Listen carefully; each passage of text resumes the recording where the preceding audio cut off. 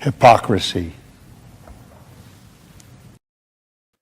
Hey, what's up, guys? Welcome to Law-Splaining the Interwebs. I'm your host, Nick Recato of Recato Law, a small law firm in central Minnesota. We're live here. No. Day 28 of Karen Did Reed you note trial. any I'll or get identify the, any shortcomings with this stream particular pulled up. test? Well, much like the static test, again, it leaves the door open to all those questions, right? About, again, doing this at 2 miles an hour doesn't tell you anything about, well, what happens at 10? What happens at 15? What happens at 20? Dr. Wolf, right? In terms of what are the collision forces? What's the damage? How does the arm move? What would the expected injuries be, right? This dynamic test, as well as the static test, doesn't answer any of those questions for us. Is this test from Dr. Welcher considered a force calculation? I'm not aware of him making any type of force calculations or measuring accelerations or anything of that nature. No. Okay, I just want to go back to my main computer. Conduct any testing to determine whether the damage to Miss Reed's Lexus just shows up like he was here the whole time. I was of an arm of a pedestrian. I'm not aware of any impact testing that he did. No. Good morning, guys. Dr. I'm conduct any testing really sorry to be late. To determine the forces necessary to cause the damage to the taillight of Miss Reed's vehicle. Not that I'm aware of, no.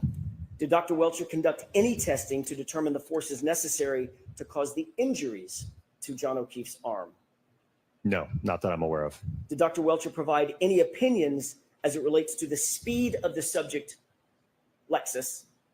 It takes Micro Center like an hour to fix any issue, Nick. What are you doing? No, from Micro Center reviewing is his 2 hours report away from my and house. his PowerPoint and analysis, I could not find anywhere in it a specified speed or even a range of speeds. Did Dr. Welcher provide any opinion as it relates to the I don't know what's up with the fucking low by audio. The taillight That's driving me crazy. Not that I'm aware of, no. Did Dr. Welcher provide any opinion at all as it relates to the post-impact trajectory or movement, if you will, of John O'Keefe's mass or his body subsequent to the alleged conduct? I'll give you some body mass. No, not that I'm aware of. Next slide, please. Do you recognize this photograph? Yes. What is this? So this is something that you probably have heard and certainly I've discussed already, but this is looking at the right rear corner of the subject Lexus, specifically in the area of the damaged right taillight. Did you consider this photograph in coming to your opinions and conclusions? Yes. What, if anything, of significance did you note about this taillight other than the fact that it's damaged? Well, I'm going to jump to the next slide, if you will. So this is now the taillight obviously has been removed from the vehicle. So obviously what's important here is looking at what is the damage that we have to this taillight. What components were damaged in this alleged interaction. So we're looking at the clear diffuser at the bottom is fractured and missing. Same with the ones on the vertical side. The majority of the outer red lens is also missing and fractured. And then on the back side, we also have some damage in terms of some fracturing to that black plastic. And there's also a chunk of plastic missing on the top portion of the taillight as well. I want to ask you a couple of questions about that diffuser. If you could focus your attention on this area. Describe for the jurors what they're looking at in terms of the diffuser. What is the diffuser? Right, let me see if this. So the diffusers, right where my mouse is, there's a clear diffuser that runs along the bottom, and then there's another diffuser that runs along here, and then it also goes up vertically. Same here on the bottom one, that also goes up vertically. So this piece was missing and fractured on the bottom, along with the vertical portion. The chrome piece here you can see is also fractured and damaged, and then the kind of the second tier, if you will, that clear diffuser was also fractured and broken on the upper section as well. Was that of significance to you in your review of the damage to the taillight? Yes. Why? Well, because that tells me that we have to have enough force and energy to break. You know, we talked about earlier that 5 millimeter thick red outer lens. We have to have enough force to be able to get beyond that to now start penetrating into the interior components of the Okay, taillight so that helps. to So get I just to, I again, those forced clear some diffusers and gain certainly cause on the damage to roadcaster. get induced out the back end of the taillight as well. May I have just a moment? Yes. Well, I guess I could get myself out of the way. Yeah, I can hear that. I can hear the Dr. change. Wolf, did you bring with you a No, I'm not rewinding. undamaged I can go back taillight to the beginning exemplar? during a Yes. break or something. Sorry. It's up here with me. It's up there. Oh, I was just looking for it. Yep. I had a live stream last night. It was super fun. It went way longer than I planned. Describe what it is that you And brought so with you. I apologize for being So late. I brought a two-part assembly. So what I did is I 3D printed a bracket so that I could mount the lift gate taillight assembly as well as the quarter panel taillight assembly. And these are Okay. undamaged in sort of manufacturing specs, correct? Correct. Yes. May I have just a moment, Your Honor? Okay. Told me yesterday was a source level. Yeah, except I didn't adjust that ever.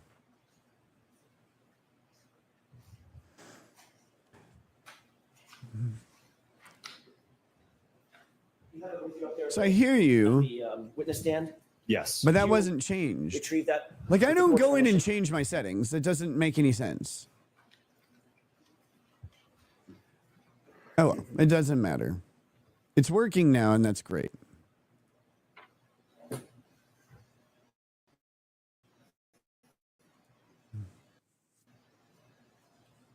You could remain standing for just a quick second.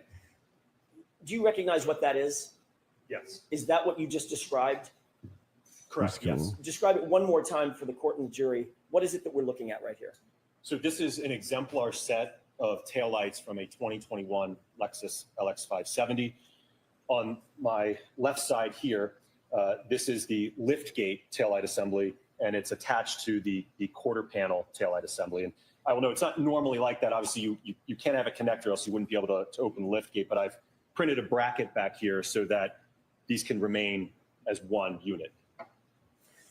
Your Honor, with the court's Scotty permission, I'd Jones like to have that says marked, late people have as next in micropeens order. is a legal fact. That's true. That Very coming into true. Evidence? Yes, if possible. Is that okay? Okay. So how? May I There are approach? some. Yes. This might be clunky. Thank you. They have a demonstrable, Just have which a is a tag, whole. Perhaps put somewhere on assembly. the, maybe the lift gate side. And is Dr. Wolf going to use it for his testimony now? Yes. We have several super tips that are waiting. Thank you guys. Please proceed. I'll play them as soon as possible. Just give it to him. one more time. Thank you. 250. If I may, Doctor. Yes.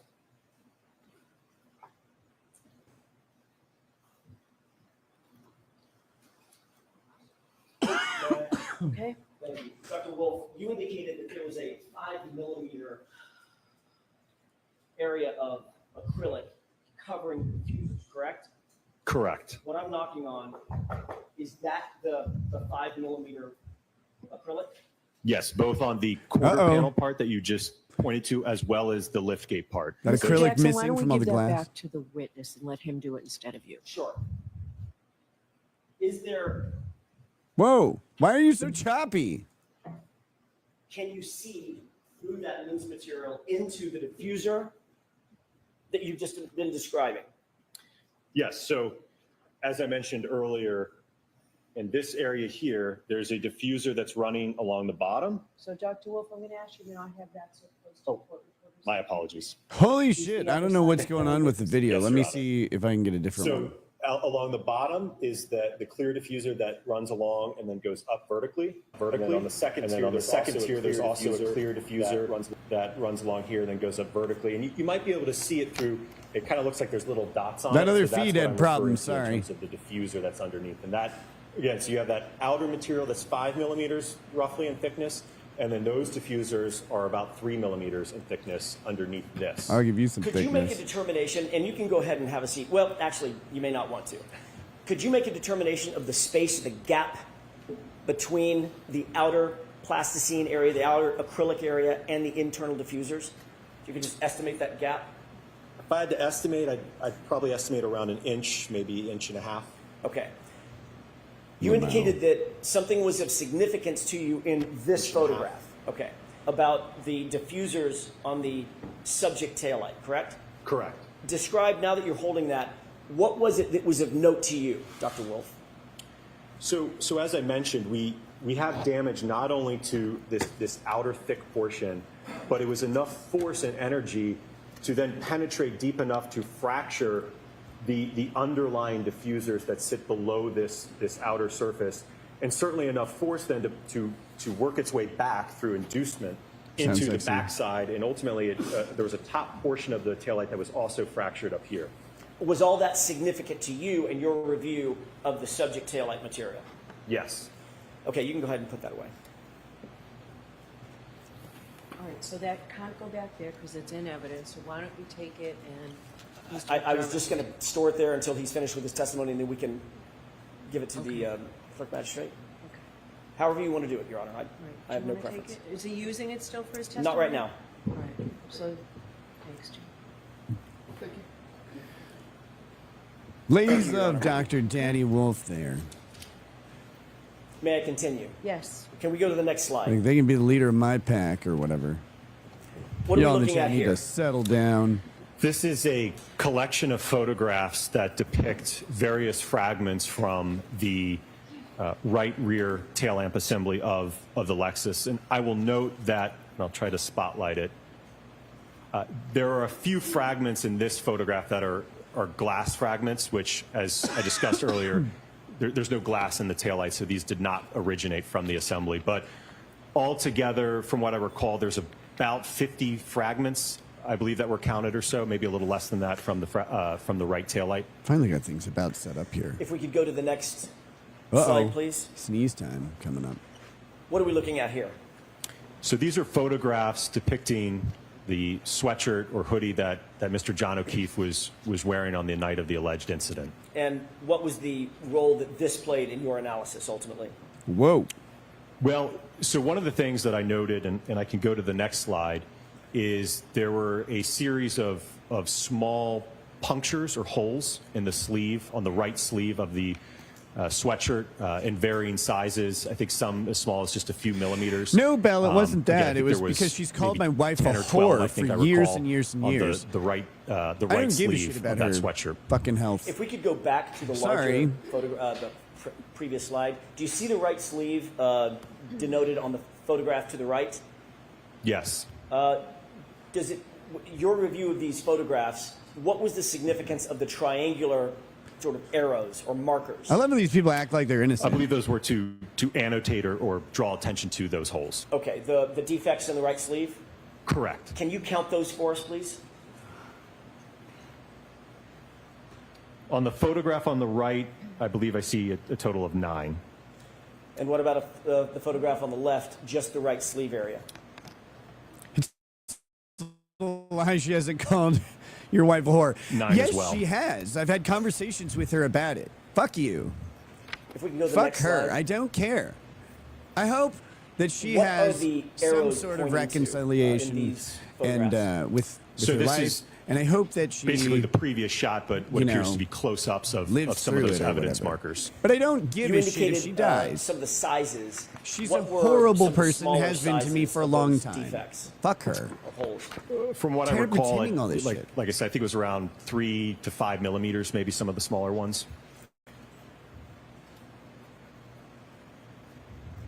How big is 3 millimeters in inches? Bigger than Kurt's micropene. It'd be probably around like an eighth of an inch or so. Can we go to the next slide, please? What are you describing when you say the word fundamental, or do you write the word fundamentals? So I want to discuss some very basic concepts that I hope will kind of resonate as we go through the PowerPoint, so that you have an understanding of the underlying Scott, physics shut up. and what I'm talking about. Can you go ahead and describe the role of an accident reconstructionist and the fundamentals that an accident reconstructionist undertakes when performing the kind of testing that you performed? I don't So, know, Sandy. As I mentioned earlier, when I was describing what a simple definition of accident reconstruction is, it's the application of physics and engineering to collision events. So this is, I want to go through some very basic elements of that so that you have an understanding of the physics. Can we go to the next slide, please? Ricky is a narcissist. Sucks he can't What are we just move looking on. at here? I try to move on. So this might be something you all remember back from high school physics, but even though it's been around since the late 1600s, we still use these laws today. So what we're looking at here is what I've done is just describe Newton's laws very simply. So, and again, you might be familiar with these. So, for instance, if we're talking about Newton's first law, an object at rest tends to stay at rest and at a constant speed unless it's acted on by an outside force, right? So if my arm is just here, right, it's just going to stay there until I give it a push or a pull, right? When I do that, that's going to induce an acceleration, right? So that's when we get into Newton's law, where if I apply a force to a mass, I'm going to cause it to change its speed. It's going to accelerate. And then Newton's third law, basically the law of reaction, indicates that when I push on my arm, there's also an equal and opposite force going back to my hand that I'm pushing with.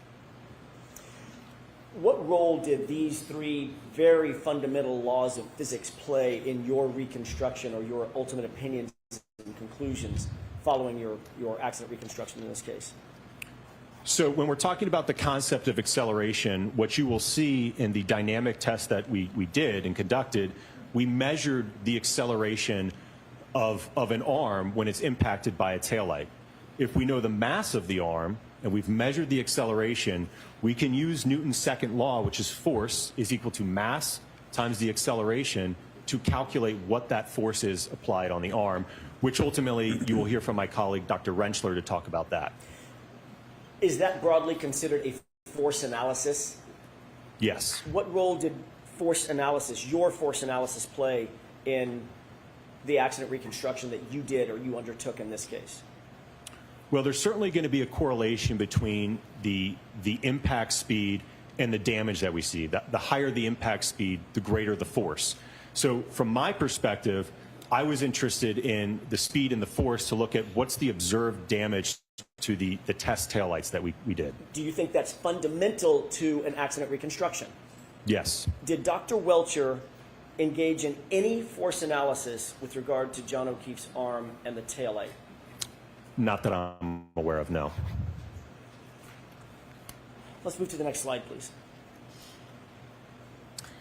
What are we looking at here? So don't be too afraid. This is some really simple equations that I want to show you. I'm So not that scared first of one, this. delta V. Don't so be what do I mean afraid. by that? No, That Bev! simply just means you could think of delta, change in. So change in velocity. So if you look at that equation, the change in velocity, really simple. If I've got an object that's, let's say it's initially, for what V naught is, initially at 0 miles per hour, I hit it, and it's now moving 10 miles per hour. That means it underwent a change in speed of 10 miles an hour and is moving at that velocity. Acceleration is essentially how quickly did that velocity change occur, right? Did it go from 10 miles an hour in a split second, or did it go to 10 miles an hour over a few seconds? So depending on the timing of that, how quickly that change in velocity occurred will determine what the acceleration is. And as I've already mentioned on the previous slide with Newton's second law, we can then take that information about acceleration and apply it to, if we have a known mass, to calculate what the force on that object is. How did these math equations, delta V, acceleration, force, how did these play into, what role did they play in terms of the accident reconstruction here in this case? Well, they're extremely fundamental. And I think as we go through the PowerPoint, you'll have an appreciation and understanding of what these concepts are.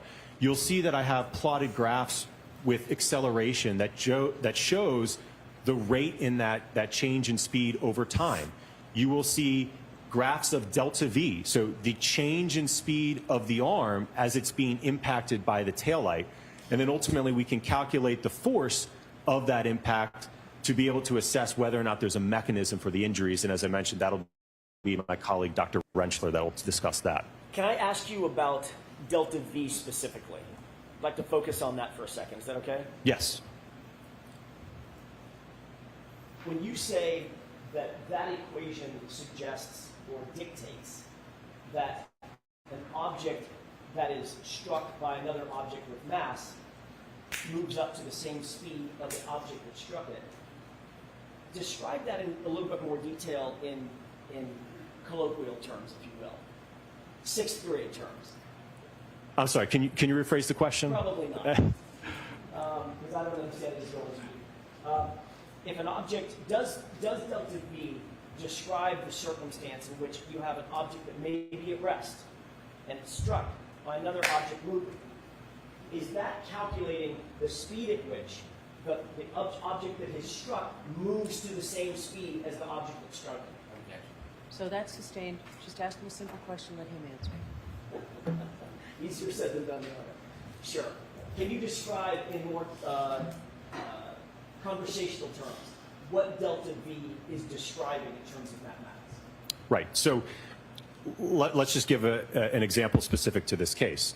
If an arm, if the majority of the arm is struck by a 6,000-pound vehicle moving, let's say at 20 miles an hour, that arm will experience a change in speed. It'll go from 0 up to about 20 miles per hour due to that impact. So that would be the change in speed. If my arm is at rest, stationary, is impacted by a 6,000-pound vehicle, it's going to change its speed up to roughly what that impact speed is.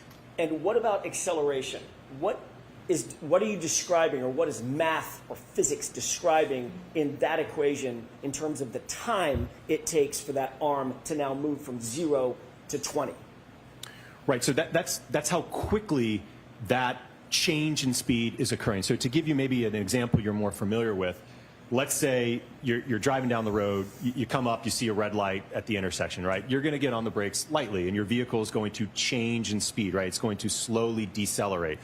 Let's say you're driving and a deer jumps out in front of you, you got to slam on the brakes, right? You're going to change your speed much quicker. So that's an example of two different rates of acceleration. One where you're mildly braking, right? You're going to coast down slowly, versus a sudden emergency in front of you like a deer, you're going to slam on the brakes and your speed change is going to be it's going to happen much quicker with that acceleration rate. Are there circumstances in which the acceleration can be from 0 to, say, 20 miles an hour in milliseconds? Yes, when we're talking about impact durations, especially of this nature, yes, they're not going to be, we're not talking about the impact occurring over a second, 2 seconds. That's extremely long. Even a duration of a couple hundred milliseconds in the context of this is considered long. And then, of course, the force calculation is associated with the delta V and the acceleration calculations. Is that right? Correct, yes. In what way? What are we looking at in terms of that a little bit more complex calculation? Absolutely. So if you look at the bottom equation there, where I have force is equal to mass, and then that top component is the change in speed, right? That delta V, V1 minus V naught, divided by the change in time, T1 minus T naught. So if you substitute in that equation, right, that's delta V over delta T, which is acceleration. So there's a relationship between all of these equations. And do all of these equations, Talk physics to or me, did Daddy all of Wolf. these equations assist you in coming to determinations and opinions and conclusions concerning this case? Yes. Are these normally accepted methodologies in determining delta V, acceleration, force, all the force dynamics or impact dynamics in an accident reconstruction? Absolutely. They are the core of physics. Can we go to the next slide, please? What are we looking at here? Scientific method. What does that mean? So the scientific method is a process that scientists typically use to be able to reach conclusions. And so you can think about it in this case, we make an observation, right? We have injuries to the arm. We've got a damaged taillight. So let's try to do some research to figure out, okay, has anyone done testing with that, right? Has anyone hit an arm with the taillight, see what happens, see what the forces are, right? And then we start to make a hypothesis, right? So what happens, it's kind of an if-then statement. If the arm contacts the taillight, does the taillight break? Does it not break, right? What's the hypothesis there? And at least my understanding of reviewing Dr. Welcher's work, it appeared to be that his hypothesis, Sustained. Next question. Sure. Did you review? Wow. Well, let me ask a different question. Going back to the calculations previously. Don't let him talk about someone else's work, even though that's what his job is. Delta V, the acceleration, the force calculations that you described to the jury. Did you see anywhere in any of Dr. Welcher's reports or his data that he undertook those core calculations? No. With regard to the scientific method, did you see whether or not Dr. Welcher followed this scientific method as you're explaining it to the jury? Sustained. What did you note, or what opinions or conclusions did you come to about the scientific method, if any, that Dr. Welcher did or did not undertake? Sustained. He must not be allowed to talk Did about you review Dr. Welcher's entire Dr. database? Welcher's. In other words, all the reports, all the raw Report. data, and his PowerPoint? Yes. Did he undertake the scientific method as you know it? All right, so that's sustained. Amazing. Do you talk Continue to about this describe report? the scientific method as you know it and you employ it. Certainly. So, again, from reviewing Dr. Welcher's report, he indicated. That's sustained. I'm going to see you at sidebar. Naughty, naughty, Dr. Alan Jackson. How dare you? How dare you bring in an expert specifically for the purpose of debunking another expert and then expect to even try that? You're in Bev's courtroom, you dummy. You can't do that. That would be unfair to the state. Just a reminder that Nick is a raging queer, always late and gay, but never gayer than that fat retard with a micro penis. Damn. He needs one of the mirrors to see under cars to see his tiny micro peen. Okay. All right. A Pat chief says the taillight evidence shows indisputably that it was smashed after the incident. Or am I missing something? No, that's what it seems. I don't think you're missing something. That's what seems to be the case. The photos and videos show this. I hope the jury sees through this judge's charade. Yeah, I mean, I do too, but you never know. When researching micropeni for serious purposes, I came across the term inconspicuous penis. Wait, what? This term refers to peni of varying size that are unable to be seen due to copious belly fat. I'd ask which of the two situations apply to Krusty Kurt, but I am not brave enough to check. And the underage ladies in his basement don't have the strength to pry apart his voluminous folds. Voluminous folds.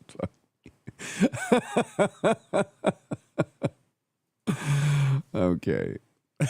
Inconspicuous penis? Is that what that was called? It's inconspicuous. I'm a fun guy. I'm a ton of fun. Hey, last night, which is, I guess, why I was late. It's really weird. I was awake. This morning, I was awake in plenty of time. I was just laying in bed with Lady Raggets. We were hanging out. And all of a sudden, I look at the clock. I'm like, what the hell? It's like 8:30. And I mean, like an hour and a half just disappeared from reality for us. Oh, here we go. Where are we? Dr. Wolf, may I inquire, Your Honor? Yes. Dr. Wolf, where are we on the chart? I've lost my place. I think hypothesis. Okay. Let's describe, if you would, please, what role hypothesis plays in the general scientific method. So generally, it's like I said, it's an if-then statement. So if you make a statement, if the arm contacts the taillight, then the taillight will shatter, right? So you want to do tests and experimentation and analyze that data to see whether you can accept or reject that hypothesis. And what's the next stage? So as I mentioned, after hypothesis, it's once you've determined that, what your hypothesis is, you want to test with experimentation, analyze that data, and that certainly may be an iterative process that you do multiple times to then be able to draw a conclusion from that analysis and testing. What's the next stage? to basically report those conclusions and findings. Why is it important to report those conclusions and findings? Well, I think so that you can, whether you can accept or reject the hypothesis that was put forward earlier. Do you have to analyze the data following the testing that you undertake? Yes, like I mentioned, I think it's an iterative process, because certainly you could do one test and it may not be clear what the answer is at that point, so you may have to do additional tests to basically parametrically evaluate your hypothesis. Ooh, parametrically. I like that word. That's fun. Well, let me ask you first. Did you undertake this scientific method with regard to your reconstruction or your testing in this case? Yes. Did you observe this same scenario in Dr. Welcher's report? Sustained as to that, for instance. Did you see this undertaken anywhere else? Sustained there. Did you look for testing in Dr. Welcher's evaluation, all of his data? Yes. Did you find any? No. Other than the static blue paint test? That was the only test, correct. Did you see any force dynamics testing? That's leading, so you can Sure. get to it without that. What about any other testing? Anything else that we've talked about? Do you see anything else done in Dr. Welcher's As it report? pertains to an analysis to the taillight and the damage and the forces, no. Let's move on to the next slide. Did you actually undertake testing in furtherance of the scientific method? Yes. Let's move on to the next slide and you can describe what we're talking about. What are we looking at here? So you're looking at a test matrix of the various tests that we conducted in ARCA. Awesome. I could go through them one by one if you want. Give me out of Let the me way, ask you though. foundationally, was your testing directed toward determining whether or not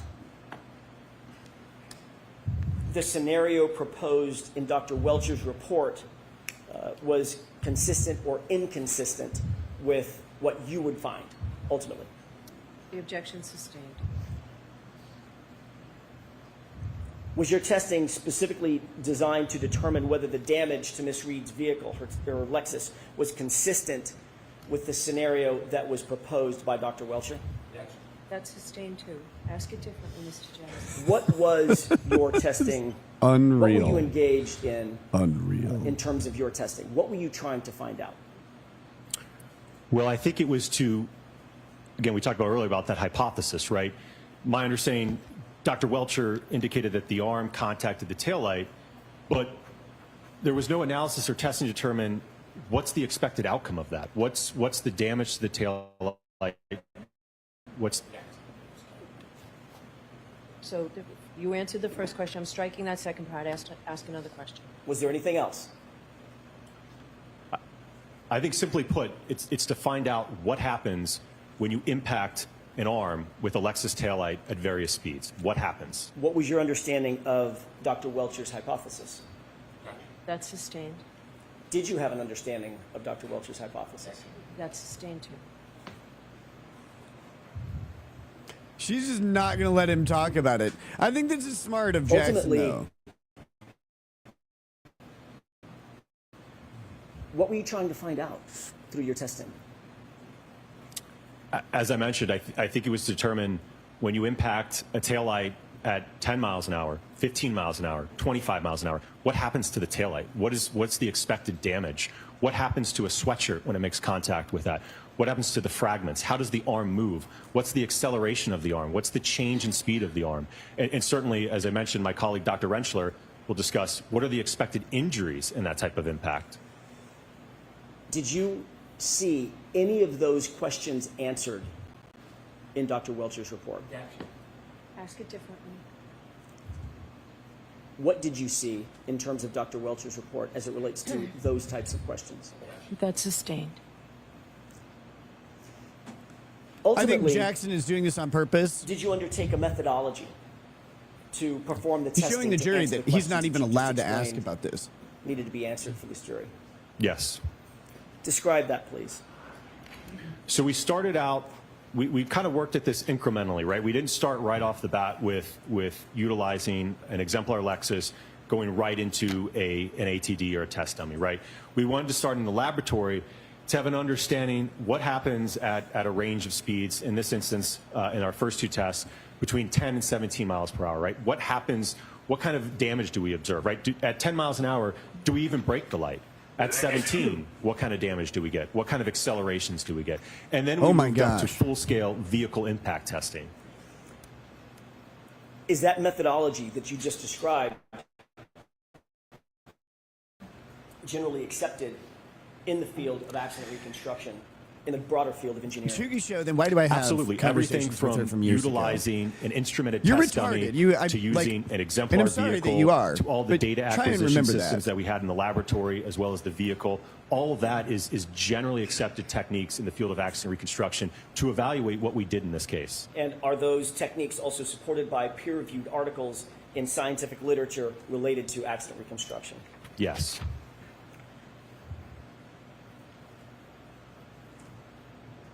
Did you rely on this methodology that you just described to render opinions and conclusions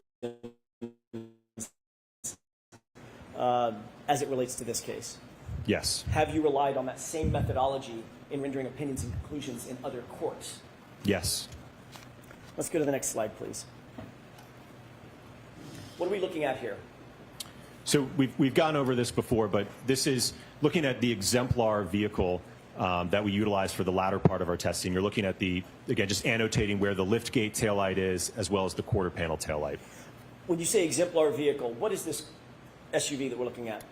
So it's the same year, make, and model of the subject vehicle. The fact that you call her our wife, Lexus you LX570. disgusting So it's the same creature, weight, same geometry. comes from a is clip. the subject I vehicle. hope you get Is this a sledgehammered in the picture off face. the internet, or do you actually have It'd access probably to this improve stuff? your intelligence. We have access to that vehicle, yes. Go die. Go away. And ultimately, what testing did you undertake specifically as it relates to this particular vehicle? We did full-scale vehicle testing with the vehicle driving into an ATD arm, as well as an ATD arm attached to a dummy, and then a full-on impact to a test dummy. Did you assess the damage to the right tail light after these various tests? Yes, after all of the tests. Did you assess the acceleration and quantify the forces that were involved? Yes. Did you assess the material and textile damage to the clothed ATD? Yes. Ultimately, did you conduct lab tests in an effort to answer some of these questions as well? Yes. And you've already mentioned this, but you utilized in your testing the exemplar vehicle to the fullest extent that you felt necessary? Absolutely, Were yes. you hampered or hindered in any way in terms of damaging the vehicle or utilizing the vehicle in any way that you wished? No. Let's go to the next slide, please.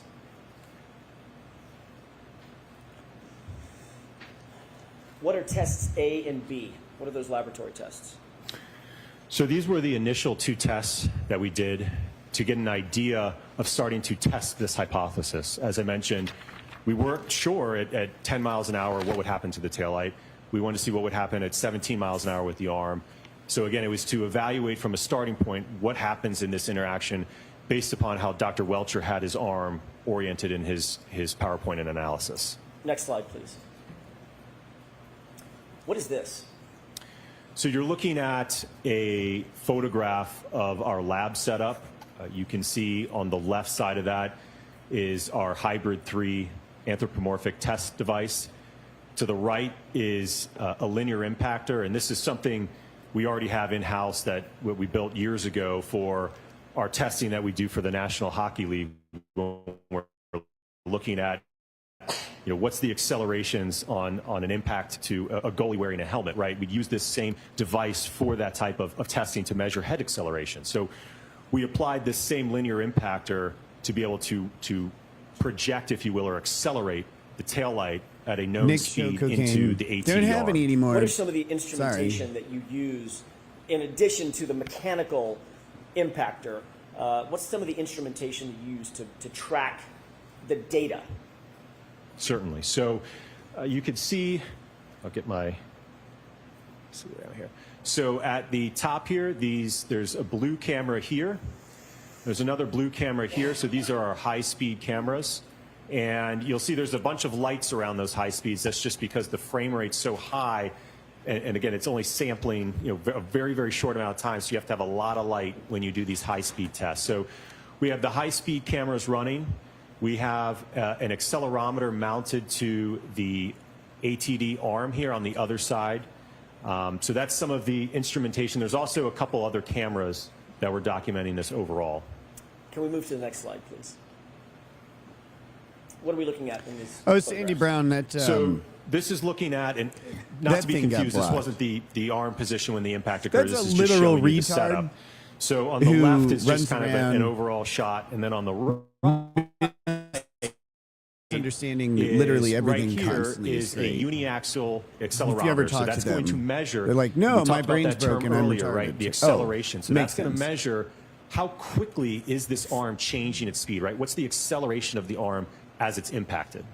Does that accelerometer put into motion some of the mathematical formulations that you talked about earlier? Yes. Let's move to the next slide, please. Tell me about these photographs. So the importance of this is more specifically looking at the right photograph here.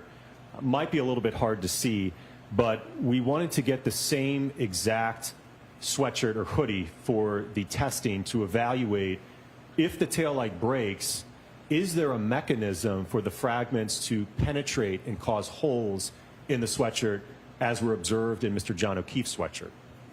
Next slide. Were you successful in finding the exact replica sweatshirt? Yes, and I will note, as I mentioned, I know it probably is hard to see, but the material blend on the sleeves are the exact same. No, Sandy, it's They not are people who 60% disagree with me who are cotton retarded. It's and 40% Chugisho polyester. who is retarded. Was it important in your mind to Like maintain actually, consistency it's not an insult. with the data that you It's a received diagnosis concerning John O'Keefe's from clothing? them. Certainly, I think we wanted to try to control as many variables as we could. Let's move to the next slide, please. Test A. Describe Test A for us, please. So you're going to see a series of photographs and then videos, but Test A was mounting a preconditioned taillight Holy on shit. that linear impactor to accelerate it into the Hybrid 3 arm to, again, evaluate the damage to the taillight and the acceleration to the arm. Let's move to the next slide, please. What are we looking at in these photographs? So you're looking on the left, a photograph just before the impact test was conducted. On the right, you're looking at a thermal image that is depicting the temperature profile of the taillight. Describe that thermal image. Certainly.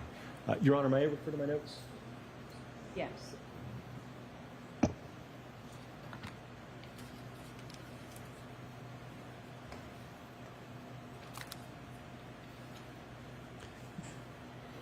So what I did is I analyzed the profile This is awesome. of They the actually temperature down in did this the area. work. And when we look at that segment, that lower portion here, where contact was made, the average temperature in that area was about 34 degrees. I don't know how to do it with a without the minimum of blue paint. about 33 degrees.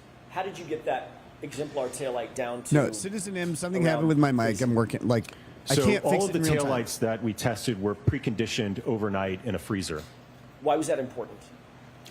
Well, it's my understanding that at the time that this allegedly occurred, the ambient temperature was 31 degrees Fahrenheit. So, as I mentioned earlier, certainly there's a correlation between how plastics perform in cold weather. So we wanted to take that variable into account in our testing to precondition them down to temperatures that were consistent with at the time of the alleged incident. Next slide, please. What are we looking at in this slide? On this photograph? So this is a video. Do you want me to go ahead and play the video? Tell us what we're about to see, and then I'll ask the court's permission. So you were looking at a camera that is mounted above the entire setup. If That you mic look can't at the take your top kids away. portion That's of good. this video, you will see the taillight part of it's covered by the high-speed camera. But what will happen is the linear impactor will fire, and the taillight will be accelerated up to 10 miles per hour, striking the clothed ATD arm. With the course permission, Okay. let's go ahead and play the video.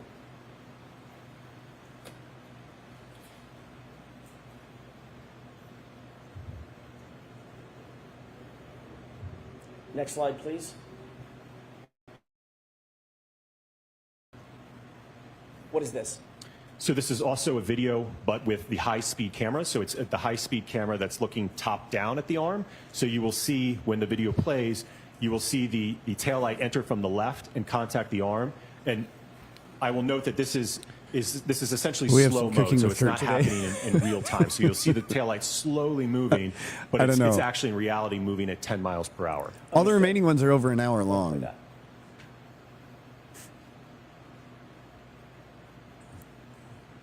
Maybe we'll do a night show or something again. Can I ask a question now that that's played? How did you mount the taillight to the accelerator, that linear accelerator? Right. So we had to get a little bit creative there because you may have observed this when we had the physical assembly earlier. The back of that, it's not some nice clean surface that we can just bolt on. So what we had to do is 3D print a bracket that we could bolt onto the linear impactor, and we used a polyurethane expanding foam to be able to marry those two together so that we could then bolt it onto the linear impactor to use it for this Things test. like get Did you see any disrespected. debris from that foam mounting mechanism? Yes, there's a few flakes you can see of that polyurethane foam off the backside kind of going into being dispersed there. Okay.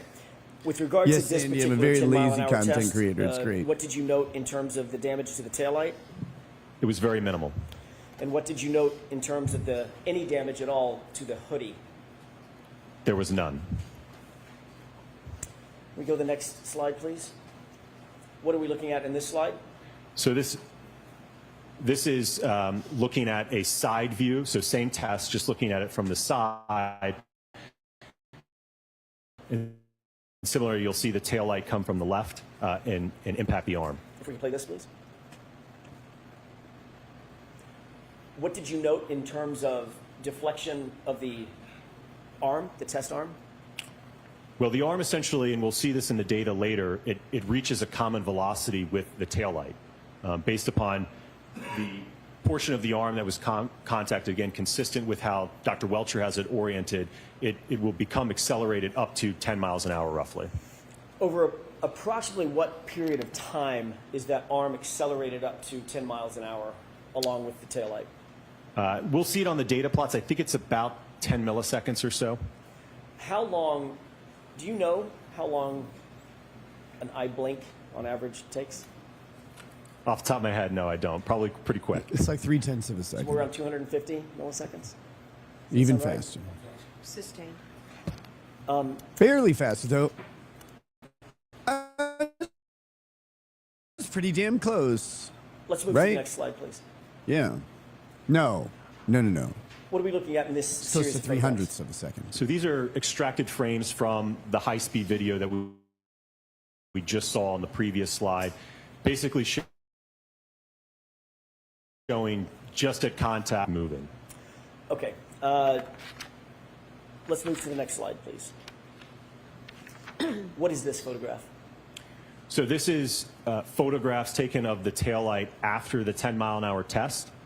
I will note that there was a couple small fragments of the clear portion of the assembly, the outer lens that was missing from that turn signal area towards the left here. There's a couple fragments missing, and then there was some small Let me go fracturing see. here in I'm that going to see area. if I can fix the stream lag. How would you describe the damage to the taillight? I have an in a idea. 10 I'll be mile an right hour back. test? If I may go to the next slide, I think it might. Sure. So this was the totality of that damage at 10 miles per hour. So I would describe it as minimal and superficial. Okay. Next slide, please.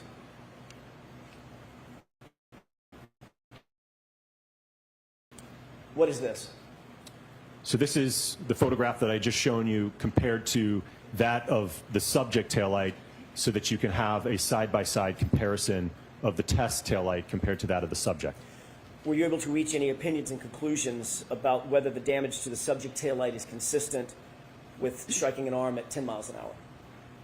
It's inconsistent, in my opinion. Next slide, please. This is still test A, is that correct? Correct.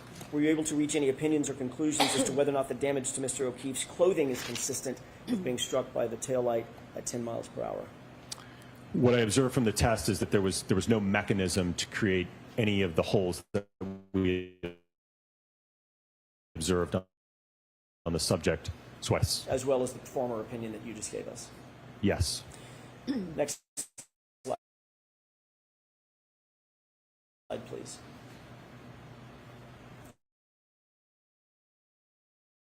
What are we looking at in this graph?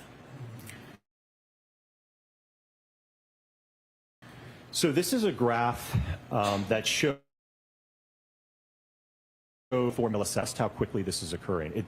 As you mentioned earlier, I think your comment about a blink of an eye, this is even shorter than that. We're looking at, as you'll see on the next graph, again, it spans over just a few milliseconds. So that yellow tick that you see in the middle there, what I've done is I've plotted that over a full second. So 1 second is equal to 1,000 milliseconds. So if we go 500 milliseconds to the right, 500 milliseconds to the left, this whole graph represents 1 second in time. This impact duration is occurring very quickly. 1 second, is that reflected from the beginning of the graph to the end of the graph? That's representative of 1 second, is that right? Correct. So starting at this y-axis all the way to here is 1 second in time, with our impact duration happening over just a few milliseconds. And this was at 10 miles an hour? Yes. Next slide, please.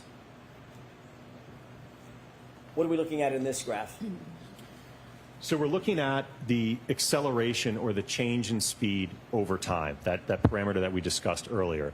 So what you can see is that as the arm is impacted, we had the accelerometer mounted on the inside portion of the forearm, if you will. You see that it starts to accelerate, right? Because it's changing its speed, and then it starts to level off after the impact has subsided, basically, and it's reached a common velocity. What do we see in terms of the G-forces that the arm is subject to? So the peak is occurring right around here at about, looks like just over 6 milliseconds. And the peak acceleration is just over 130 Gs. And what does that mean? What is a G?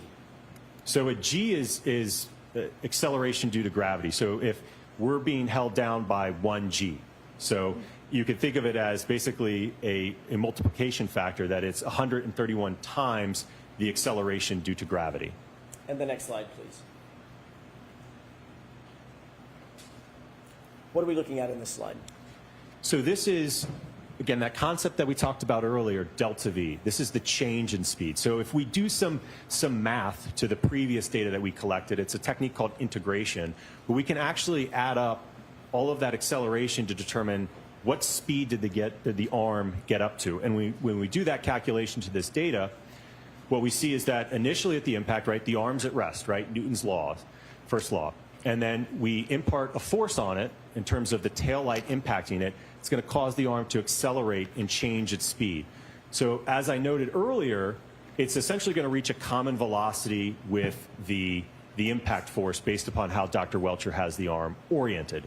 And we can see that it's a tick over 10 miles per hour at just over 10 milliseconds. So that means that the arm in a 10 millisecond period is going from 0 up to about 10 miles per hour, which was the speed of the impact. And 131 times the force of gravity is exerted on the arm at the same time?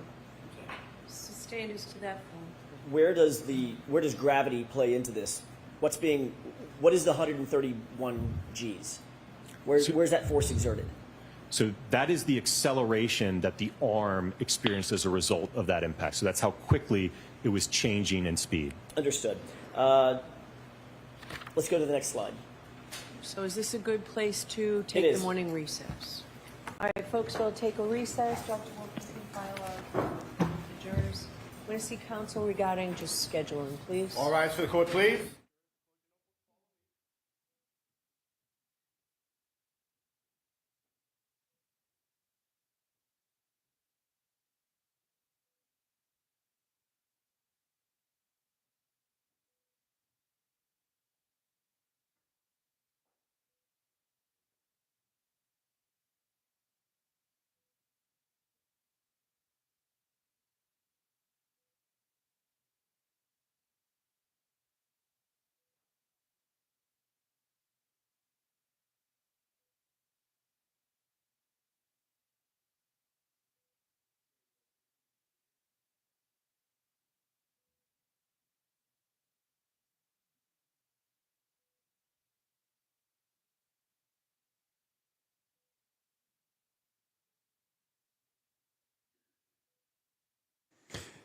Lovely. They just go to break. Sorry. You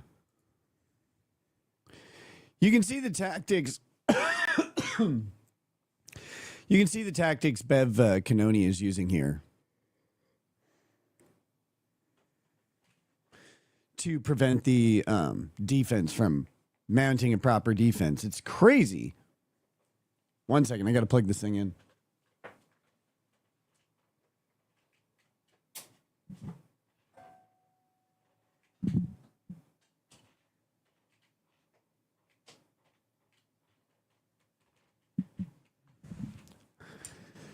Oh my gosh. Tell you why? Which should be pretty obvious, right?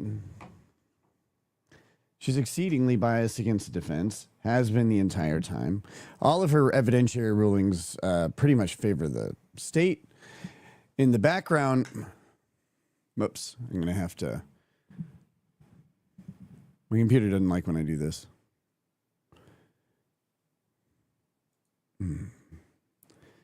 Hold on 1 second.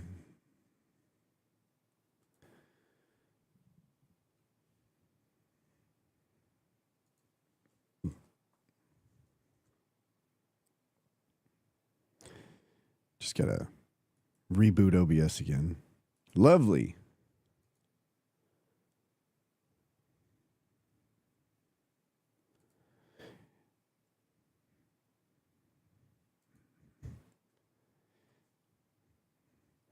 So in the background, there have been a ton of evidentiary rulings against the defense.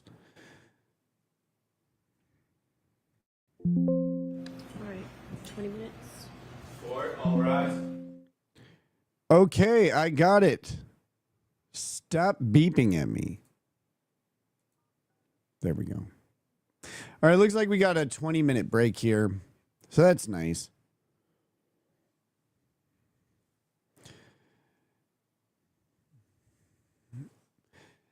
So, in the background, there have been a ton of rulings against the defense's ability to even call witnesses.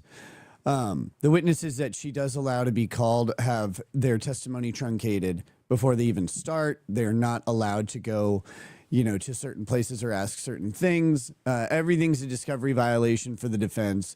It's rather insane. All of these alleged discovery violations by the defense are like, oh wow, they presented a report too late to the prosecution, as if the defense is in control of when the prosecution produces their expert reports for the defense to respond to.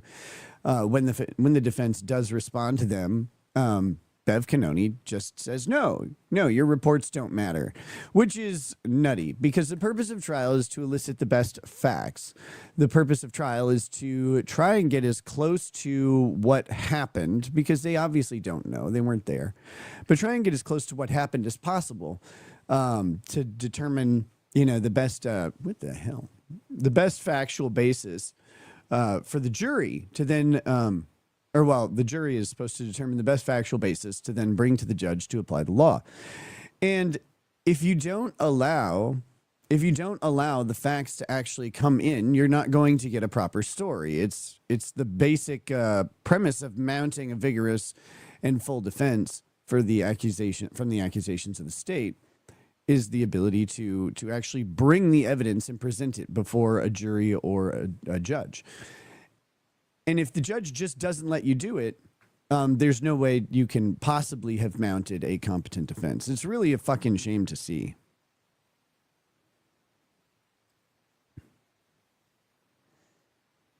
Okay.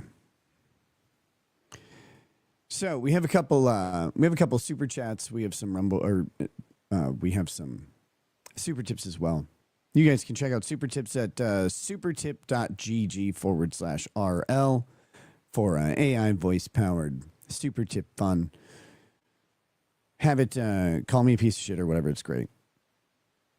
Let's see. Folder Bloat says, quote, if you do what is right, will you not be accepted? Question mark. But if you do not do what is right, sin is crouching at your door. Its desire to have you, but you must master it. Genesis 4:7. Repent, Nick. No. I'll say no because I don't know what I'm supposed to repent for, because I've repented for a whole lot already. So just add it to a list of things that I'll have forgotten to repent for forever. And then you don't have to worry about it anymore. It'll be great.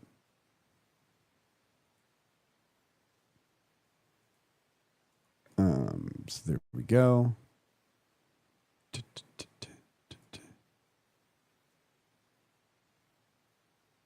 Oh my gosh, you're driving me nuts. Here we go. My name is Ozymandias, King of Kings. Look on my work, ye mighty, and despair. Nothing beside remains. Round the decay of that colossal wreck, boundless and bare lone and level sands stretch far away. Just trying out this new voices and also announcing that Kurt has a mini peenie. I love that doctor. Man, he is a vampire. There's no way around it. He's got to be some brand of monster. I'll give you all the bitch you can handle. I'm barely even interested in this self-absorbed whore. Damn. Gross. Thank you for celebrating Pride Month by being extra late and gay. I stole this joke from Andy Canhands in the YouTube chat. Thanks for confessing. Yeah, I stole this one directly from Andy Canhands. Fuck that guy.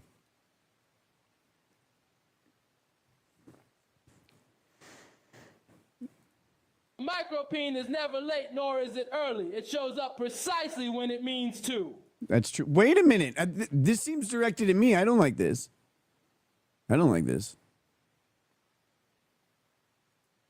Yay for crash daddies. Okay. That was quick. Nick was once the queen of every trial stream, but his life was a mess. He used coke to de-stress. Kurt has a micropene. It's true. It rhymes, so you know it's accurate. I don't know if I was using coke to like, I know you're joking, but I don't know if I was using it to de-stress. Nick was once the queen of every trial stream. Oh, that was but a, his life was that was a a mess. double. He used Thanks. coke to de-stress. Kurt has a micropene.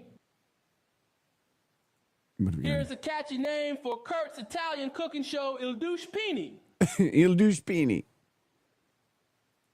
Look up Commonwealth versus Please. This whole trial is controlled by this ruling. Now, fat shame me, baby boy.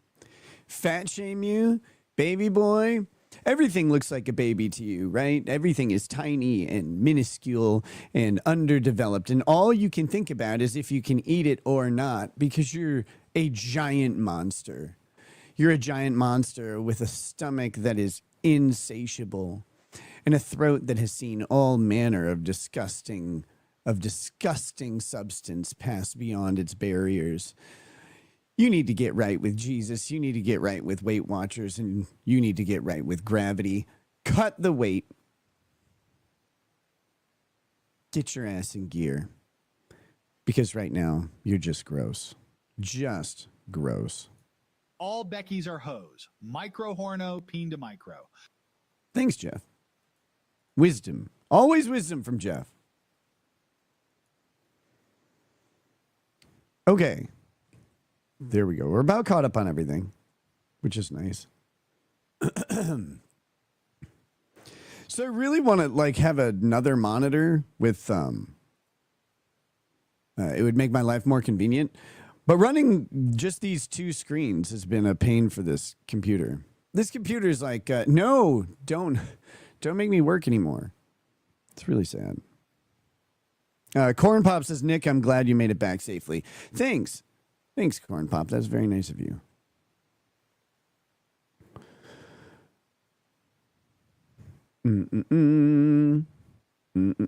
Corn Pop says, Nick, if you keep ignoring me, I'm going to report you to the Better Business Bureau. BBB. Okay, better think about what you're doing. I wasn't ignoring you. I was getting there.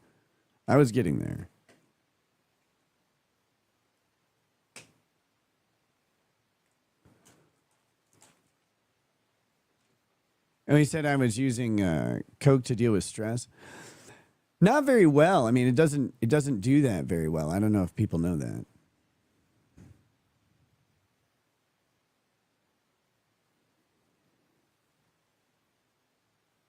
Ugh.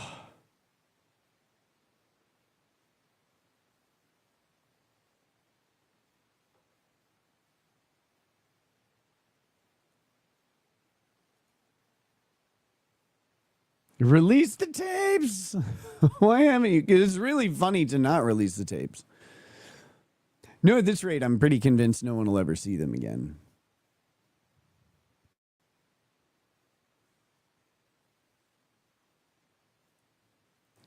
Look at this. So someone replied to I mentioned that Jackson is using the objections, I think, to let the jury know that he's being treated unfairly, that he's not even allowed to go into any of this. So he's asking these questions. He knows he's not allowed to go down this line of questioning. He wants the objection.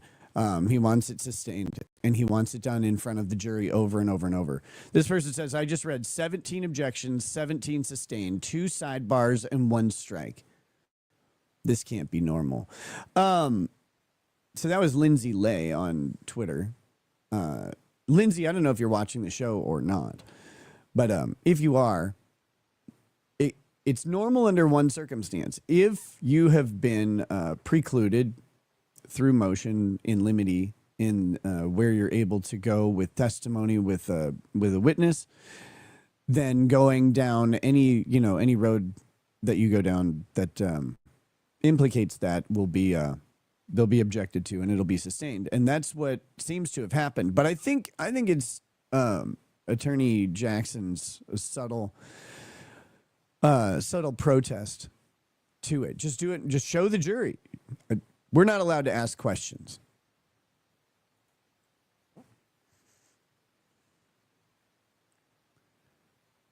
Let's see.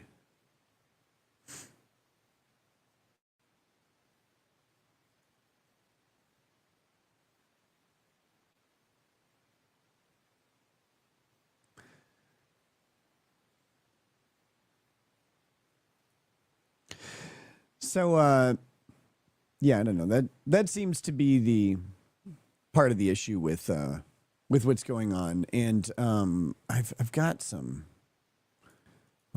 There's a lovely person who sends me. Let's see.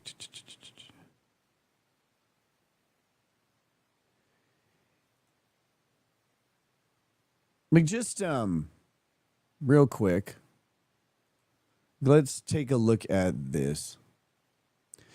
So this is the Commonwealth's opposition to defendant's motion for discovery from Aperture. So the defense has moved for discovery, for access to information from Aperture that has been that is the expert. It's the expert that's brought by the Commonwealth. So the court ordered that the Commonwealth's expert witness, Dr. Welcher, may testify on rebuttal as a remedy for the defense's multiple deliberate Rule 14 violations in connection with their own expert, ARCA. Love that, right? Like, so we're already premised on the idea that any ARCA testimony is tainted, shouldn't be allowed in, and it has been limited. So that's where we start. Dr. Welcher is presently engaged in additional testing for purposes of rebuttal to ARCA, and he intends to use a presentation during his rebuttal testimony as he did on direct. The Commonwealth has so notified the defense and has further provided the defense with a description of this additional testing. The testing data/materials in the presentation will be produced to the defense as soon as they are completed. The Commonwealth is mindful of the trial schedule and is working with Dr. Welcher to complete and produce these materials as quickly as possible, given Dr. Welcher's personal and professional obligations, including other cases scheduled for trial. Remember, again, this all started because the Commonwealth said, well, no, the defense is trying to present evidence too late in the game. By way of their Rule 14 motion, the defense is demanding the same type of detailed testing, disclosure, and production of information that the court ordered the defense to disclose as a sanction for their repeated and intentional Rule 14 violations. Moreover, demanding this information so that the ARCA witnesses may try and use it to preempt Dr. Welcher's testimony, in effect, to present a rebuttal before Dr. Welcher even testifies on rebuttal, is improper. So here's the Commonwealth arguing that no, they get to hide the ball. I can't change the layout.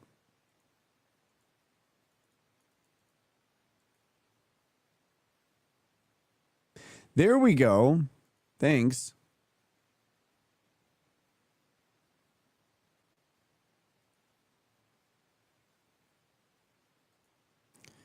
And then we got the second page here. At the same time, the defense is demanding more information from the Commonwealth. They still have not turned over a presentation that the ARCA witnesses intend to use during their testimony. Which, that doesn't seem right. June 3rd, we'll see. To the extent that presentation includes information not previously disclosed, it may necessitate further or additional rebuttal analysis by Dr. Welcher. The Commonwealth also needs a fair opportunity to review the presentation in advance of the ARCA witnesses' testimony to prepare for cross-examination. The Commonwealth will continue to work to get the defense, Dr. Welcher's rebuttal testing and materials as soon as possible. In the meantime, and because it potentially impacts that testing, the defense should produce the presentation and any other materials the ARCA witnesses intend to use at trial. The defense motion should be denied. Now, again, the ARCA materials are responsive to the state. So the state's delay in producing these materials to the defense is critically preventative at allowing them to actually get to produce their own reports and then to get them back to the state. So the state is generating this problem and then complaining about it, which seems to be what happened in the original Rule 14 violation that they're talking about. It's amazing. See, teacher Mr. Shortbus says, doesn't this ploy, getting these objections on record, also show the bias of the judge if and when it's brought up on appeal? And Kurt has a micropene. I mean, you know, in a way, but, you know, on appeal, you're not interested in showing bias. What you're interested in doing on appeal is showing that there were inappropriate evidentiary decisions made and that it was an abuse of the judge's discretion to do so. And so having all of these objections go sustained, and yes, it fuels the overall argument that they're going to have to make in their or that they will have to make if they end up having to appeal, like if they're not successful. Tune in tonight for the cancer celebration stream. Maybe I'll have one. Celebrating 75 years of pancreatic cancer or whatever.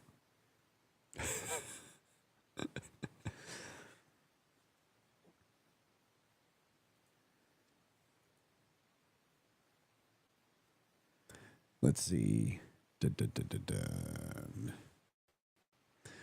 All right, so I think we're mostly caught up. I want to make sure. Ooh, wait. What is this? I can't stand the way Canadians say process, but we can agree Kurt has a micropene. We're up to 9 micropenes already. That's kind of crazy. What are you guys doing? What's wrong with you? Nick, I'd love the opportunity at some point to chat with you on stream about weird legal stories from Alaska history and about a lawyer named Joe Vogler, whose life murder I've been documenting. Let me come on and provide evidence that Alaska is not fake and gay. Also, micropene. What do you guys think about Alaska? How are we feeling on Alaska? I'm not sure I trust it. It seems too much like Canada. It's detached from the rest of the United States. I just don't like it. Something about it's wrong. It smells weird.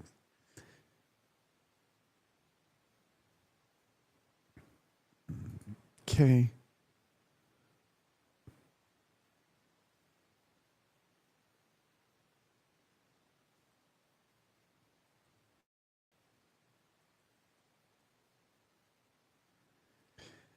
No, I don't have any intention of celebrating the cancer diagnosis of another person. I just don't.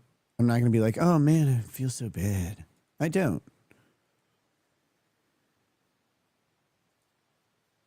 Tired of pretending that I do.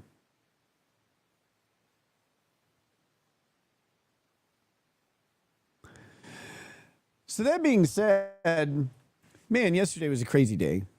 Last night I did a live stream. You guys, if you want to get some, I guess, legal talk and legal discussion in, you can check out the beginning of the live stream. It's we go through the 2 SCOTUS gun cases, which are pretty crazy. There's one denying Mexico's lawsuit against American gun manufacturers. That was a unanimous decision. People are excited because Kagan, they believe that Kagan said that AR-15 was a rifle in common use. She did not use that specific term. I believe common use is a term of art in regards to Second Amendment law, and that would have been a really important thing for her to have said. But she merely said that they were the most popular rifles that were purchased by everyday Americans. And so while her words may have meant similar things, they lack the term of art quality of her saying common use. So I think people are a little hasty on being happy about what she said, but it was nice to see a unanimous decision. But at the same time, the Supreme Court has refused to take up several cases involving the bans of AR-15s and quote unquote high capacity magazines, which is any magazine that holds over 10 rounds. And in refusing to take up those cases, they have allowed those bans to slide into place or to remain in place. And in my opinion, that's completely improper. Those bans don't have any historical tradition, and they do not pass the level of scrutiny that Clarence Thomas laid out in Bruin with the historical tradition test. And so they ruled well on the Mexico suing American gun manufacturers case, but that wasn't a protection of guns or gun ownerships or the Second Amendment or anything like that. That was a protection of the corporate entities that are behind the manufacture of guns, and just shielding them from lawsuits that are not their fault. It's not a gun manufacturer's fault that someone goes out and kills someone else. So that, that's all they did was uphold the existing protections from Congress for the gun manufacturers from lawsuits. I don't think that's a huge Second Amendment case, and I don't think it has anything to do with the bans and stuff like that. People are just excited about that one bit of language. I think that's a hasty excitement. I don't think what she actually wrote has any legal impact on the status of AR-15s, and I don't think it's indicative of how she would intend to rule in any AR-15 restriction related questions and about the state's ability to regulate the types of firearms that are sold and owned within its borders. So don't get too excited about Kagan just because she upheld a very obvious law with a very obvious set of facts. But we talked about those for a little bit, and then we watched Kurt make soup, that was just necessary. It just needed to happen. Kevinowski says, would have liked to see Alessi ask Miss Dever, if it's possible her comments were based on seeing surveillance video from the media or otherwise ex post facto, which may suggest that the video was deleted. Yeah, it was, Alessi was not asking Miss Dever questions. Attorney Ellen Jackson was. And I thought he did okay with her. She got really hostile really fast.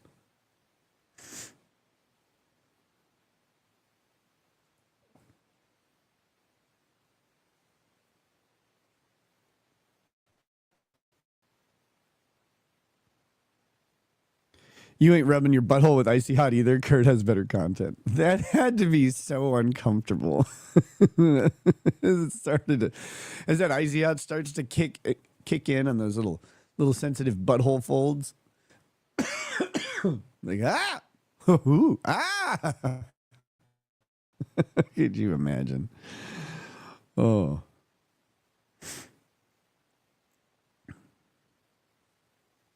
Oh. Goodness gracious.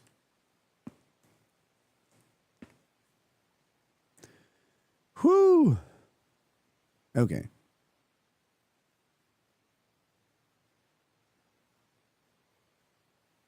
Wait, Drafty Jones, what are you saying? I'd prefer to do coke in Alaska during a season of minimal sun just to avoid that really shit feeling of the sun coming up. Yeah, could you imagine your coke bender goes from It goes till morning during that like 1 month period of time where there is no night.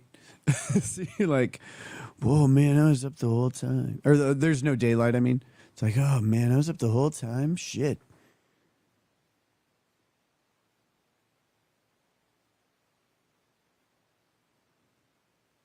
I sound like I'm getting sick. We do have, we've had some of the kids have had mild sinus infection, I guess. So I might be. I don't know. Hope not.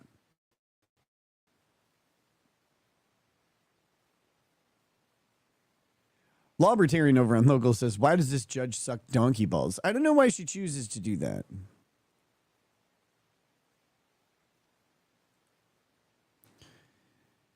Just disgusting. Sorry, I was someone posted a thing on Twitter. It's just hideous. A clip from an old stream of mine. You. Really gross. So today we had I believe his name is Dr. Wolf, but with an E, right? Like there's two Dr. Wolfs in this case. But Dr. Wolf, also known as Crash Daddy, he's the one of the ARCA doctors. And I mean, ARCA did a very thorough job in testing out different ways to try and cause the damage that has been observed, to see if they can replicate or repeat any of the conditions of John O'Keefe's body. And they did so with science and math first, and then with a demonstrative that uses that science and math and the results of it to produce an outcome that is observable. His name is not Dick Wolf. His name is not Dick Wolf.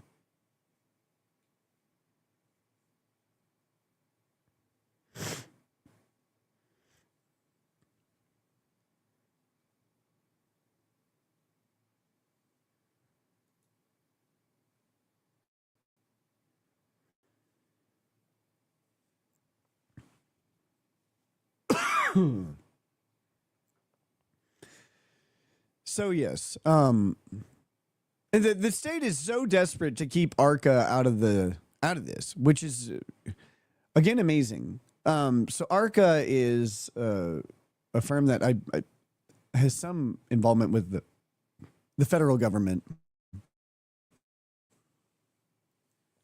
and if I'm not mistaken, the federal government has been brought in, or has decided to review effectively the shoddy nature of the investigation done into this murder. And the allegations of collusion and conspiracy against Karen Reed.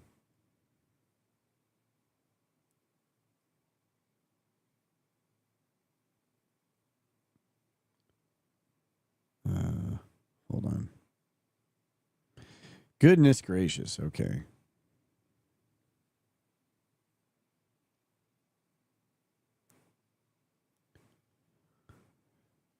All right. Nikki brings Sonny in as a stream dog. Well, that would just be irritating. She'd be running around my office. Be a disaster.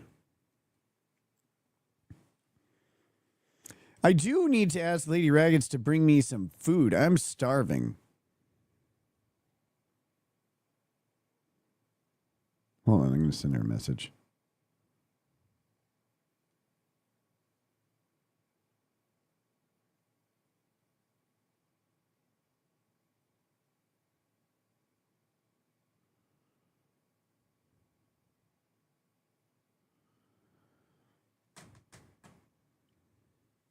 Has Sunny touched grass recently? Only every day. It's really nice when the warm weather comes in, because she can go outside and stay outside and hang out there a lot longer. Scott Fox says, Larry, DUI guy, was with the defense team this morning. He walked in with them. Larry has a great way of getting in close to some of these some of the people involved in these trials. He's a communicative and charming guy, so it makes a lot of sense. His coverage is always pretty good. Sorry, I was about to read Twitter comments as if they were part of the show, which is funny.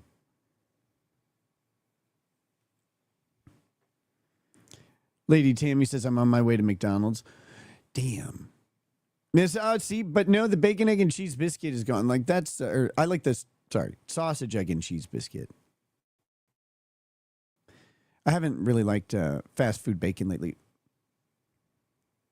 But it's too late for a sausage, egg, and cheese biscuit, I believe. So what's the purpose? What's the purpose of the rest of the day? You should just quit.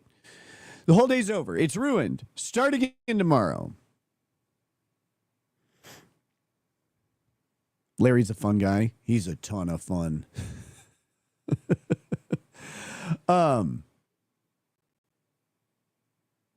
McDonald's is so overpriced now, and all the portions are all smaller. Man, try having 5 kids. So if you have 7 people and you go to McDonald's, you're spending $90 now for if everybody gets a meal. It's unreal. It's like, where'd all this stuff go? And have you guys been to a Subway lately? Like, I feel like a Jerry Seinfeld thing. But have you been to a fucking Subway lately? You go in and you order your sandwich. It's like, and you get chips and a drink. It's $20. I remember $5 footlongs. This shit's getting too expensive. The rent is too damn high. Pissing me off.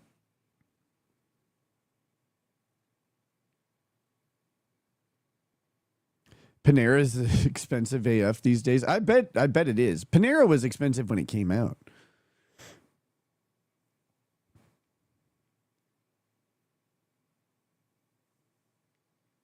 It baffles my mind seeing queues for McDonald's. There's something about chicken nuggies, man. Like, they are good from time to time. They are just good. But you don't want to sit around eating them all the time. You'll just die. Ooh, wait a minute. We got Uber Eats. I can have food brought to me. Oh my God. My God.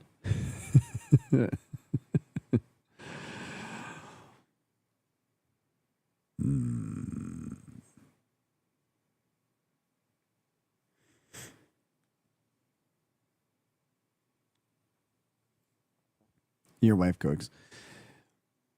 Lady Reagan's does too from time to time. Usually I cook because I like to. She can cook. It's just, it's a hobby of mine. But right now she's hanging out with my son. They're watching something. And so it's like she's not looking at her phone. Raggins is going to become fat with how often he eats now. I know, it's terrible. I hate it. I hate it so much. I'm like, God. Sitting here eating all the time.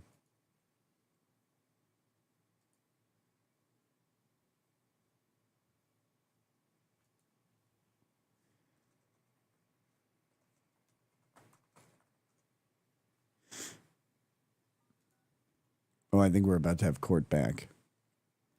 So I have to decide what we want to do during the lunch break.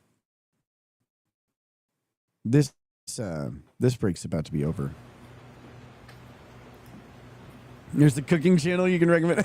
I should make her watch all of Kurt's videos. Learn how to cook better. Cook like Kurt.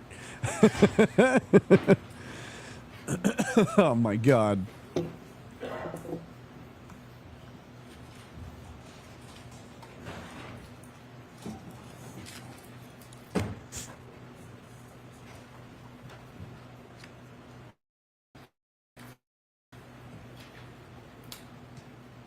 Back in session, you may be seated.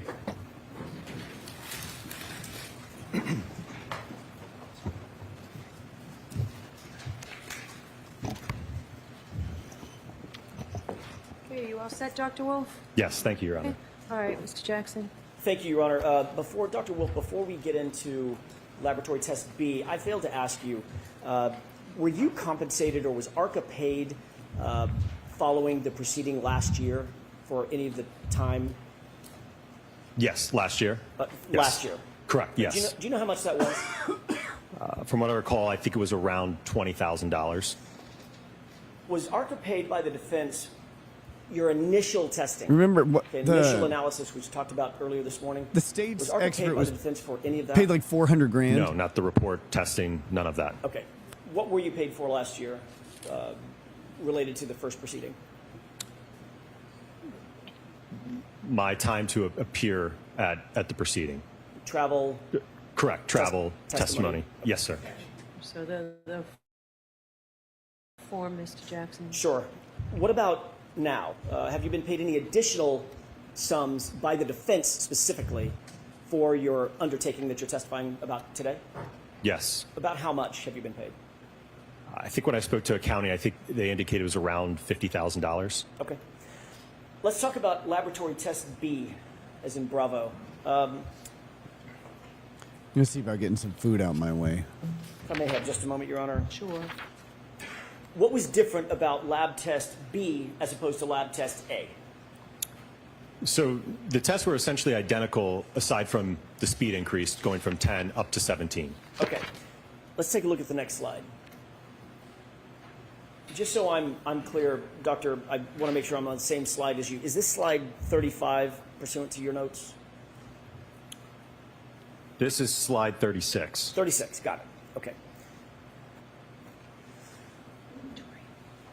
We could be a little bit more brief, I think, because is this similar to the 10-mile-an-hour test, just with increased velocity? Correct. Okay. Correct. What about the purple hue taillight on the right? What is that? So again, that is a thermal image depicting the temperature profile of the right taillight that was tested. And I'm sorry, go ahead. I was just going to note that the average temperature profile of the taillight here in this test was approximately 30 degrees Fahrenheit. Is that below freezing? It is, yes. And the ATD, the test dummy, if you will, Yes. is it also clothed? Correct. Yeah. Wait, what? You may notice a difference in the test dummy. sweatshirt Clothes. color. We That makes put sense. on a new sweatshirt in this test.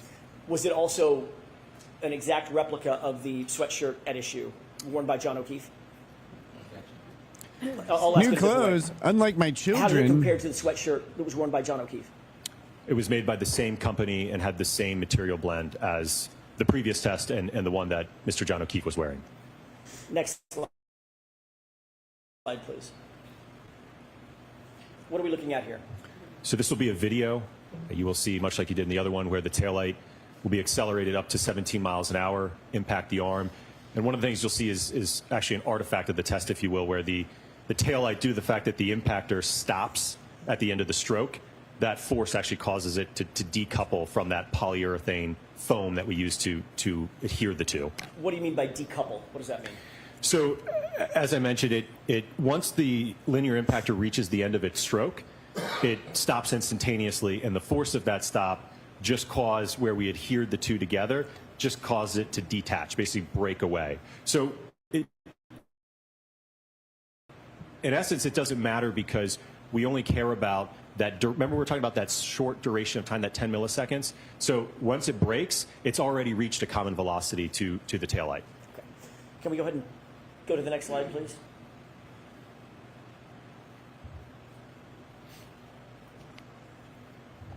What do you note about this impact? So one of the things you'll see is kind of that dust cloud that you see. Again, that's all the particulates from the expanding foam that we use. So that's kind of what you see in the background there, kind of going over kind of the arm and the taillight there. Do you note more damage or less damage to the taillight at 17 miles an hour versus the 10-mile-an-hour test? So I keep There forgetting is to more move damage, myself yes. out of the way of Let's these go to the next videos. slide, please.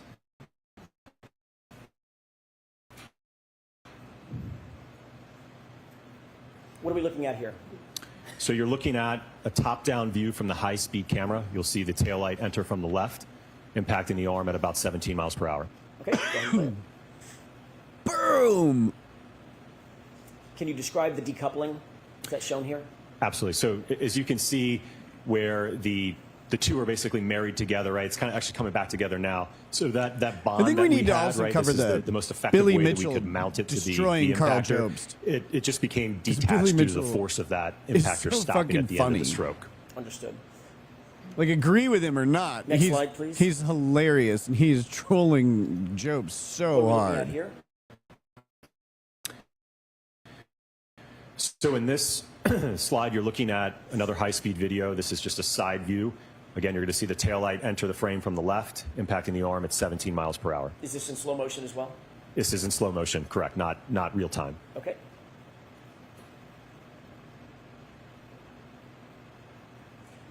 What do you note in terms of the deflection on the arm?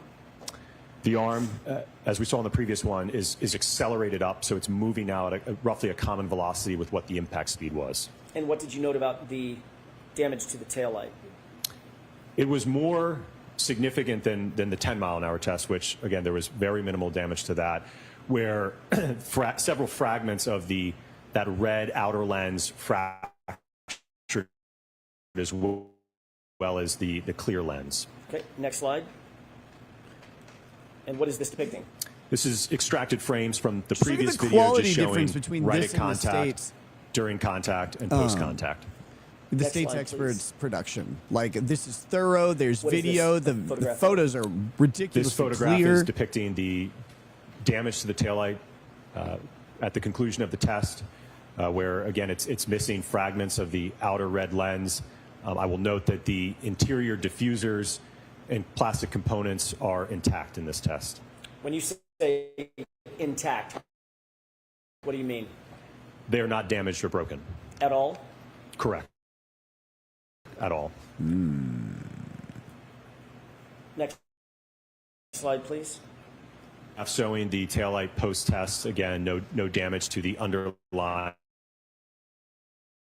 diffusers in terms of being cracked, shattered, or broken. And what did you note in terms of the damage to the outer acrylic, the red piece? It broke into a few fragments, and I think on the next slide I depict those in a photograph. Let's take a look at that. What is that? So this is a photograph depicting the collection of the fragments post-test. I will note there's one clear piece, one red piece, another clear piece, and there is one more red piece in this bag. So the outer lens broke into approximately 4 pieces in the 17-mile-per-hour test. And I'll point out one other thing, just because you can see it in the photograph. This is that 3D printed bracket that we used to bolt it onto the linear impactor with the foam on the other side that mounted it to the taillight. Cool. Thank you for that. Next slide, please. What is this? This is a side-by-side comparison showing a depiction of the 17-mile-an-hour test impact to the test taillight, comparing it to that of the subject taillight. Were you able to read on the right is consistent with striking an arm at 17 miles per hour? It's inconsistent from a damage perspective. What's the basis of that opinion? That we've just talked about, conducted in accordance with the scientific literature and generally accepted methodologies that you've earlier described? Yes. Is the damage to the right rear taillight consistent with striking John O'Keefe's arm at 17 miles per hour? No. Do you hold that opinion to a reasonable degree of scientific certainty? Yes. Slide 45, Jesus. please. What is this? You're looking at photographs post-test of the sweatshirt that the ATD was wearing at the time of the impact. Yeah, I know Is the this the laptop is 17 mile an struggling. hour It's impact? great. Correct, yes. Did you note any defects in the fabric of the right arm? There were no punctures, holes, or fraying of the material during this impact test. Based on this testing that you conducted in this case, is the damage that you saw of the shirt that John O'Keefe was wearing consistent or inconsistent with the shirt that's on the ATD?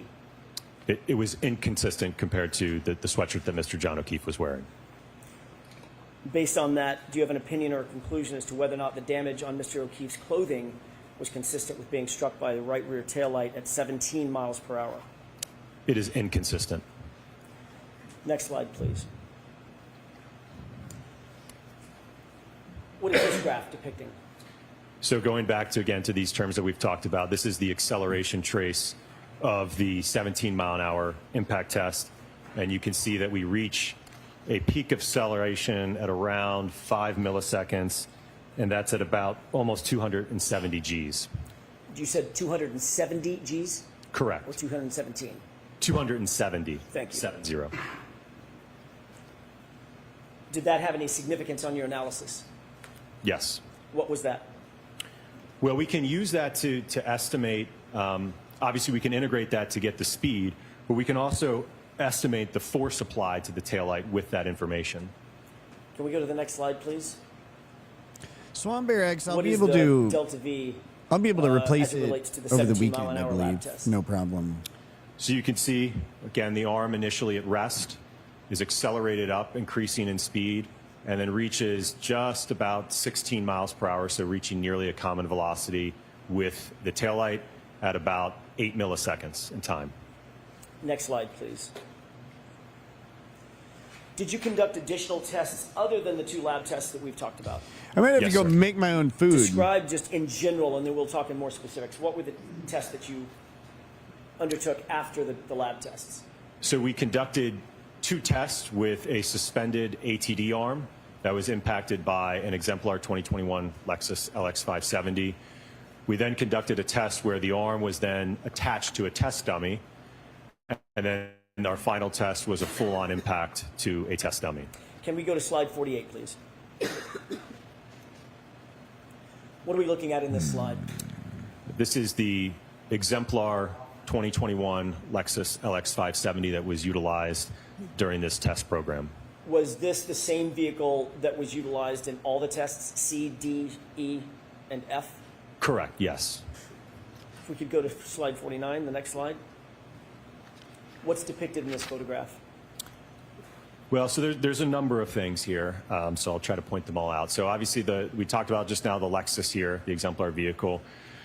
We have a forklift that was hoisted up that ultimately was suspending the arm. I think I have an additional photograph that shows it close up. But the arm was suspended from the forklift at the correct height to interact with the taillight. We have our high-speed cameras set up under this umbrella. There's another one over here. Another thing you'll note is we brought out the chest freezer when we were installing these in the Lexus to, again, keep them at that steady state temperature for as long as possible.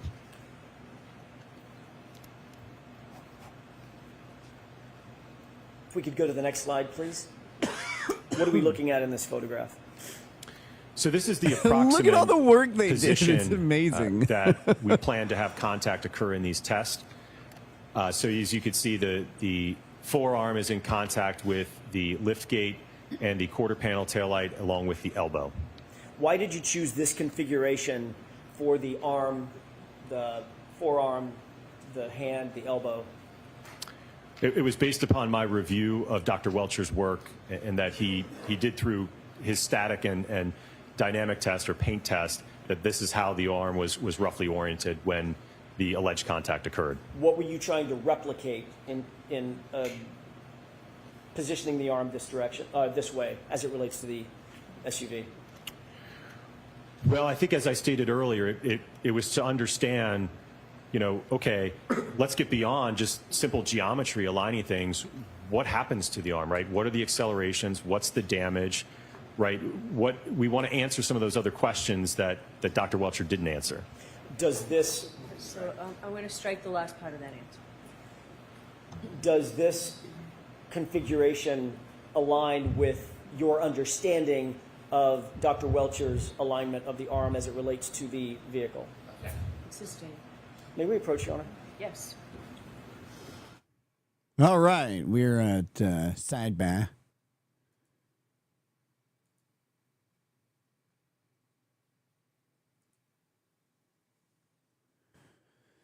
Amazing.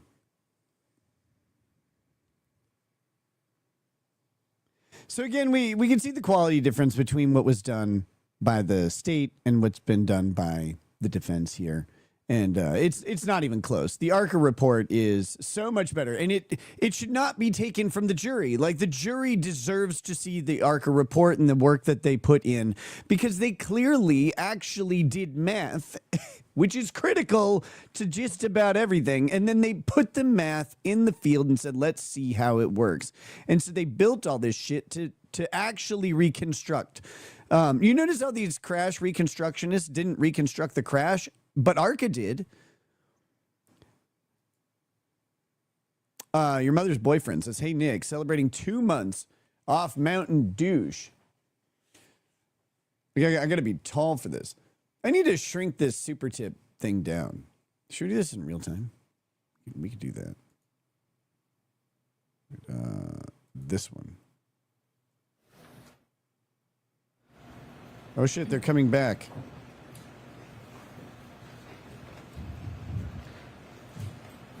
I think this will be better. Look at that. Thank you, Your Honor. May I inquire? Yes. Okay, let's go to the next slide.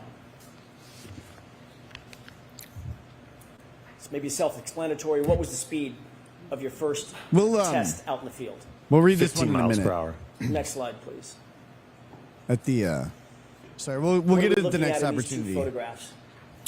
So on the left is a photograph of the installed preconditioned taillights just after the install, and on the right is a thermal image of that. And if I may just point out with the temperature.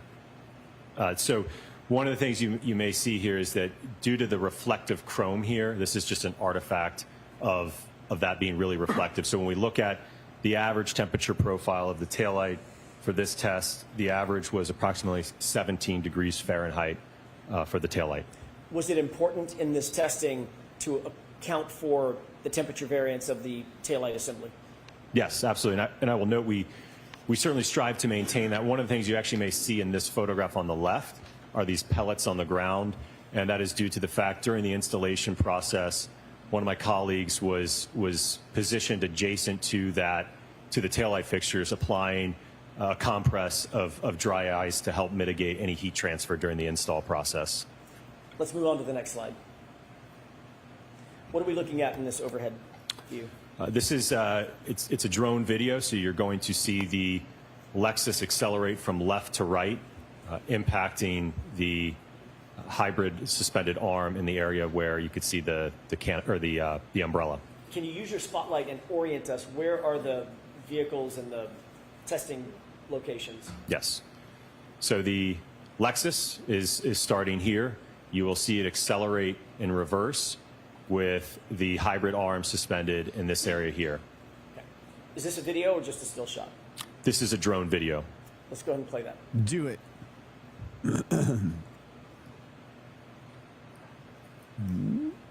Boom! That arm got Dr. wrecked. Wolf, is that in real time or slowed down, sped up? This is in real time. Okay. Next video, please. What is this? This is a camera that was mounted on top of the forklift that was suspending the arm. Is this a still shot or is it a video? It's a video. What is the orientation of that arm as it relates to the vehicle that we'll see? So it will make contact with the taillight, although I will note in this test, ultimately the contact ended up being more of a clip or a side swipe in this test. Go ahead. Which, that's what it's supposed to be.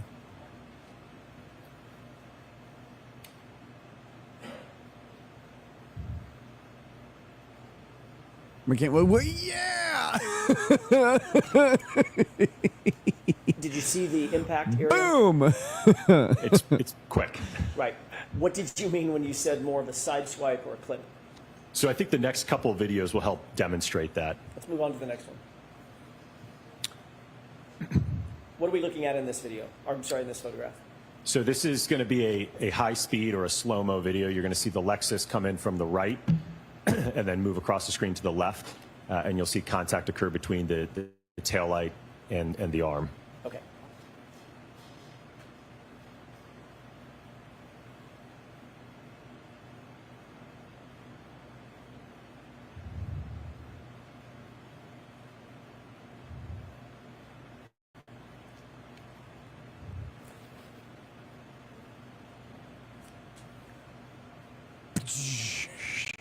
Can you explain for the jurors using this video what you meant by Notice more of a that side it didn't swipe shatter the thing, though. Right. So this is where the the hand and the wrist are kind of in the area of the quarter panel taillight, and then a portion of the forearm in contact with, I'm sorry, what I previously said, the wrist and the hand in contact with the lift gate portion of the taillight, and then on the forearm is more in contact with the quarter panel taillight. Can we move to the next slide? And what is this angle? This is, yeah, same test, just a different angle with the high-speed cameras in slow motion. And this is at 15 miles per hour, correct? 15 miles an hour, correct. Can you explain for the jurors, given the fact that this is suspended, does that have any impact on the ultimate analysis or reconstruction, rather than being attached to an ATT? Effectively, mass is mass. So whether we have an arm that is suspended or attached, again, it's the arm is on a joint, right? So the arm can accelerate freely of the rest of the body, right? So if anything, even if it is attached to the body, you know, there may actually be some additional force associated with that, just because there could be more mass attached to it. Understood. Okay, let's go ahead and play this video.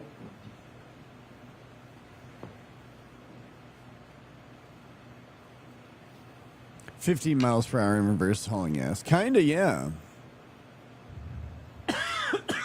Oh my gosh.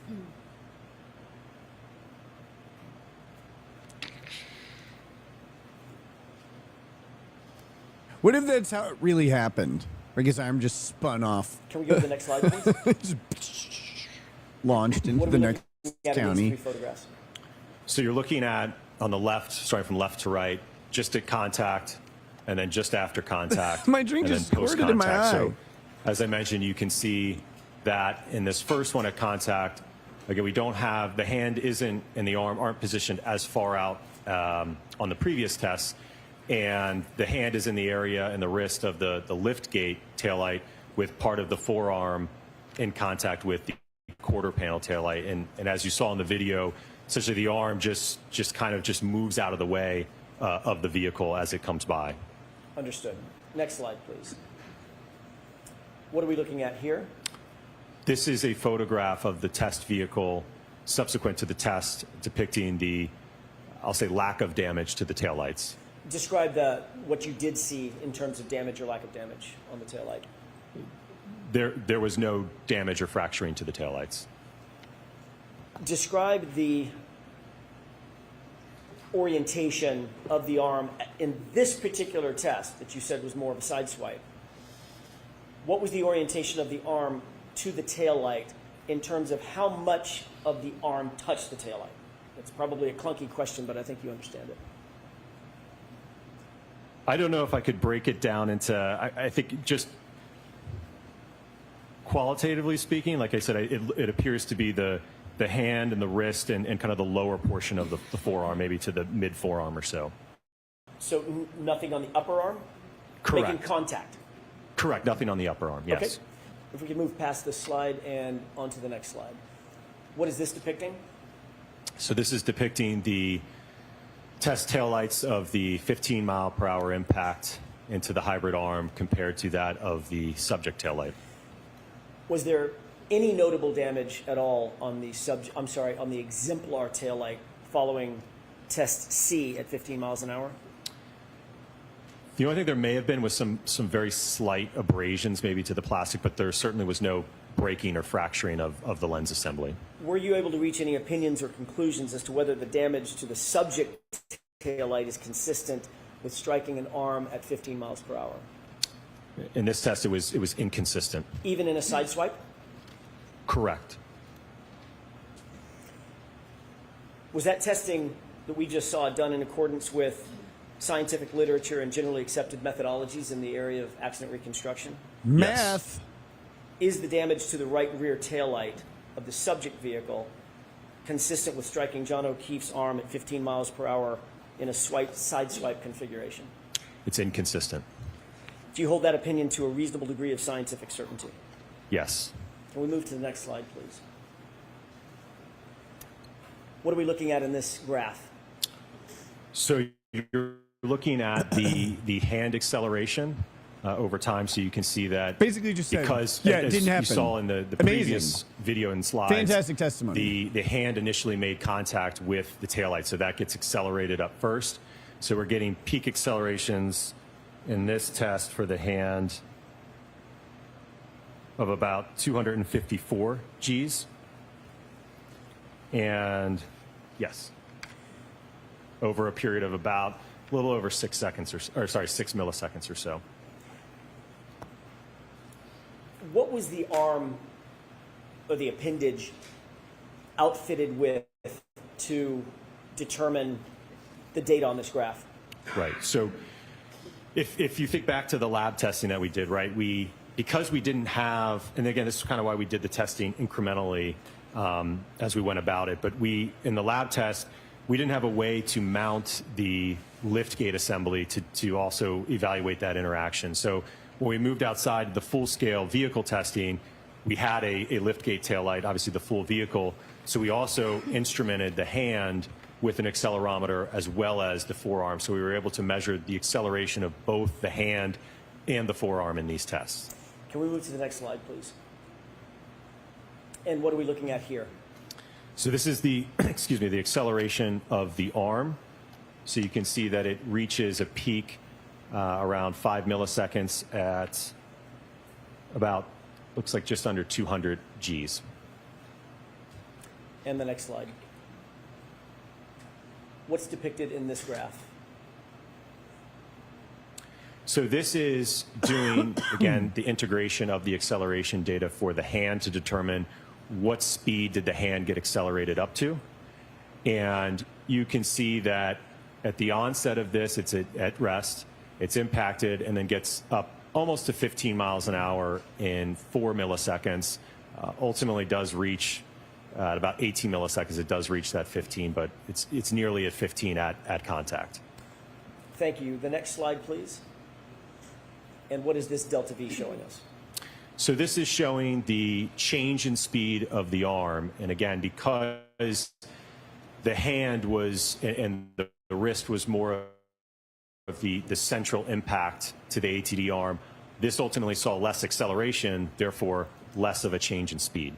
So at around 6 milliseconds, well, roughly actually about 1 millisecond after it started to increase in acceleration, it's at about 5 miles per hour. Is that reflected in the fact that the arm pivoted? Yes, spun? There's some rotation going on, so Okay. it's not translating or accelerating. Understood. Can we move to the next slide, please? Test D. What was the speed that you undertook in test D as in delta? So this is a 29 mile per hour impact into the suspended hybrid arm. Can we move to the next slide? What are we looking at in this series of photographs? So on the left is my colleague, again, compressing the taillight while we install the upper tail, the liftgate taillight to, again, try to maintain that steady state temperature. Over here on the right is the thermal image of the taillight after the install. So the average temperature of this taillight during the test was approximately 17 degrees Fahrenheit. Next slide, please. Staying with test D, what is this depicting? This is a drone video showing a top-down perspective of the test with the Lexus starting on the left-hand. Another part of drone the video. screen, These guys had so accelerating in much fun. reverse It's like, oh, we're flying our into drones and suspended driving our hybrid cars. arm Man, over I here should at get the into this location of the stupid forklift. arm. If we can watch this video, please.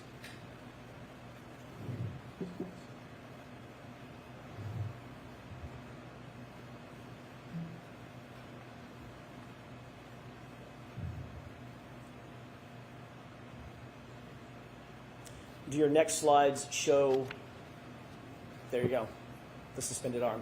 What are we looking at here? So this is a That's a suspended video camera arm. that was positioned on top of the forklift looking down at the arm. So you'll see the vehicle move from bottom to top as this video plays. By the way, Dr. Wolf, what are the purple and white lines that we see have predominated? Inertial Sorry, I was and talking over that. Sorry. says, I That's didn't- okay. What are the Stop. purple and white lines that we see? So those are guidelines to help. I will note that this is boom. kind of like a needle in a haystack. It's very hard to hit this small of a target. So just served as a guideline to reference as we're accelerating rearward into this. Is this in real time? This is in real time, yes. What's the speed that the vehicle is entering the frame This is at? like one of those fun PhDs. 29 miles per hour. Thank you. Cool. What happened to the arm in terms of its suspension? It actually gets ripped off from the mounting location. Banging up at 29 miles Is an there hour and reason hitting you a believe tiny arm physically with the that arm taillight's was amazing. ripped off from the suspension tethers. Well, certainly there was enough force to break the tie lines to the forklift. Was there a test value of those tie lines? I think they were rated at 150 pounds. What does that suggest in terms of the force that was exerted? Just before we get to the other testing, the force that was exerted on the arms to tear off the tie lines. Well, it indicates that the arm saw at least 150 pounds of force. Okay. Next slide, please. What are we looking at in this video? It's just a different So angle. this is going to be a slow motion video. You'll see Sweet. the Lexus accelerate in reverse, making contact with the arm. And again, this is the 29 mile per hour impact test. Okay. The amount of damage that this would do.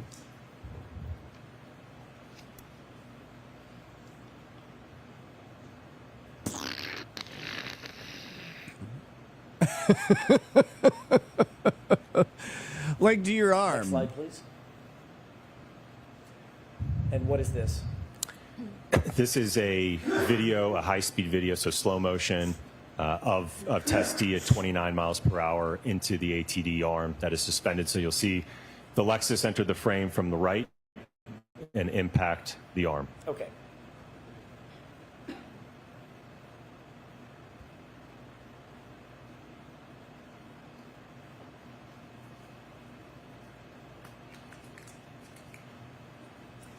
Was this strike more reflective of what you were attempting to replicate?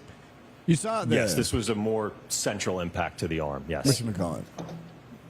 You can see Next the slide, please. the glass shatter, And what is this? of course, when it makes impact. So this is a high-speed or slow-motion video depicting the test D at 29 miles per hour, just a different perspective than the previous video. Okay.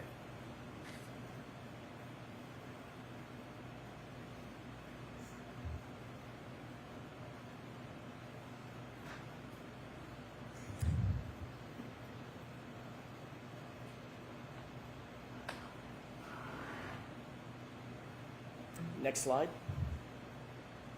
I hope What they are we did this looking at with here? beers, right? So Just this sitting is there like, extracted yeah! frames from the high-speed video. So starting out left to right, this is roughly at first contact with the majority of the hand, well, the hand, the majority of the forearm in contact with the liftgate taillight, with a portion of the elbow in contact with the quarter panel taillight. Can I stop you right there on that far left frame? Does that fairly replicate what you were attempting to approximate in terms of the orientation of the arm versus the taillight?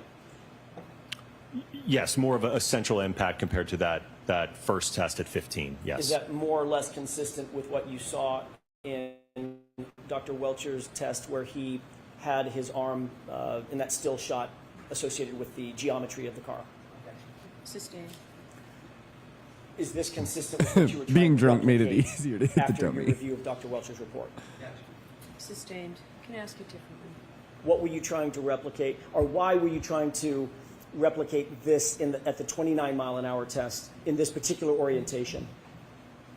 We were trying to see, based upon Dr. Welcher's orientation, what happens to the arm in terms of the acceleration and the damage to the taillight at that configuration at contact. Okay, next slide, please.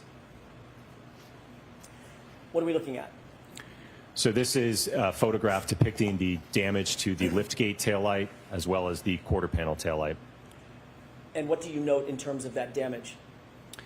So on the liftgate taillight, a significant portion of that thick 5 millimeter red outer lens is fractured and broken off. The underlying diffusers are still in place, There was a small crack in, I believe it was the upper diffuser here. The quarter panel taillight had the clear section damaged Who's with getting the outer excited for lens Cross? missing, along with some fragments from the outer portion of the red part of the lens. Next Brendan's slide, going to please. lose his shit on this guy. What are we looking at in this slide? So this is another photograph depicting the quarter panel taillight. As I indicated, there is portions of the red lens cover missing. The interior diffusers remained largely intact in this test. Next slide. What is this side-by-side depicting? This is showing the results of the 29 mile per hour impact test to the test vehicle compared to that of the subject taillight. Given that orientation of test D, were you able to reach any opinions or conclusions as to whether or not the damage to the subject tail light is consistent with striking an arm at 29 miles per hour? It was inconsistent. What's the basis for that opinion, Dr. Wolf? The results of this test. And was that testing conducted in accordance with the scientific literature and generally accepted methodologies in the field of accident reconstruction? Yes. The main thing is going to be how he holds up on taillight Cross. consistent with striking John O'Keefe's arm at 29 miles per hour. When I say the right rear taillight, I mean of the subject vehicle. Sustained as to that. With regard to your opinion concerning whether the subject taillight is consistent with striking an arm at 29 miles per hour, do you hold that opinion to a reasonable degree of scientific certainty? Yes. Next slide, please. What is depicted in this graph? So this is looking at the acceleration of the hand in the 29 mile per hour impact test with peak accelerations close to 800 Gs at 2 milliseconds.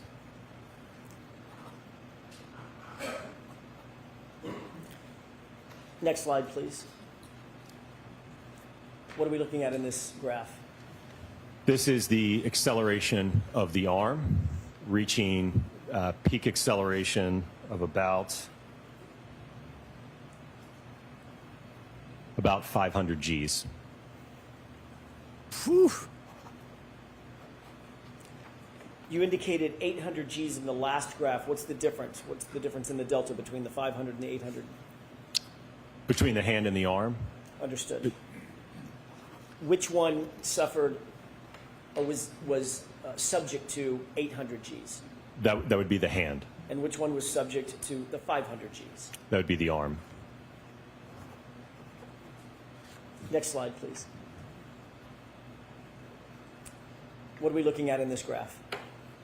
So this is looking at the change in speed. So what speed did the hand get up to as a result of the impact? So we can see that in about 3 milliseconds, the arm is moving nearly at almost 25 miles per hour. And then a little bit later, again, this is still very quick in time, at about 14 milliseconds, it's at about 30 miles per hour.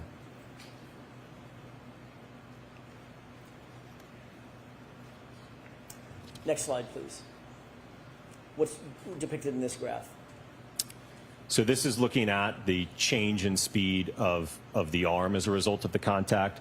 So starting here at about 2 milliseconds, the arm accelerates up to, by 8 milliseconds, we're at about 35 miles per hour. And this, you may be wondering, why are we getting more speed than what the input was? And that's because you get a phenomenon known as restitution. Basically, there's an elastic collision between the two where you can get almost a bouncing effect. So when you have something that weighs 6,000 pounds striking something that's much, much lighter than that, it can actually cause it to accelerate up to a greater velocity than the impact speed. Next slide, please. Wait, Test what? E, 24 mile an hour impact How would test. that work? What is that? See, I don't like that. This is a 24 mile an hour impact test to How can you accelerate the something ATD to a arm greater velocity attached than the to impact a test speed? dummy. That doesn't Next seem to slide, math for me. I'm not Asian though. Why did you utilize 24 miles an hour for this test? So it's my understanding that this is the upper end. There is a triggering event of Larger I mass believe it's versus smaller mass 1162.2. And I think aside. at the end of that data, the speed is approximately 24 miles per hour. So we did a test at the end point, if you will, in that data set. What is this photograph showing in terms of the orientation of the arm and the hybrid test dummy, or ATD?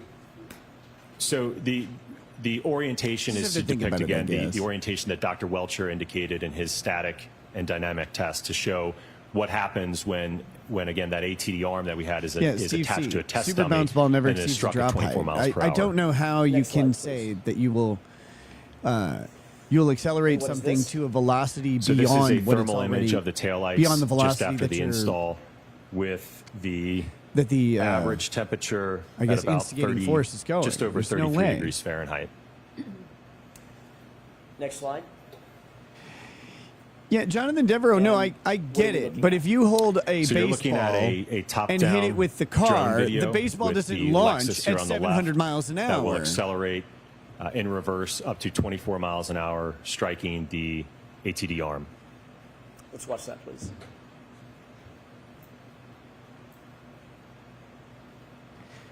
Baseball bat and baseball, way different. Next slide. What are we looking at in this slide?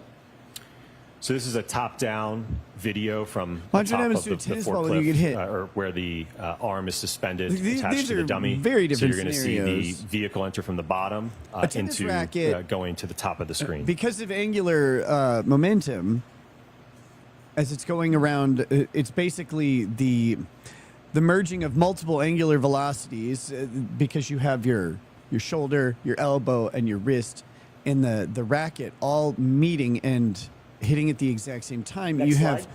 different angular velocities going What on is this different here? arcs.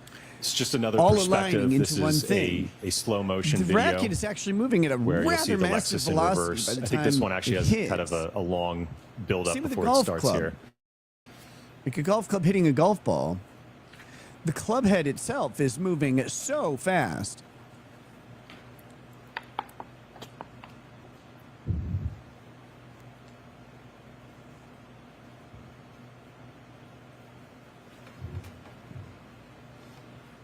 To use angular velocity when banging Fenty into your veins. Isn't fentanyl a pill? It doesn't make any sense. You need to work on your thing. Force is not mass times velocity. Force is mass times acceleration. Yes, I know that the force is moved into the smaller object. I get it. And could we go to the next slide, please? And what is this?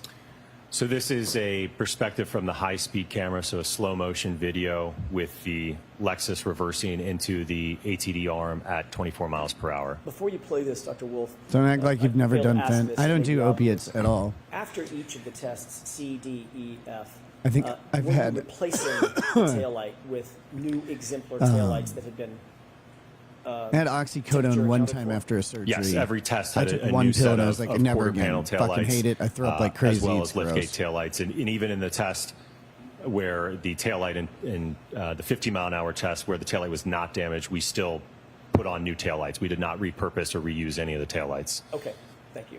If you could play this for us, please.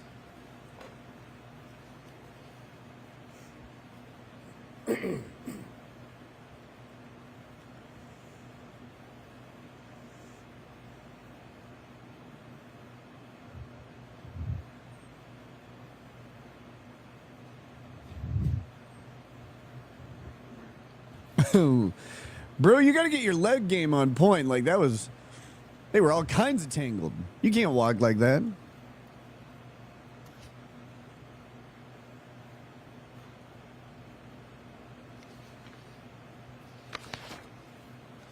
Kevinowski says, like hitting a golf ball, conservation of energy, pull up a slow-mo Next bit of a slide. golf ball being hit. In this configuration, was the ATD outfitted Club with heads the making contact with a hoodie golf that you've ball. earlier described? Yes. Again, due to At the time you the way outfitted angular the ATD velocity, hoodie angular momentum in work, this configuration the before club this head hitting the test golf E, ball is did traveling you confirm that exceedingly the fast. sleeve, the It right doesn't sleeve create a was faster damaged or launch undamaged? speed for the The ball, it transfers the After launch this speed of the test, club so head before- into the ball. Before it was undamaged before the test. Okay. What are we looking at in this slide? So this is still frames from the high speed. So starting out on the left here, just at contact. So the forearm making contact with the liftgate taillight, and then the upper part of the forearm and the elbow making contact, a direct hit into the quarter panel taillight. And the middle here is just after contact, and on the right is post contact. Thank you. Next slide, please. What are we looking at in this video or in this picture? So this is a overall photograph depicting the I'm wrong. taillights subsequent to I'm this reading test about at it. I'm 24 wrong, miles right? per Like, hour. I get it. I will note that there's no damage to the liftgate taillight, and then there is damage to the quarter panel taillight. Is there any damage to the internal diffusers on this taillight? So if I go to the next It just doesn't photograph, seem if I like may. it doesn't seem that way for me, but I'll accept being wrong. So I haven't taken physics you can in a see long time. here there is this kind of thicker. It's actually not a crack. So I'm looking at the clear diffuser here with the dots that you see. This line that you see, kind of opaque. I don't know if you've got a laser pointer to. Steve C brings up a good point to defend me. Just Does so a there's human no arm have the confusion, same thank you. elasticity of a club head versus a golf ball? So And I would say nowhere the near it. Line right obviously. here that's part of the assembly. So But that's that just said, a part of how the it's okay. plastic is molded. There's a I very can be wrong small this one time in my crack entire life. right here in the underlying diffuser, but all of the remaining part of the diffuser in terms of this portion here and here are all intact, and same with this portion of it. What about the chrome piece that's running between the diffusers? I don't believe that was damaged during this test, no. And what about the clear acrylic toward the top left of that taillight housing? It was partially fractured, but Elastic not does the not entire mean stretchy in the outer context portion of it. Collisions. Next slide, please. Actually, it kind of means the opposite. What is this depicting? So this is a photograph depicting the quarter panel taillight subsequent to the 24-mile-an-hour impact test with the ATD arm compared to that of the subject taillight. Based on this test, were you able to reach any opinion? Paul Hoggins says, Nick, if you're having trouble understanding this, what about the jury? No, I think the jury's probably just listening to the expert tell them about it rather than being a jackass Were you able to reach any commentator opinions or online. conclusions as to whether the damage to the subject taillight is consistent with striking an arm at 24 miles per hour? Based upon the test results, it's inconsistent with striking an arm. Why do you, on what do you base that opinion? I base it upon the test results that I've shown in terms of the video and the data acquisition. Can you describe that in a little bit more detail? So during this test, we had the instrumented hybrid arm outstretched from the test dummy with the accelerometer on the hand and the forearm. We had data acquisition on the vehicle, monitoring the speeds of the vehicle. We accelerated that vehicle into the arm at 24 miles an hour to conduct a dynamic impact test to collect data certainly about the acceleration that the arm experienced, but then also make observations about the damage that we observed to the taillight. Do you hold that opinion that we've just discussed to a reasonable degree of scientific certainty? Yes. And I mean, were if you your think tests about conducted in that accordance energy with transfer into the methodologies arm, generally accepted in the field of it should have been construction in this particular test obliterated. Yes.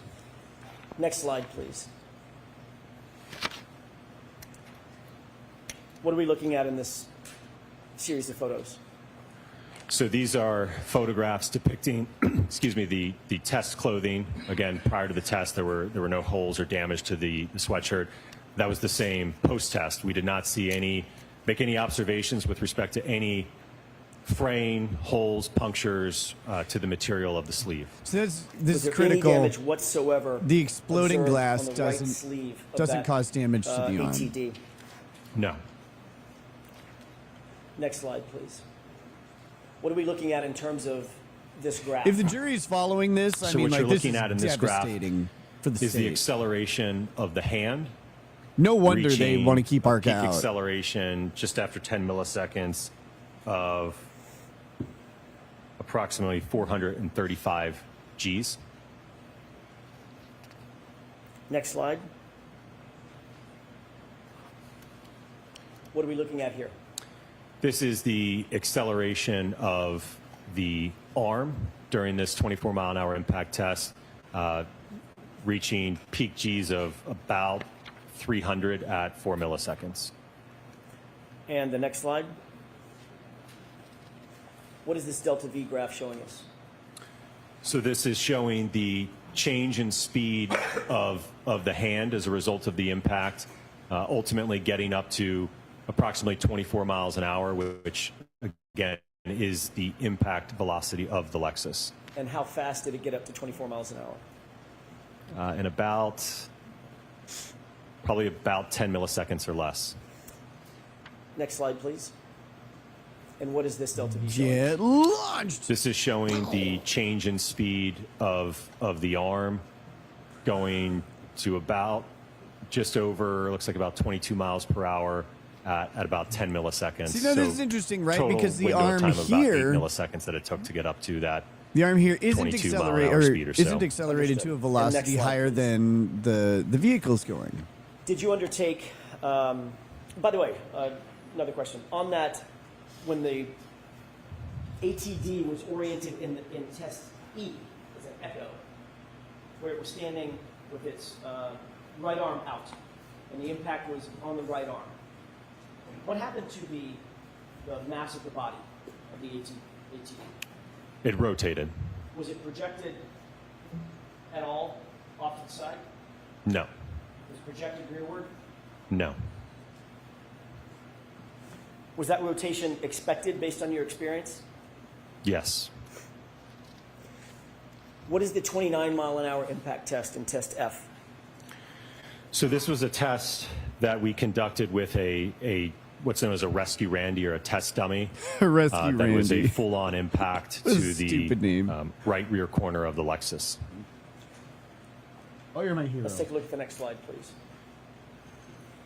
With regard to test I just had a E, very sweet lady if I bring me could some please, food. Ask you about that. I would go back to that test even though we're looking at this one. With test E, was that reflective of a direct impact on the arm itself, Correct, right in the area of the elbow to the quarter Oh my panel tail light. God. as opposed to a side swipe on the arm? Correct, yes. Thank you. Did you undertake to test a direct impact on the body of the ATD in this test? Of the rescue Randy dummy? Yes. Yes. What are we looking at here? So this is the intended impact configuration with the rescue Randy suspended here by the Smith, give her a forklift, tip. and again, Just a kind of tip, in the though. path of the profile at that right rear corner. How much does this test dummy weigh? Approximately 200 pounds. Damn. Next slide, please. What are we looking at in this photograph? So this is a video. We had a little bit of a false start, so our high speeds weren't triggered, but thankfully we were able to pull our surveillance video to get at least an overall video of the test taking place. Do you have, or did, well, let me ask you that did you intend to have high-speed video just like you've had in every other test? Yes. What went wrong? Something Just didn't get miscommunication between the driver and the rest of the test engineers. Got it. So false start. Okay. Was the taillight housing reassembled for this test? Yes, it had a preconditioned new set of taillights on it. And other than the taillight being damaged several times that we've seen, was there any other damage to the rear of that exemplar vehicle? I'm sorry, can you repeat the question? Sure. Other than the taillight damage that you rotated through in your testing, C through F, was there any other inherent damage to the tail, the lift gate that existed when the exemplar vehicle was received by you? When it was received, no, it was Okay. in good condition. No defects or damage were noted. Okay. What are we going to expect to see in this video? So in this video, you'll see in the surveillance video, the Lexus will come from the right to left, strike the rescue Randy, and then you'll see the rescue Randy projected and slide on the ground. Okay.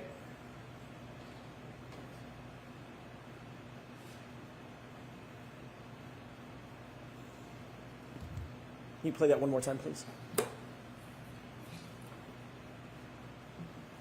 Leslie says, Nick, you're wrong. Probably. Oh, man, that Next dummy slide, got please. wrecked.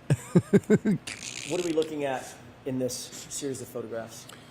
So this is a extract from our VBox software and data acquisition system. So on the top, you'll see the video. On the bottom is the data. So this is another feed that we had of video. This was triggered, so we do have data from this perspective. So what you'll see is my colleague will move away from the assembly with the dry ice, and then the vehicle will accelerate in reverse. That was my question. The blue, that's dry ice, gloves? You don't want to touch dry ice with your bare hands. So it's, he's wearing gloves. He's capturing the thermal images now.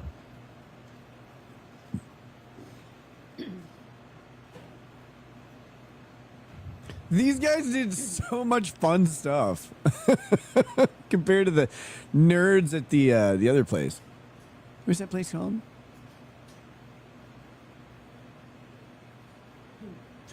It starts with an A also. Next slide, please. And what are we looking at in this? So these are extracted The frames aperture. from that Thank video you. you just saw from the data acquisition system. So on the left here is just before contact between the test dummy and the Lexus. On the right is just at contact.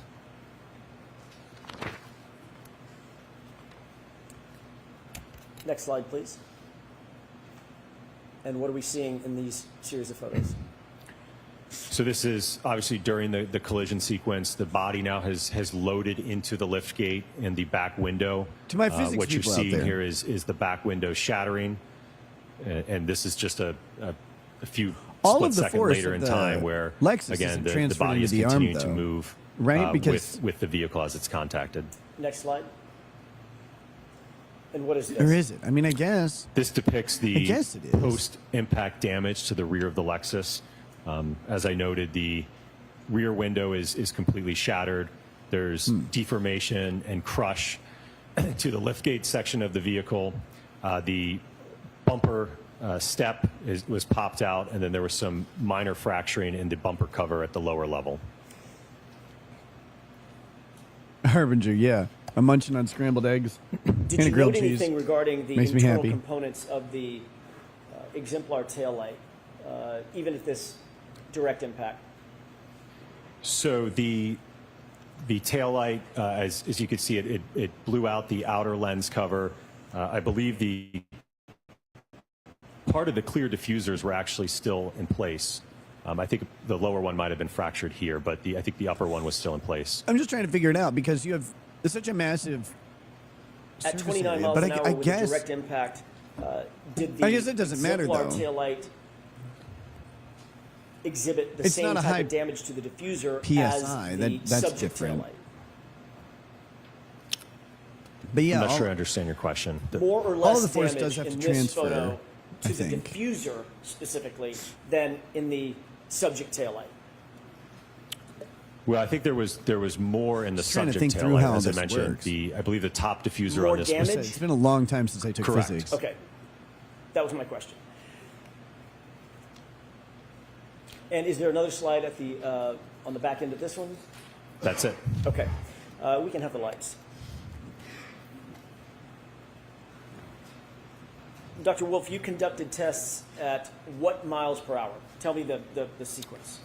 It would be 10 miles per hour, 17 miles per hour, 15 miles per hour, 29 miles per hour, 24 miles per hour, and then a full-on hit at 29 miles per hour. Get wrecked. Boom. Regarding all of the tests you conducted, what did you observe with regard to the damage, if any, to the Again, internal this components? guy's got a fun of the PhD. quarter panel I'm a fun taillight? guy. I'm a ton of and fun. I'm talking about the chrome pieces and the diffusers. It was less in all of the tested taillights than that of the subject taillight.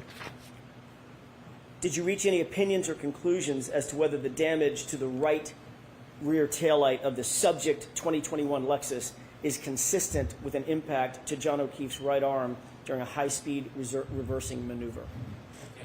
Sustained in that form, Mr. Jackson. Did you reach any opinions or demonstrative conclusions videos from them as to whether the should. damage to the right rear taillight of the subject should vehicle be is sufficient. consistent or inconsistent with an impact to a right arm during a high-speed reversing maneuver? It was inconsistent. What's the basis for that opinion?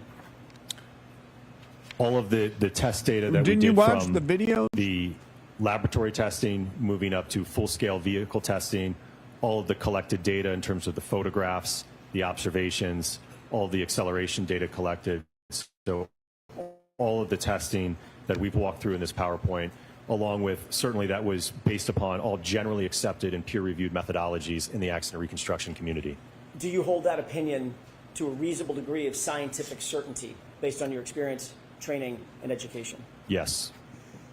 Did you reach any opinions or conclusions as to relating to the punctures of holes in the hoodie that you saw that was related to John O'Keefe? Yes. Do you have an opinion or conclusion as to whether or not the damage that you saw to the hoodie related to John O'Keefe is consistent or inconsistent with a impact from a right rear taillight of the subject SUV? It was inconsistent. And what do you base that opinion on? Based upon Science, all of the math, impact testing that we did with the clothed video ATV that was arm in fun. the laboratory as well as the field. In any of the testing that you did you ever see taillight pieces cut, puncture, or fray? Yeah, I'm the so pumped for sleeve of Cross. that hoodie? No. The exemplar hoodie, I should say. Correct. Did you reach any opinions or conclusions as to whether the rear taillight of the subject SUV was involved in a center of mass strike of a pedestrian at a high-speed rearward maneuver? Yes. What is your opinion? That the damage to the subject Lexus is inconsistent with a center of mass hit. What do you base that opinion on?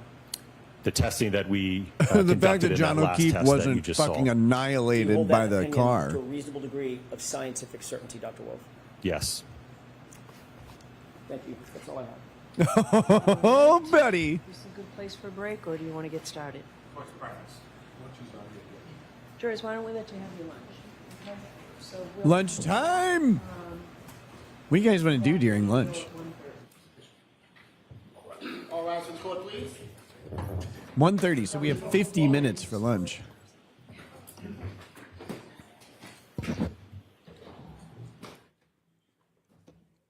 Amazing.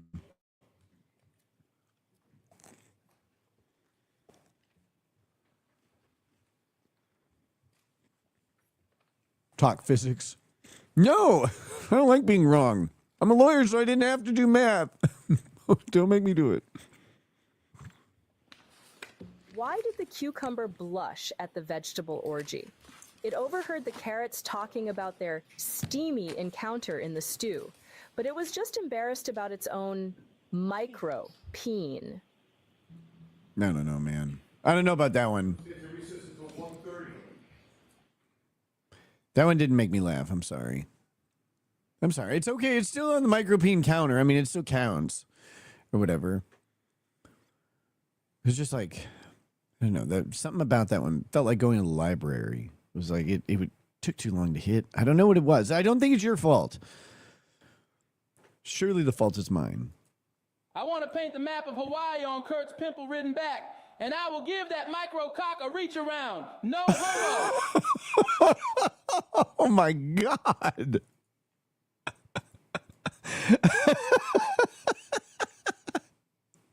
What? Why? Why would you do that? Oh my gosh. Damn it. Come on. Mistress Meg says, remember the Toyota crash test commercial? Crash another one, Bob. Oh, micropene. I think I do. But yeah, I mean, the amount of money spent on cars, like slamming them into the walls for crash tests, is astronomical. The evidence will show Kurt got a JD and a micro-peen. Shannon got no degree and a hairline that disconnects every time he lies. Put them together, and it's a legal disaster marinated in broth of butter. That's disgusting. Poor Kurt. Like, the evidence will show his micropene at some point. Like, someone somewhere will see it. And I don't know if the fact that it's unknown now is worse. Your Honor, I think the micropene point has been more than well made now. Time to move on to massive peens. Sean, for example, has a massive peen that starts at his neck and continues upward. Oh my gosh. And so Sean was, of course, having a fucking coronary on Twitter about, like, I can't believe he said that about Alyssa. And someone's, I think it was Grifty, said, like you've never wished ill on someone. He's like, that's not the point. Stop. Why is everybody so fucking dishonest? They're all pretend like, I can't believe he doesn't, he doesn't care if someone dies or not. I'm like, you don't either. What are you talking about? If Lady Rackets learns to cook like Kurt, will she have to develop a China-level cleanse to match the micropene? That's disgusting. That's so foul. I hate you. Two peens or not two peens, that is the casserole. Whether 'tis my knob of mine to suffer the binges and ambers of outrageous deadpan pizzas.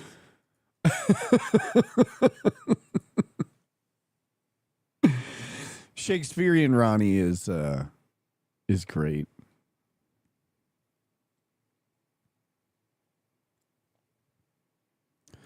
What's the Alyssa backstory?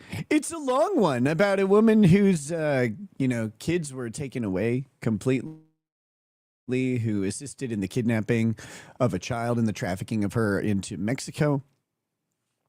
Who has willingly gone in and broken up multiple families. Like, she is something. Who then goes on and moralizes about the decisions and actions of others. It's amazing. It's a long story. Someone else should tell it.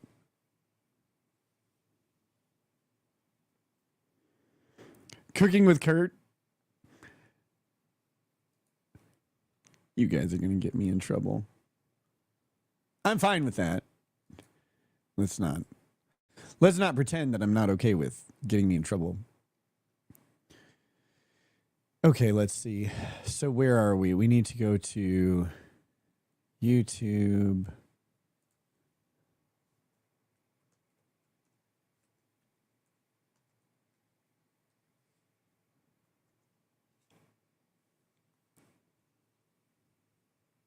Steve C says, what? You mean all the creators that obviously live in glass houses?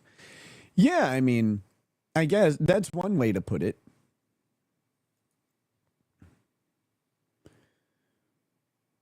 And that's okay. That's how people are. Like, that's it's not unique to YouTube creators.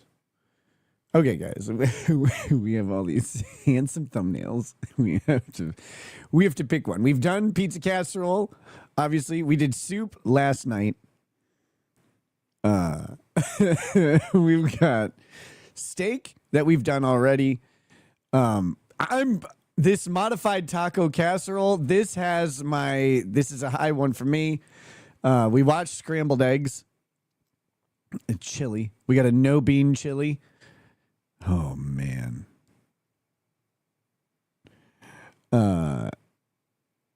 I don't even know what this one is. It doesn't say. Look at these faces on these thumbnails. I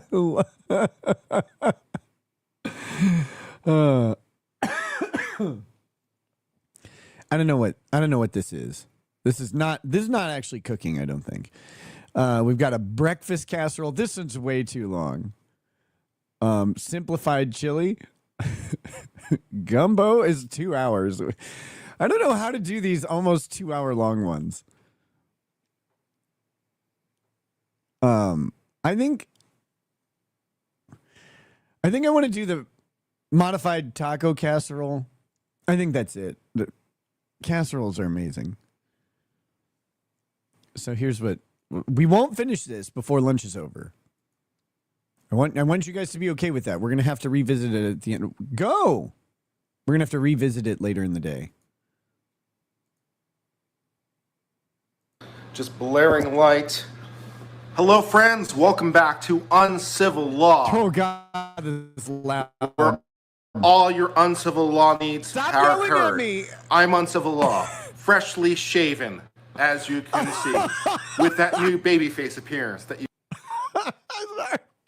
Freshly shaven. How can you make that sound disgusting? I don't get it.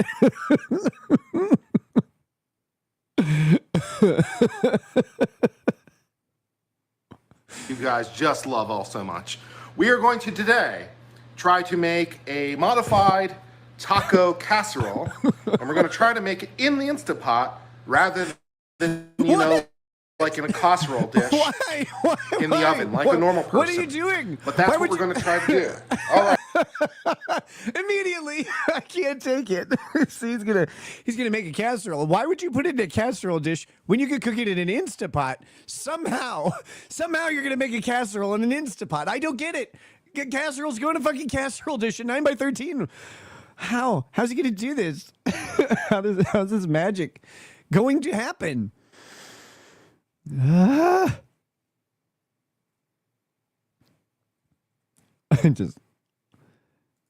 I don't get it.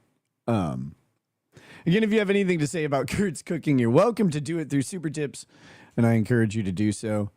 I do have them set as interruptible at the moment. And as long as they don't disrupt the trial stream, I'll leave it that way. If you want to engage with that, you can interrupt whatever's going on and have an instant play. It's the skip queue option.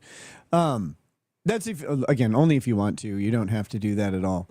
But as long as it's not distracting from the actual trial, I will leave that feature on. All right, so let's go through our ingredients. First of all, to wrap them up, potentially, we have got some nice Heb-made butter tortillas. Great stuff. Yep. So maybe we'll put it in that, wrap it up. We, of course, bought ourselves some garlic powder, because, but we won't probably need it because I also bought myself some minced garlic. Which one are you going to use? Nice garlic in there. So we'll be adding that. We are going. Bam, bam, bam, bam, bam, bam, bam, bam, bam, bam, bam, bam, bam, bam, bam. He's got to stop wearing dark colors. He's got to stop. He's got what spatter? Who brother buttered him already? It's disgusting. Going to put in this nice thing of cut up white onions. Very exciting. We're going to be putting in this cut up tri-colored peppers. Good stuff. We are, of course, going to put in some cheese. We bought more cheese as well so that we can mix it as well. This is a Mexican blend that also has. I don't believe him that he bought more cheese. I can't imagine Kurt's house doesn't. I think it grows cheese. Some Philadelphia cream cheese in it, which should be really nice. We're going to be putting in this heavy whipping cream. That'll be nice. This is a taco casserole. He's got the cheese going in it, which I guess is acceptable. I guess.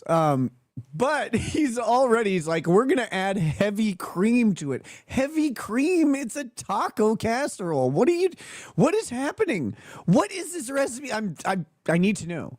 I bought 2 things of Rotel tomato, one hot and one mild. Right. Get a little extra spice in there. Just a little extra spice, though. You wouldn't want the whole thing, not the full spice. Buying 2 hot cans of Rotel tomatoes, that would be devastating.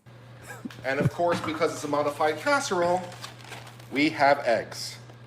Probably we'll use about 6 of them, but we're measuring this out by sight. So, all that good stuff. So, and then of course, when we put it into the tortillas that I showed you earlier, we can also. What? How is this a casserole if you're going to put it into tortillas?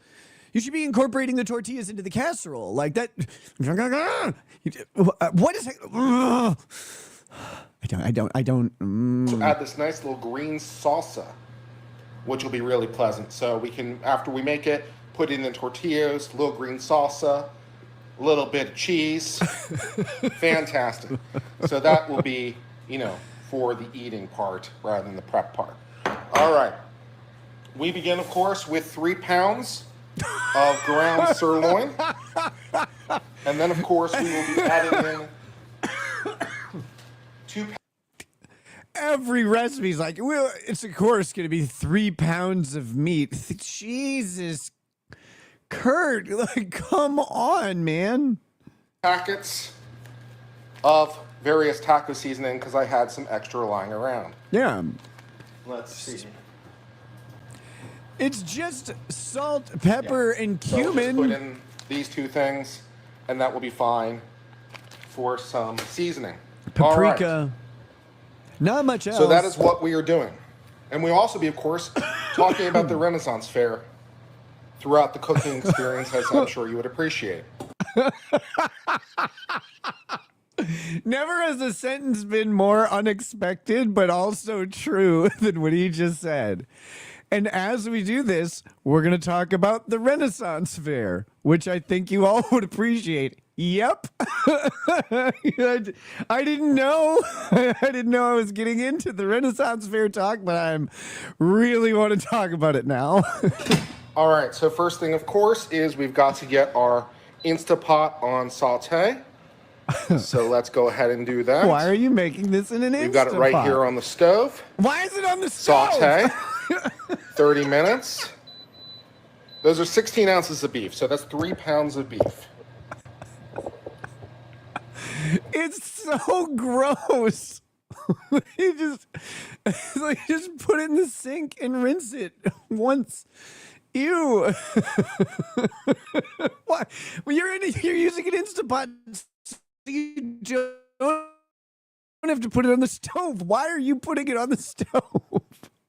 God dang it. Dang it, Kurt. I don't understand. Where did you come from? How do you do this? I'll give you a little top-down view of the things so you can really look at how gross it see is. as much of the cooking experience as the camera will allow. Charlie Eckert says the crazy, stupid prices for restaurants are easy to explain. Because of COVID and shutdowns, the restaurants that did stay open got into a bidding war for employees. Small business and consumers are the biggest losers. Yes, 100%. It's not like a confusion as to how it actually happened. It's sticker shock every time I go out. Because like you spend your whole life paying a pretty consistent price, like throughout my lifetime. We'll say being conscious and cognizant of prices for about 30 years. Subway, McDonald's, Arby's, you had a pretty consistent price scheme, and it inflated a little bit, but not a lot. And then all of a sudden, the prices, doubled, tripled, and then you just think about it. It's like for 30 years, the prices were stable at fast food, and then they tripled. Like, whoa. That's wild. And people talk about the price of eggs and bread and stuff, but it's expensive, man. Of course, around our meats, we're going to need a little Oh yes, olive corn oil pop. I'll get your to chat. help Sorry. saute our meat. So let's go ahead and add in some olive oil. Don't need a huge amount, just to bear us. Why are you using olive oil? Like, why olive oil?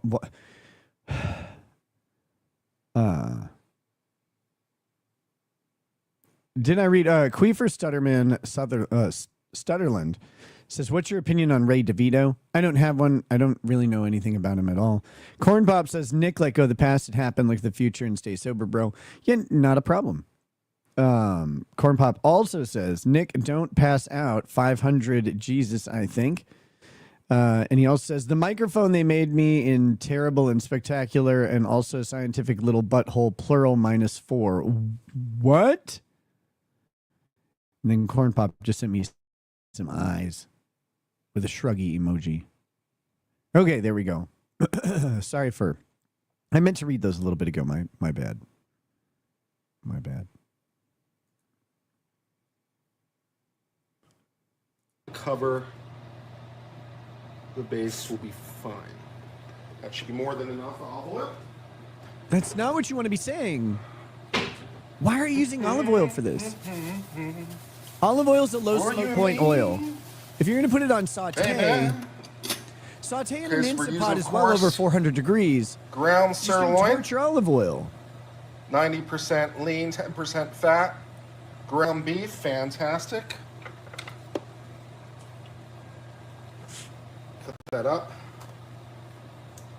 Da-da.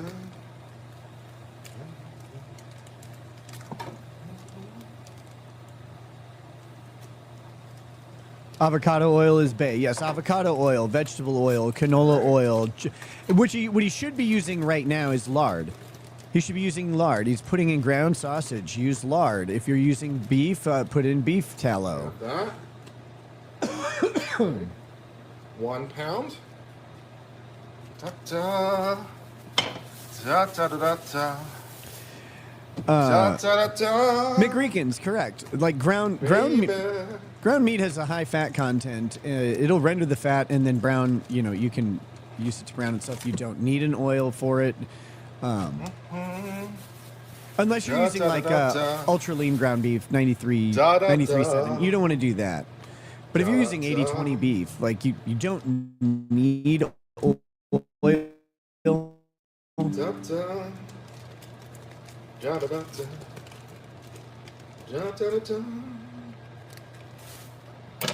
Baby. Bacon grease or drippings is good anytime. I agree, 100%. Bacon grease, like I love saving bacon grease and using that to cook everything until I run out of it again. Da, da, da, da, da. What's the song from last night? Shit, what was it? It was Soup. It's like Soup Land or something.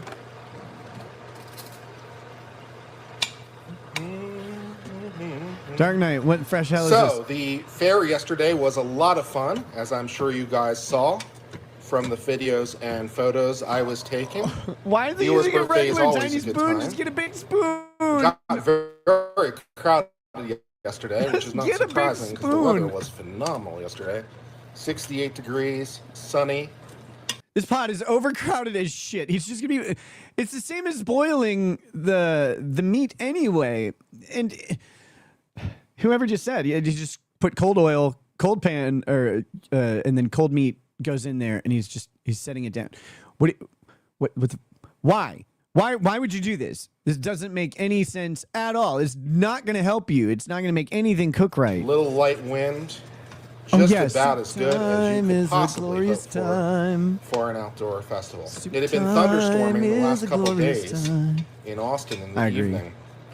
Really close to my house as well. Some really loud thunderstorms. In fact, I was driving around near my house, and at one point it was so bad I had to pull over for a while under the protection of a gas station roof because there's so much water coming down. It was a little unsafe to drive, so I just sat for a while waiting for the storm to pass, or at least the heavier parts of the storm. Kurt, you're the heavier part of the storm. Since I had that option to do that, went ahead and did that, so.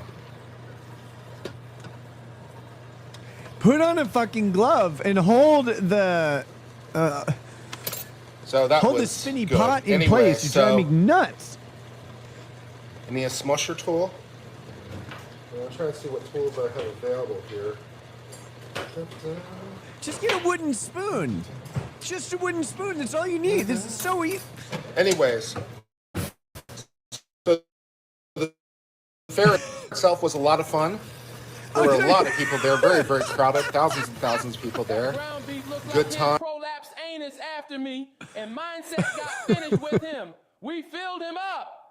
This is disgusting. This is a horrible thing to say. Why did he switch to a shitty dull paring knife? It's even shorter than the spoon. What is he doing? I can't figure out this man and his cooking strategies. They don't make sense. I think it's possible I got high from all the smells in the air. Yeah. I think it's possible there was so much smoke in the air that I might have gotten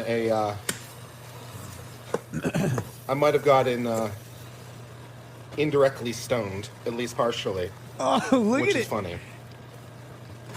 Look, I don't know if he can even do it because the crowd is the pan is so overcrowded, and he started with cold oil and it's just heating up. Like I don't know if he can even do it. But you're not gonna build a Maillard reaction without letting the meat sit in contact with the bottom of the pan where the heat transfer is happening. You have to have the proteins that stay in place so they can actually cook. He's just sitting there just constantly stirring it around. Stop. Just let it sit.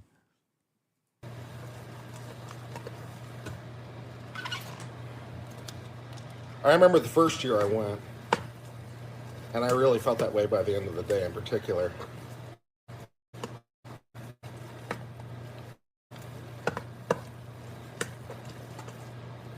So, yeah.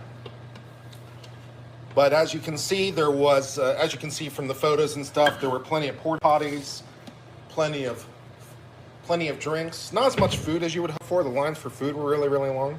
Wait a minute. This has Did been he a say, problem in the according to past the as well, pictures you to guys be have honest? seen? The amount of food that's vendors that are there is not really suitable for the amount of people that's there. But, you know. You could bring your own food. Where are these obviously. You can't bring pictures? your own alcohol, but If anybody could give me a link to the pictures of the Renfest or whatever that he went to. They didn't have the maypole this year, which was disappointing. I'm not sure why. I would have absolutely 100% gotten one of the streamers and danced around the maypole like a fucking idiot. But that didn't happen, which is annoying. Don't you wish that would have happened? He's like, I would have 100% grabbed a streamer and danced around the maypole like a fucking idiot. There are things in this world, like dark horrors, that you must witness to understand, and that's one of them.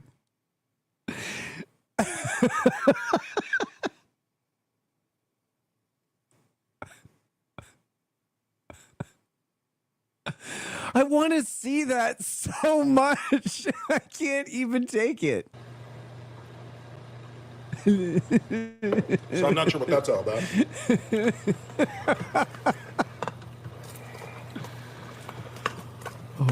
Oh, stop stirring it. Stop. Just let it sit. Why are you doing this? Poor meat. So, stop it? What am I supposed to be stopping? Stopping stirring? Yes. Ah! Don't do that. What am I stopping? Why is this Are you camera telling me so how to greasy? cook? Are you telling me how to cook?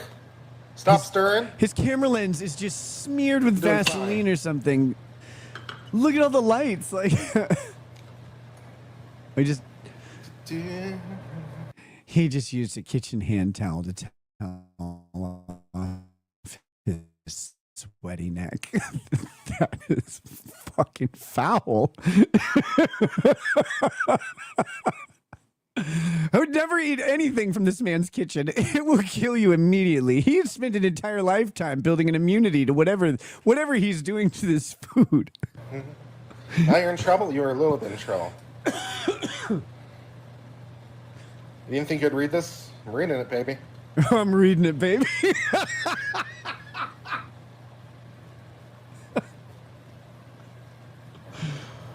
Oh. Kurt now stirs extra out of spites. Yeah. What's the watch for today? My watch said. Have y'all ever seen a polo shirt do this? Like a polo shirt collar? Has anybody ever witnessed, like... Watch I've been wearing? This is my watch. This, Look at that meat wrist. Damn. Luminox field watch style on an orange NATO. Hold on, So I've been wearing lately. Look, what is happening with this collar? I didn't know they could do this. Has anybody ever witnessed something like... I've never seen the collar of a polo shirt do this. Look at that freeze frame. But you could just imagine the camera lens is just smeared with grease or something to cause the lighting effect here is crazy. Oh! He didn't cover his nose. Yeah. Soup time. Soup time is a glorious time. What part of the party do I like best? I mean, I just like the people watching. I just like the random conversations, when I'm sitting down and Soup just talking time to people about is a glorious time. nearby. I'm a fun guy. Talking to people, making friendly He conversation. wiped the wall. I think is the part I like the most. Just all over his kitchen. Just disgusting. You sneeze guard? I'm fine. Need a sneeze guard, Kurt? No, I'm good. Just achoo! Ah! I can't. I ran What into is the two of my collar friends doing? there, but they were off doing their own thing, so. The collar looks like the shirt was closed but rotted and peeled away. How's it smell? So far, so good. It's just meat with a couple little spices in there. The chili last time, what does modified mean? Well, modified means that I'm making it in the Instapot as opposed to making it in a casserole dish in the oven. But why? That's what the modified No means. one knows why you would do that. It doesn't So make any we're going sense. to put all the ingredients in the Instapot as opposed to putting them in a casserole dish as one would normally do a casserole. So therefore, this is a modified casserole because it's not a casserole. No, it's a slop now. Now it's a slop. It's a bunch of shit dumped into a pot with no coherence. It's now a slop. It's a bucket. It's like that scene in Monty Python, The Meaning of Life. Like, I'll have it all mixed up in a bucket with the eggs on top. Lefty's Gaming Lulz says, why was he fingering his chin poon? I don't know. All those spices are burned before his meat is cooked. I don't know if it's going to get warm enough to burn the spices or cook the meat. Casserole dish or not in the oven. Steve C., are you using dial-up? Yes. No, but I am. Instapots are live, it's Ethernet yes. into a laptop that doesn't have an Sure. Ethernet port, Absolutely so are. it's got to run through a USB-C dock. So I don't. Who knows? Da-da. Soup time is a glorious time. Da-da-da. Da-da-da. Soup time. Baby. Does it have taco shells? No, well, it can. Till we're 70. These.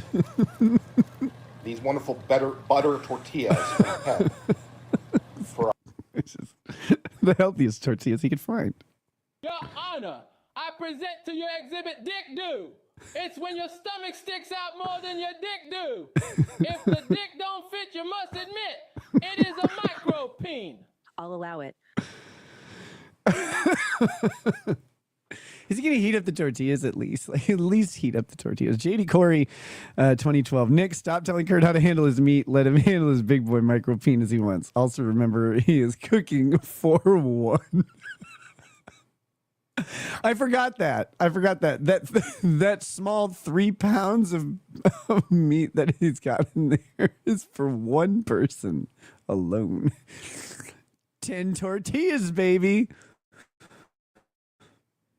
our taco with some green. Dark Knight. I don't know why I used olive oil. Some nice green salsa. Green. It's green. I told my partner making me my hall pass. Cute. Wait, what? They are pretty good. They are pretty good. What are?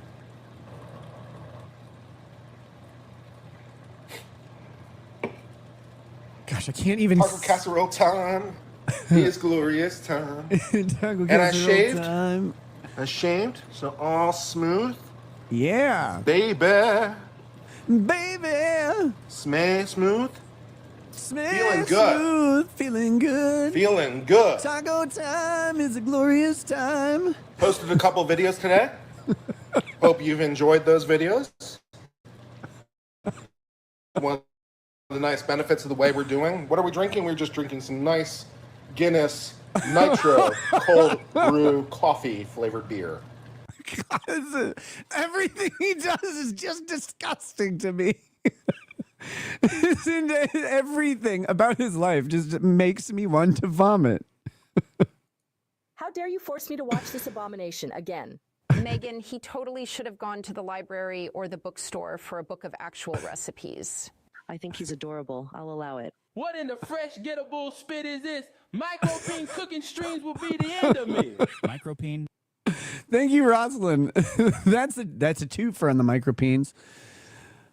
There were two of them, multiple charges. David R. says micropene macro sneeze. I agree. I agree with that factually, but not philosophically. We're at 21 micropenes today, guys. I'm getting a tingly feeling about these micropenes today. They're moving at an alarming pace. Fantastic, wonderful, recommended, glorious. Why don't you just pour that into your fucking casserole? I am happy. I'm happy. Make it a stew. The It'd Hess probably be tortillas good. are pretty damn good. They're pretty fucking good. Those HEB tortillas they're pretty solid. Kurt, man. I know you Anyone bought. they do Everybody knows that you bought 3 packs of them and ate 20 tortillas on the ride home. We know. We know. a good job with the tortillas. They're good. I'm not sure anyone makes a better tortilla. They're good. Someone does. I promise. They're good tortillas. I've had them. Stir this up a little bit more. But someone else makes a better one. Soup time is a glorious time. Soup time is a glorious time. I like Rohypnol in mine. Soup time is a glorious time.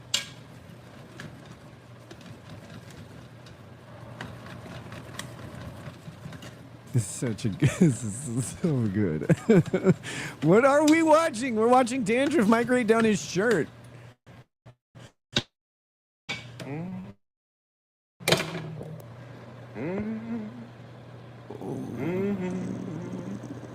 Guy looks like school lunch taco meat. There's no brown and crispy on it. What?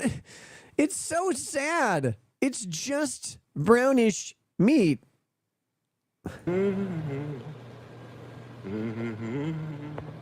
Look! Look at this area. Ew. All around over here, just. What is that? Am I supposed to believe that that's salt? Please let that be salt and not his skin. Soup time is a glorious time. Oh. He's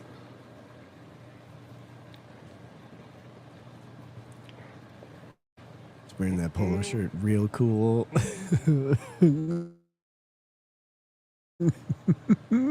Yeah. Coffee works great with stouts in particular because they have very similar flavor profiles. Coffee with stouts, nice combo. Coffee with stouts, coffee with porters, very similar profile. So putting them together, often a good call. And several companies make a porter stout or porter or coffee with stout or coffee. Soup time is a Nice way glorious to go. time.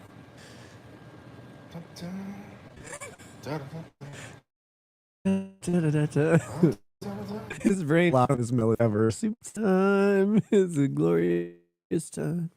Wonder if I can make it into taco. All right, let's add in some more spices. Why hasn't he made taco We'll be soup? adding in some minced garlic.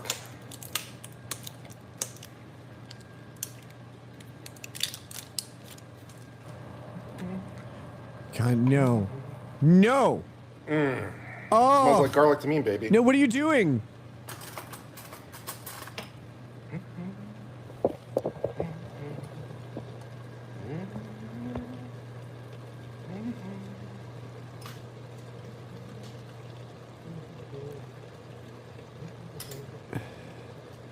Oh.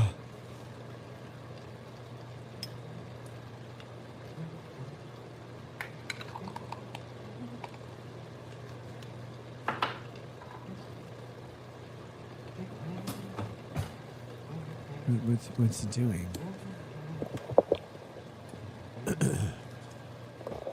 That's good. You definitely shouldn't let that garlic heat up independently. Fresh cut, 280 tricolor degrees. peppers. Start releasing its fragrances into the beef. 2.5 bell peppers worth. Why would you do bell that? pepper.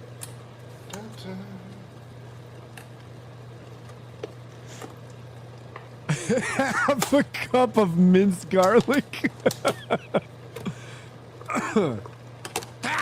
6 ounces of vegetables.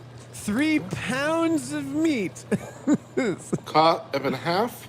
2.5 medium white onions. Diced. 3 pounds of meat. 6 ounces of peppers, 7 ounces of onions.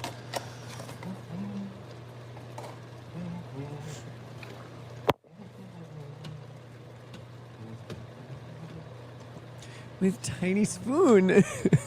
He can't. He's got. That just drives me crazy about the fucking Instapot when the interior pot just spins. So you got to just put a heat resistant glove on and hold it in place. Why?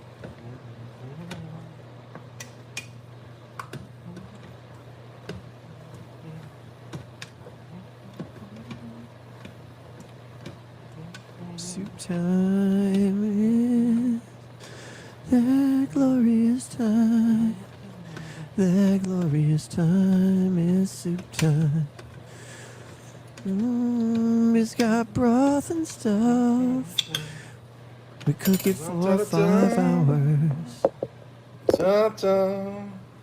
Soup time. Do I know everything going on about he shall not be named? You mean the person that was previously affiliated with Rob?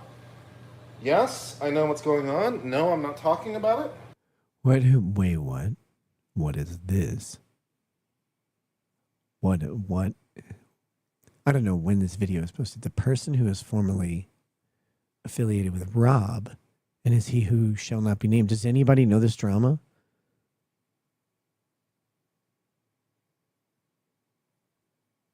It was a he. Rob is Law and Lumber, from what I would gather. This had to be a Law and Lumber thing.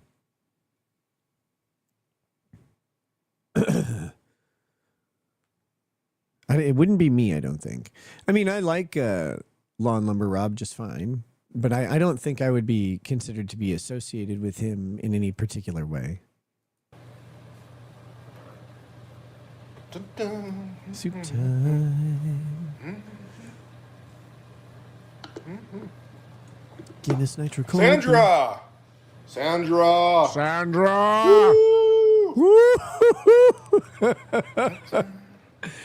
Soup time is a Sandra time.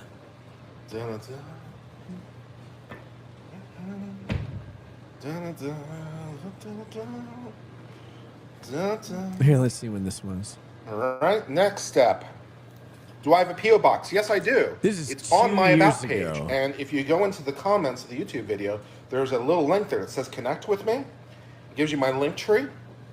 If you click on the link that says Connect with Me, it will give you my P.O. box, my Discord, my Twitter, my LinkedIn, my everything. Every way to get in touch with me. How does this have only 57 peasy. views? How?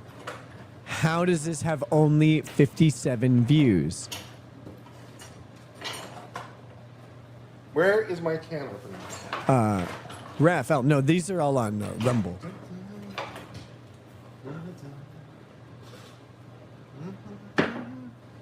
Wait, is there it it the is. storytelling guy that Baby. Robin Runkle used to? All right, so we're going to stream open with? up I don't some know, who's Rotel that? tomato. Got some original Rotel. Yeah, and now he's gonna. Please drain those. You have so much liquid in that already. Huh? So we'll add in that. 1 Rotel. Nom, nom, nom. And then we've got a hot one. Soup time is a It's got habanero in it. For a little extra spice. Yeah. Little extra spice. Habanero. Just whatever flavor profiles you want, Kurt. Just make it all up. It's fine. Just throw habanero in there. Great. Great. Da, da, da. Tomato time is Da, da, habanero da, time. da, da. Da, da, da, Da, da. da, da.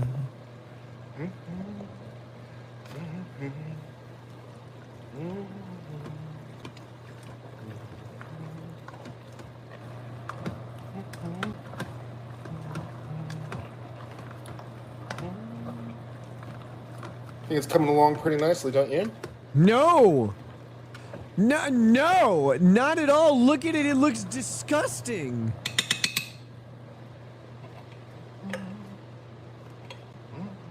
Needs cheese. It will definitely come. We will definitely add cheese. We have cheese. Cheese is part of the ingredients list. Don't worry. Yeah, we know. Look at the pool of grease over here. Just glug, glug, glug, glug, glug. Now, because I don't have any bowls right now, because they're all in my dishwasher, we are going to scramble some eggs in a coffee cup. What are you doing? Why? I think he just means mixing them up. But if he puts that shit in the microwave, I'm gonna lose my fucking mind. I quit. I'm walking away.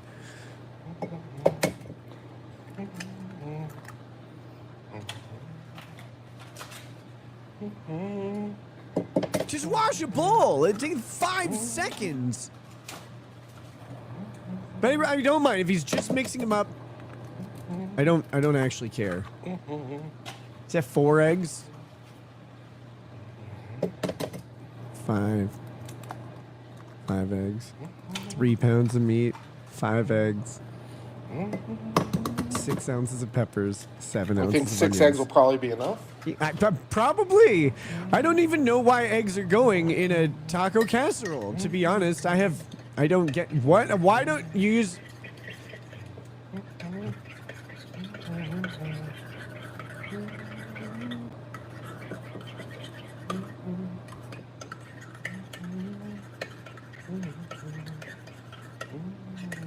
We'll be back on the trial in about 5 minutes. It seems. I told you, it's a modified taco casserole. Casseroles are made typically with egg. What? No, they're not.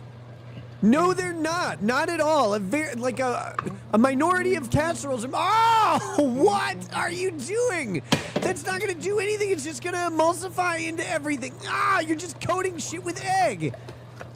There's no egg curds. Oh.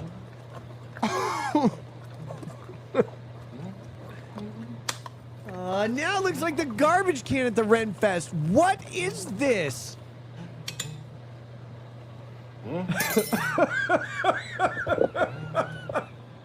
Heavy whipping cream, 32 ounces. We'll use about half of it, I think. Half? He's gonna put 2 cups of whipping cream into this. I'll actually measure this one out. Oh, good.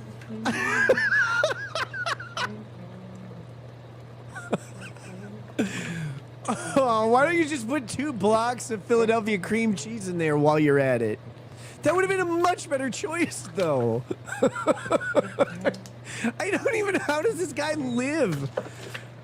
Like, how's God let him get this far? The rest of that, I will use Not just my said, bro, go back to the start. Baby.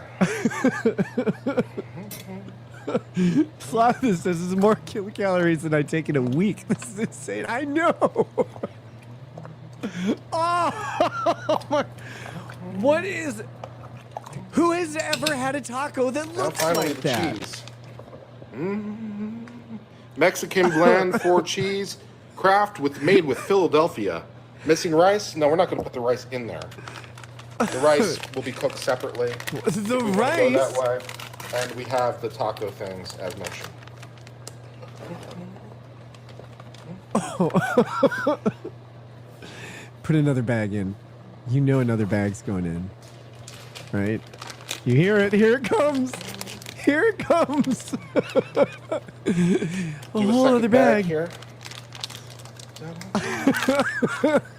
There goes number 2.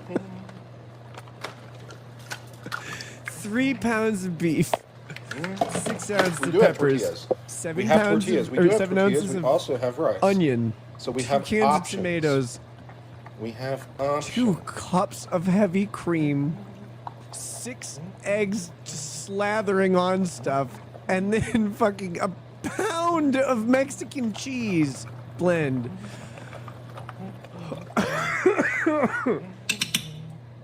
I could add in more egg. It looks like an You think I okay should add like in more egg? queso, chili con carne, right? What do you guys think? Do you guys think I should add in more egg? or are Yes, we add good? in more egg. That'll help. I have space. No? Yes? Yes, more eggs. Just put in No. another 6. Let the man cook? No? Let him cook. No, it's good? All right, fine. Rogue Jan says, at what point does this become fetish content? When he pours it all over his chest. Like, that's when it's fetish content. Until then, this is just horror. Look at how dirty it is. Jesus H. Christ, it's not just that he can't cook, but his fat ass won't even take the time to chop his own vegetables. Lazy micro penis having fuck. That looks like what he was serving at the Superdome. His rapes were not reported because the victim stated he barely made it inside me. Come I think the next story to break is that Kurt may be on cocaine and ketamine. What the hell am I watching? Microscopic penis. The delay. Microscopic penis. Just add more eggs. He's cooking it in the Instant Pot. He's gonna turn this fucking Instant Pot on. He's actually gonna do that. That's gonna happen in just a second. He told me, I've seen it all before. I've been there. I've seen my micropeens lying on the ground. I've seen the sky just begin to fall. He said, all things pass into the night. And I said, oh no, sir. I must say you're wrong. I must disagree. Oh no, sir. I must say you're wrong. Won't you listen to me? Goodbye, horses. Micropeens are flying over you. Why is he such a cunt? Micropene. We're up to 24 on the micropene counter. A surprising turnabout from the beginning of the day when I didn't. I thought it was just a normal micropene day, but this is turning into an excellent micropene day.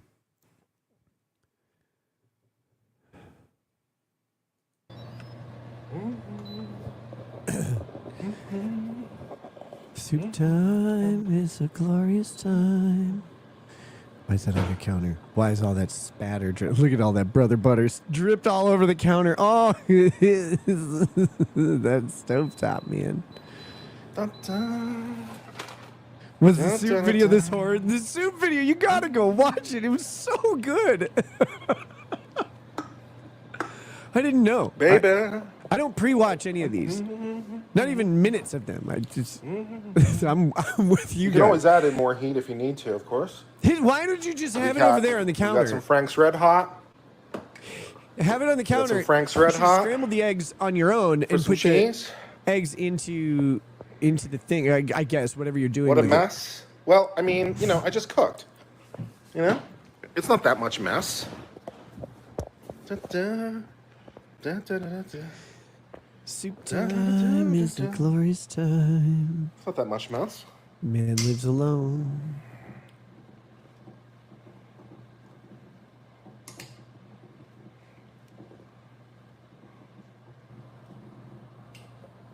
Never enough cheese. Well, I do have another bag of cheese, which I was planning on adding, as I use it. Hold up, guys. He has another bag of cheese, which he intends on adding as he goes.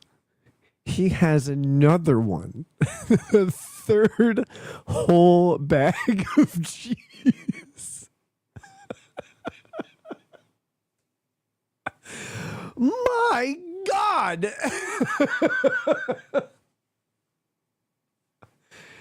it's almost impossible for this to taste bad because it's just all of the fat that the earth produced in a single day concentrated into one pot. It's gotta kind of taste good, right? Like it's got to kind of taste good. I feel like you'd eat it and you'd need a doctor's consult. Did I kill OBS again? I did. I killed OBS. I can't take it. Hold on.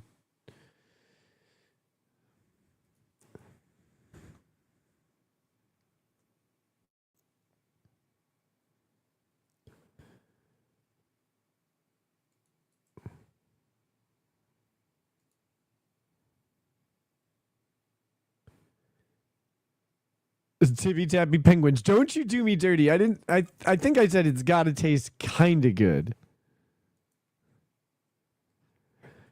Those eggs.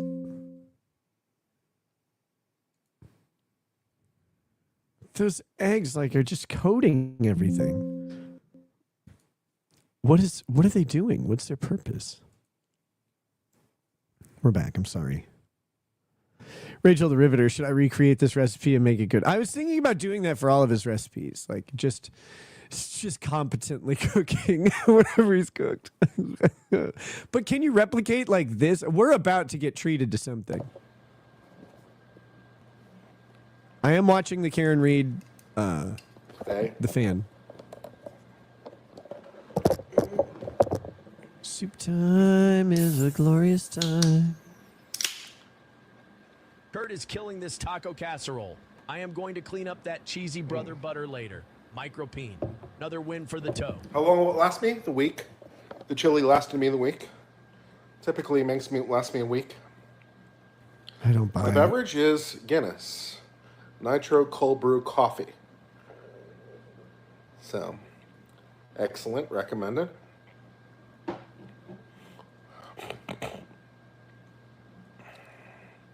What's on the agenda for this week? You mean in terms of the channel? Well, every morning I look at the stories. I make it up every morning. Every morning there's coffee some flavored. stories There's almost coming no from caffeine the in it. news, and I like to I'm report not even sure on there's any caffeine them. in it. If there is any caffeine, it's de minimis. It's de minimis. It's beer. It's 4% alcohol. Natural coffee flavor. I'm not sure there's any. De minimis. Guinness Nitro Cold Brew Coffee Guinness. I mean, I don't care. Right? Any caffeine in it. Let's see. What's my opinion on Congress demanding John Roberts? Well, they didn't strictly speaking demand. They asked. And John Roberts said no. So. Oh, good. I mean, that's fine. Do I chop sides? No. Oh, he's Everything right. is in the pot. He's right. Guinness Nitro Cold Brew Coffee contains naturally occurring caffeine from the cold brew coffee, but not any added caffeine. The content is minimal, with approximately 1.477 milligrams per 14.9 ounce cans. This is considered to be about the same as decaf coffee. So yeah, there you go. Stand corrected. I figured there was definitely some caffeine in there, but nope. Kurt's right. He's done his research. All right. Do I have any pets? I didn't have any pets. There's no carbohydrates in there, really. I mean, but if I put it on the tortilla, obviously there'll be a little bit of carbohydrates there. But I can just put it over rice, or is the Instant Pot my favorite cooking device? By far. Yeah, I use it for pretty much everything. Buddy, carbs aren't the problem. It's the 70,000 calories, the 250,000 grams of fat, all of the sodium that they could find. Like, that's the problem. Oh, and it's just cheese. And yes, rice is a carb. The tortillas are a carb. Rice is a carb.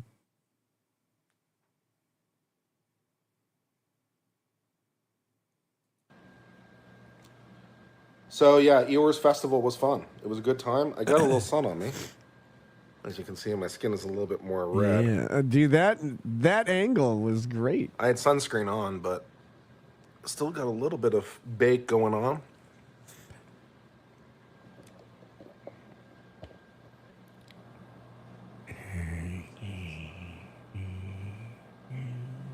You have a wooden spoon? Looked like I had a blast. I did have a blast. So when you Hey, said Phoebe, you need it's a nice wooden for you to be here. spoon, Was there an Eeyore there? Yes, there was. And I had my picture taken with an Eeyore and everything. Do I have an air fryer? No. Any fun plans? he had his picture taken Not with particularly at the Eeyore. moment. I have improv every Monday. That's always fun.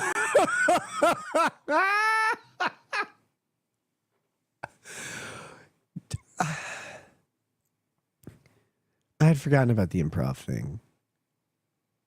Kurt talked to me about the improv thing. I'm pretty sure he called me one day frustrated because like they never let him do it, which is sad. Because I would pay to see Kurt's improv. I would pay. I would pay so much. I've been well into the hundreds of dollars for a ticket to see Kurt do improv. I want to see it live. Your Honor, there is no way this doesn't count as cruel and unusual punishment. Please put me in chains and have me go get some micropene. Meager inches cause really obvious problems, exposing embarrassing, negligible size. There you go. That one didn't say it expressly, but we know what this was. Oh man, do I want to see his improv. How many people at the festival? I mean, at peak? Yes. Or, Peak concurrent. What do we got? I mean, there's probably at least 5,000 people there. Got to be at least 5,000. How?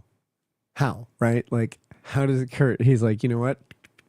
There's got to be at least 5,000 people there.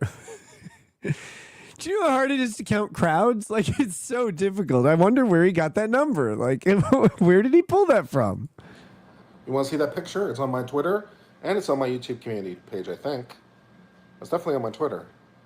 I'm pretty sure it's on both, though. I'm pretty sure I posted it both places. On my YouTube community tab and on Twitter. So, you should be able to find it pretty easy. Ever make cheesecake in an Instant Pot? Never done that, no. It's on his YouTube community tab. I gotta see this. Cauliflower rice would be interesting. Keep the carbohydrates down. No, don't do that.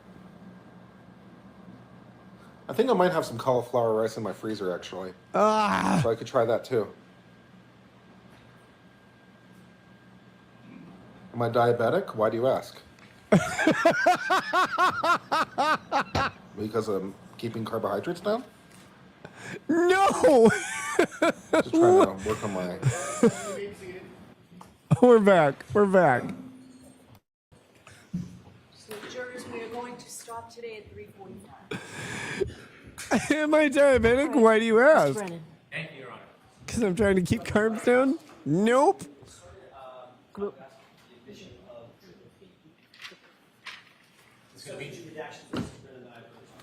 All right. So, okay, great. Thank you.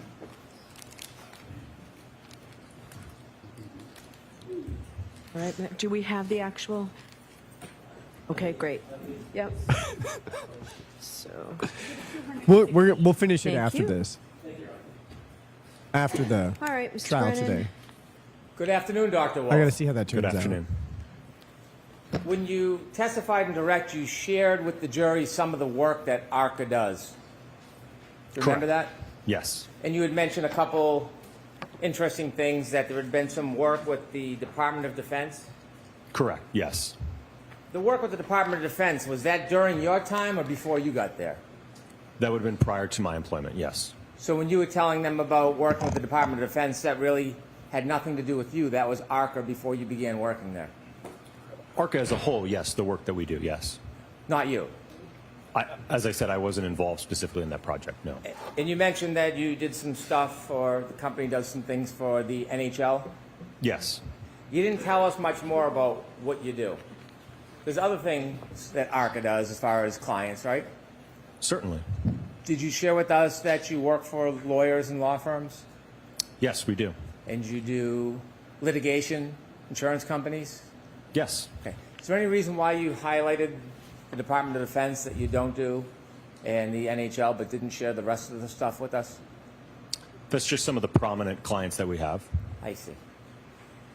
You provided us. Why a didn't you CV, tell us all the you? people who don't hire Yes. you? And that's like a resume. Tells us a little bit about your education experience. You get to highlight some of the things, your accomplishments. Yes. You shared with us you've been the director of accident reconstruction at this company, ARCA, since 2017. No, not since I started. You started with ARCA in 2017. Correct, yes. When did you become the director of accident reconstruction? I think that would have been in January of 2024, so about a year and a half. About a year and a half ago? Yes. And you received your certification from ACDAR. Yes. Did you pass the test on both parts first time? I don't recall if it, I think it was I had to retake, I think, the practical section in the afternoon. Well, you would recall something like that, wouldn't you? Did you pass both parts on the first try? Like I said, I think it was the second part I had to retake. Well, this is a pretty important test, isn't it? Not really. It's your certification.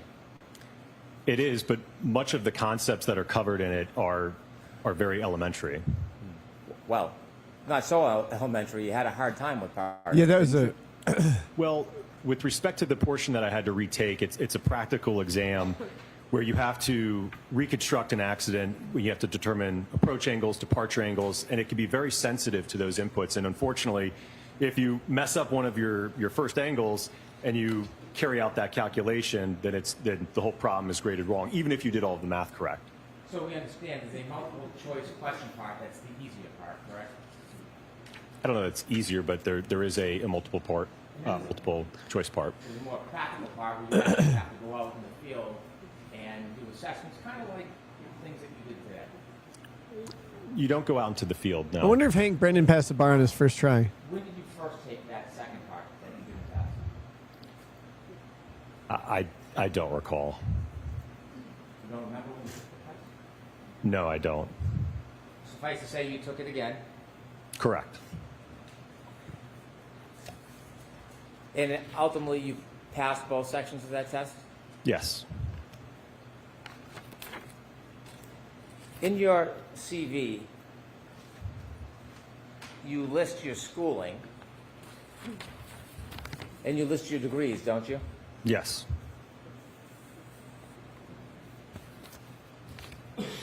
You mentioned some of the things that you focused on in your academic experience, don't you? Yes. And you have publications.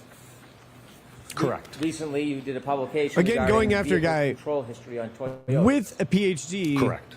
Vehicle control history After is presenting data a that guy is who stored barely has an in a vehicle. associate's. Yes. And Toyota owns Lexus, correct? Correct. So you have familiarity with vehicle control history. In fact, you have a publication on it. Yes. In your entire resume, you only mention pedestrian collisions or that you're involved in pedestrian-type events 3 times. Is there anything specific in your resume or your publications that show a published accomplishment, for example, in pedestrian collisions? Do you have any publications that have been peer-reviewed or published in that area? No, I don't have any publications in pedestrians. You write or you note areas of specialty, and you list a bunch: accident reconstruction, human factors, EDR, commercial vehicle, HVEDR, pedestrian bicycle accidents, nighttime visibility, and a number of others, correct? Correct. Is there anywhere in your resume that notes particular classes that you've attended and completed regarding pedestrian collisions? No, I haven't taken any classes in that. You haven't taken any classes on pedestrian collisions? Nope. No. Have you ever taught regarding pedestrian collisions? No.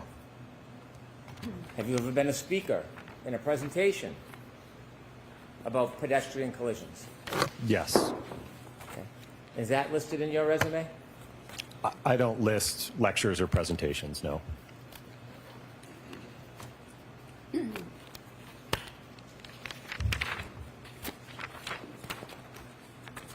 You were asked questions about your involvement in this case. Yes? Yes. And you had shared with us that you, at the beginning, were working for a separate party or a third party, you said? Yes, another agency. Oh. And at some point, you came into court and testified last year. Yes. And during the time Oh, before you foul. came in and testified, you weren't I'll show you. independent of the defense, were you? Well, certainly before all of our testing, at the point at which we did all of our testing, report, and analysis, as I mentioned on direct, I didn't know the Commonwealth or the defense in this case. My question, more precisely, before you testified, before you came into court and gave your testimony, you weren't totally independent from the defense, were you? No, I mean, I had to communicate with them to be able to determine when to appear for testimony. I found a I found a cooking Yes. stream result from Kurt. Time that you spent, ARCA actually built the defense for, and they paid that bill, didn't they? Eventually, after the trial, yes. During that time, you know what a sequestration order is, don't you? Yes. Do you think that you're under a sequestration order today? Yes. Did you talk to anybody about any of the prior testimony in this case before today? No. How'd you get here today? How did I get here today? I took a car ride over from the hotel. Who drove you? It was a driver. I don't know his name. Who set up the car? It would have been someone on the defense team. Was it like a window, like a limo? It was an SUV. Was there anybody from the defense with you on the ride over? There were 3 young ladies in the back seat. I think they might have been interns, and Mr. Woke. And who? Mr. Wolk, I think is it pronounced? Am I saying it wrong? Have you discussed anything about this case before your testimony today as far as the trial? Before today? Yes. Have you discussed anybody's testimony in this case? Nobody's testimony, no. That was different last year, though, because before you testified last year, you did have discussions about testimony, didn't you? Not with the Commonwealth or the defense, no. But I'm asking, though, you did have discussions about testimony before you testified last year, right? Correct, yes. And you know what a sequestration order is, don't you? Yes.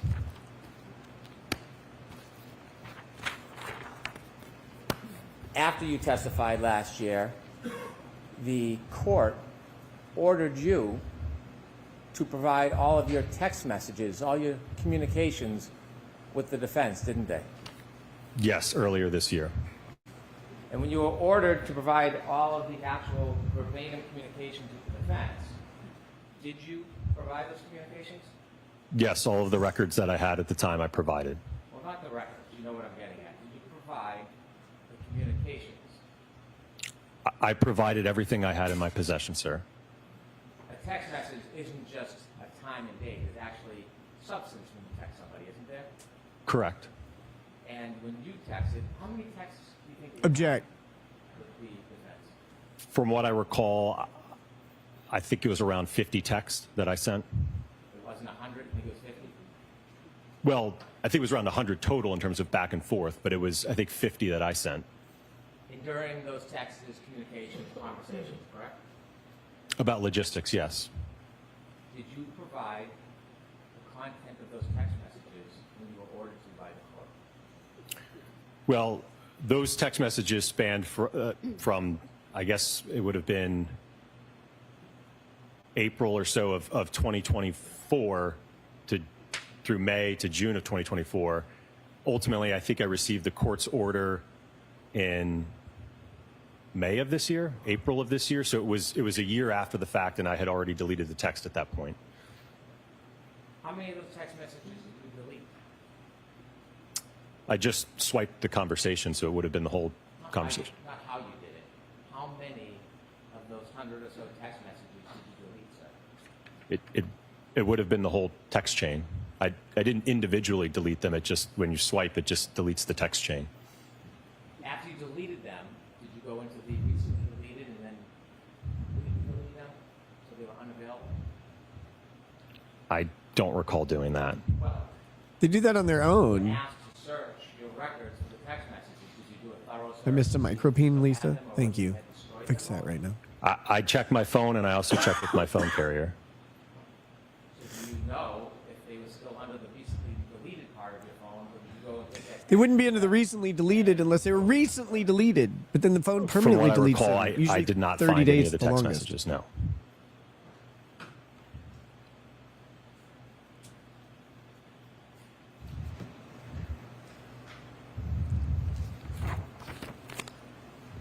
Is there any reason why you deleted all of your text communications with the defense? Well, it's something that I routinely do. I work with attorneys and clients all the time, whether it's appearing for trial or inspections, and I don't have a habit of keeping a text chain that talks about logistics and things. It's just I routinely delete them after that communication is over with, and certainly after the prior proceeding, once it had concluded, there was no reason for me to preserve those. And so, at some point, you switched from text messages to another form of communication, didn't you? Yes, earlier this year. Tell us a little bit about this new form of communication, not text messages. So Mr. Jackson had indicated that he and his defense team utilize an application known as Signal for their communications amongst their defense team. Ultimately asked if I would also use that application to communicate, which I agreed to. Is Signal an encrypted app? It's a secure encrypted app, yes. It doesn't leave any records, right? I don't believe so, no. Well, you have it. You're using it. Do you have any records from your Signal use? I'm going to allow that.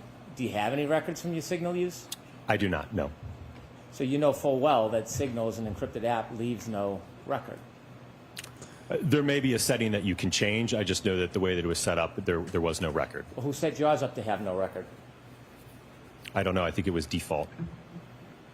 Have you ever checked your Signal app to see if you have any record of your communications pursuant to that court order? Well, I don't have the application anymore, but at the time I did check the application. Out of all these clients that you've had, how many times or how many clients would you use Signal with? This was the first time. Have you used it since with other clients? Not yet, no.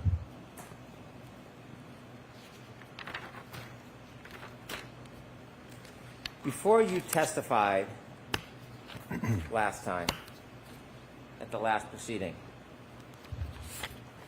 or should I say when you testified at the last proceeding, kind of like today, you attempted to portray yourself as totally independent, didn't you? Sustaining that. When you testified at the prior proceeding, did you attempt to portray yourself Hey as guys, totally independent? I'll be right back. I got to go to the bathroom. Yes. The truth is, before you testified, you were communicating with the defense and attempting the best you could to assist their cause, weren't you? I wouldn't characterize it that way. So before you testified, you wrote out questions that you thought could help, that you should be asked when you testified, correct? So something I routinely do before testifying is prepare an outline of topics and questions that would best help be able to get out my opinions and the analysis I undertook, ultimately so that you all have an understanding of what I did. So I'm asking you a question. You gave the explanation, but you're skipping over the answer to my question. So I'll ask you again. Before you testified, did you write out a list of questions that you wanted to be asked? Yes. And when you listed out the questions, you also listed out the answers, didn't you? A general response. It wouldn't be verbatim to that. I didn't say verbatim, but did you list out the answers to each and every one of the questions that you had prepared? Yes. So for every question, there's an answer that you provided so that you could follow a script, so to speak, yes? I wouldn't characterize it as a script. One of the questions asks, so not being able to inspect vehicles is something that's not uncommon in your line of work? And your answer, absolutely not. Remember writing that out? Yes. Then you put a footnote, a comment. And you said, not sure if you want to put this somewhere in the direct examination. I have a feeling they are going to argue I didn't personally inspect the vehicles. I had enough information from the material I reviewed, so so it wasn't necessary. If you need to show the jury, it doesn't matter in this case. Did you write that? Yes. When you're talking about they, I have a feeling they are going to argue I didn't personally inspect the vehicle. Who's they? That'd be the Commonwealth. And so when you were writing out these questions, as is your routine, with the answers, is this the mark of independence to you? Well, I think, again, whether the Commonwealth asked me that question or the defense asked me that question, my response would be the same. It wouldn't change depending on who called me to testify. There are a number of cases, by the time I get involved, the evidence is gone from the roadway, the vehicle is gone. So it's certainly not necessary to inspect a vehicle. And I wanted the jury to have an understanding that because I didn't physically inspect the vehicle, it didn't affect my analysis in the case. So you think that showed independence? Yes. Then you also had another question. Would it be fair to say that because you do a lot of nighttime visibility work, your cases frequently involve pedestrians? Remember that? Yes. And you said, yes, unfortunately, there is a direct correlation between time of day and pedestrian fatalities. Is that true? Correct, yes. And do they happen more often in the day or at night? More often at night, yes. Statistically speaking, by the way, this case involves nighttime, doesn't it? Correct. Statistically speaking, most of pedestrian fatalities occur during the evening and night hours. So my specialty in the area of lighting and human factors results in a lot of my cases involving pedestrians. Did you write that? Yes. In fact, you testified, you shared that with the jury, didn't you? Correct. I've testified to that twice last year as well as this year. And in the notes that you wrote, when you shared it last year and this year, was it an important point to the jury? I think so, because it helped gave them an understanding, I think, of my background and lighting and human factors. And as I mentioned earlier today, there's a direct correlation between time of day and pedestrian impacts, right? So my specialty in lighting and human factors results in me seeing many, many different types of pedestrian impacts. So if it's important, why did you include a note? If you don't want me to say this, that's fine. Why did you include a note to the defense that if they didn't want you to say something that you thought was important, you would leave it out? Well, I think because I didn't want to confuse the jury about a statistic, that just because we have inclement weather and dark lighting conditions, it doesn't automatically equal a pedestrian impact, right? We have to look at the evidence and the damage to the vehicle and the injuries to determine whether or not a collision occurred, not the visibility. So you weren't trying to mislead the jury, you were trying to help them because they wouldn't understand something that you were trying to explain? Is that the way you're phrasing this? I think at the end of the day, it was to help them understand my background, how it relates to seeing a lot of pedestrian impacts. Something was important that helps the jury get to the truth. Why would you offer to leave it out? Well, I didn't leave it out. No, but you offered to. You would have if requested. Why did you invite, why did you invite somebody else to interject in your independence and guide you to leave something out? Why would you even provide that invitation to them? Again, it's because I didn't want them to get hung up on a statistic that just because we have more pedestrian impacts at night and in bad weather, that this alleged incident happened at night under bad weather, to give it more weight, to weight the evidence more because of that statistic. You done? Yes. If you make a mistake in court under oath, would you take the affirmative step on your own and correct that mistake? I'll allow it. I would do my best to do that, yes. Well, when you say do your best, would you do that if you became aware of it? Objection. I'm going to allow it. Yes. Before you testified in a proceeding last year, there was a hearing that you testified in front of Her Honor and other people that were here, correct? Correct. I wasn't here. No. You were. Yes. And you testified about your experience, didn't you? Correct, yes. When you were sharing your experience with the court, it was important for the court to have an accurate understanding of what your experience was because it was being evaluated in that hearing, wasn't it? Correct. When you testified to the court, you testified that you had been qualified as an expert to testify over 20 times, didn't you? I don't have the transcript. I believe I said approximately 20 times. The reality is you hadn't. You'd only testified and been qualified 11 times at that point. Correct. I misunderstood the question. I thought it also encompassed deposition, so I added those two and approximated at 20. And at some point when you realized you had made a mistake in your testimony to the court, you had a chance to come back when you testified last year and fix it and clarify the record, didn't you? Correct, which is why I provided a comment with the specific breakdown for clarification. And when you came back and testified under oath the second time, on the record, under oath, did you clarify and fix the mistaken testimony that you had provided just days earlier? I don't recall being asked a question, no. No, it wasn't whether you're being asked. The question is, did you take the affirmative step to fix the misstatements under oath that you made? Objection. I'm going to allow it. Move your vote. Sure.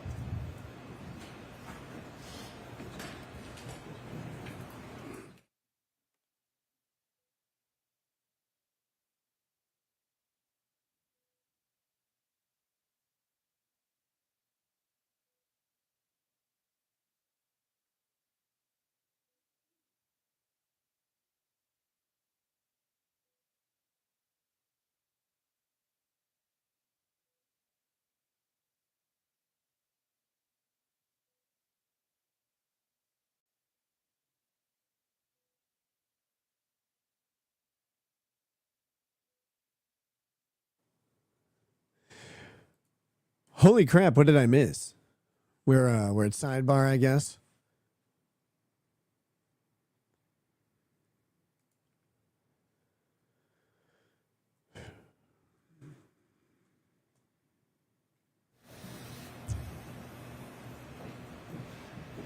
Brandon's getting riled up. He's going, "Are you done on the wolf?" Yeah, I tweeted that out. I expect a full meltdown from him. After your first testimony, you appreciated that you made a statement under oath that was wrong, didn't you? Yes. In fact, you made a note. I realized in my testimony I said about 20 times when you asked me how many times I'd been qualified. I misinterpreted your question, which was my fault, but in looking at my D&T list, it's 11 trials, 7 depositions, 18 testimonies total. Not sure if you want to clear it up or just leave it. Those Correct. words? Yes, sir. So I said a wrong thing and I wanted to fix it. And I initiated I'm not responsible for asking the question, sir.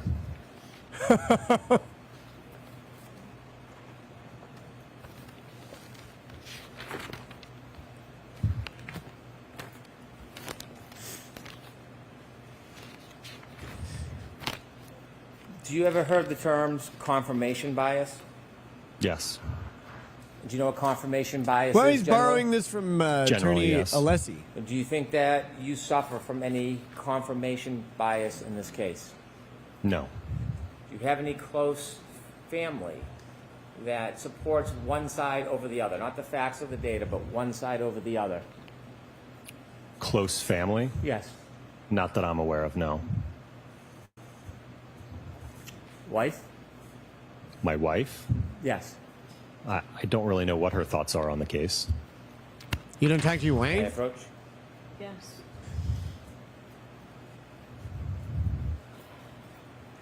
Soup time is a glorious time. Take a look at that document. Have you seen that before? No, I have not. Never seen that. No.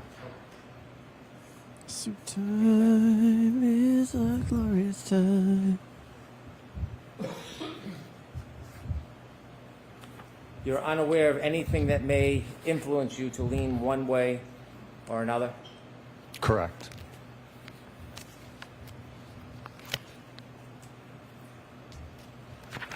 When you first took a look at some of the facts in this case, you had some information. Since then, you've received a lot more, haven't you? Correct, yes.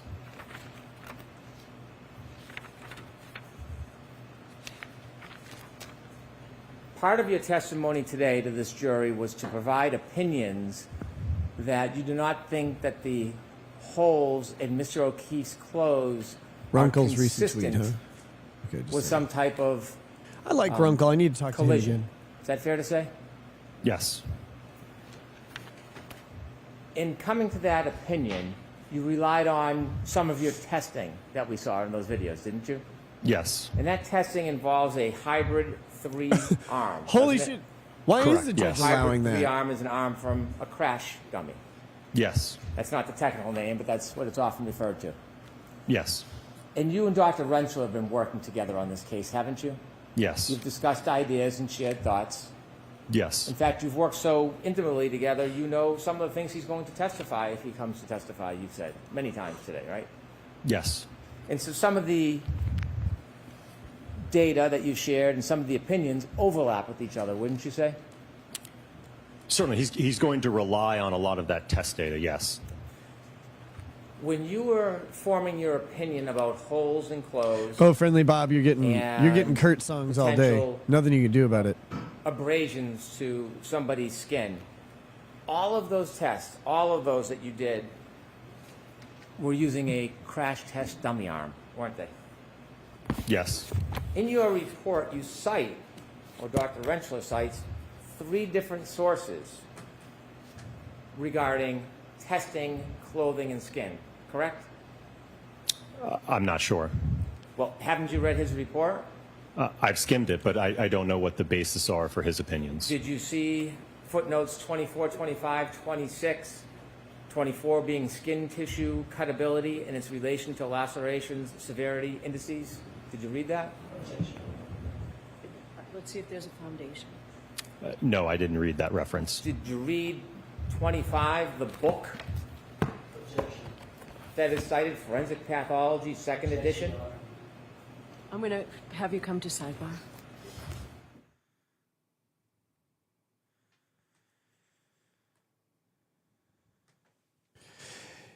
Okay, so Skillet Pan is saying Binger Jr. is going after the guy because he said he did something 20 times, but it was 11. But then he didn't correct the record at a later hearing. And someone's telling me that someone else was saying, or you were, that he basically combined testimony at trial with depositions. And so therefore, that was the mistake. But then, yeah. Why didn't you correct it? It's like, well, I wasn't asked. It's not his job to correct the record, like to affirmatively do so. And in fact, if he just started saying, I would like to correct something, I would like to say something, the judge would likely shut him down. Queefer Stutterman Stutterland says, focus on the folk in trial. Drop the cooking shit, please. It was at break, man. No. No, we're going to do fun stuff during the lunch breaks and stuff.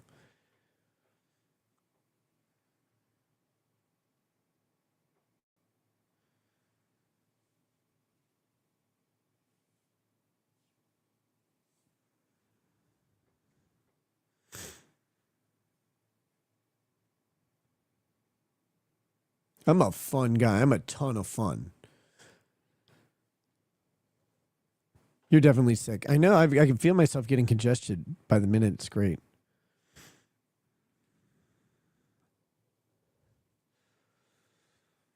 Thank you, Cindy Joe. Let Nick be Nick. He knows how to be Nick the best. No one's required to be here. Wait, that's a lie. You're all required to be here, so just deal with it.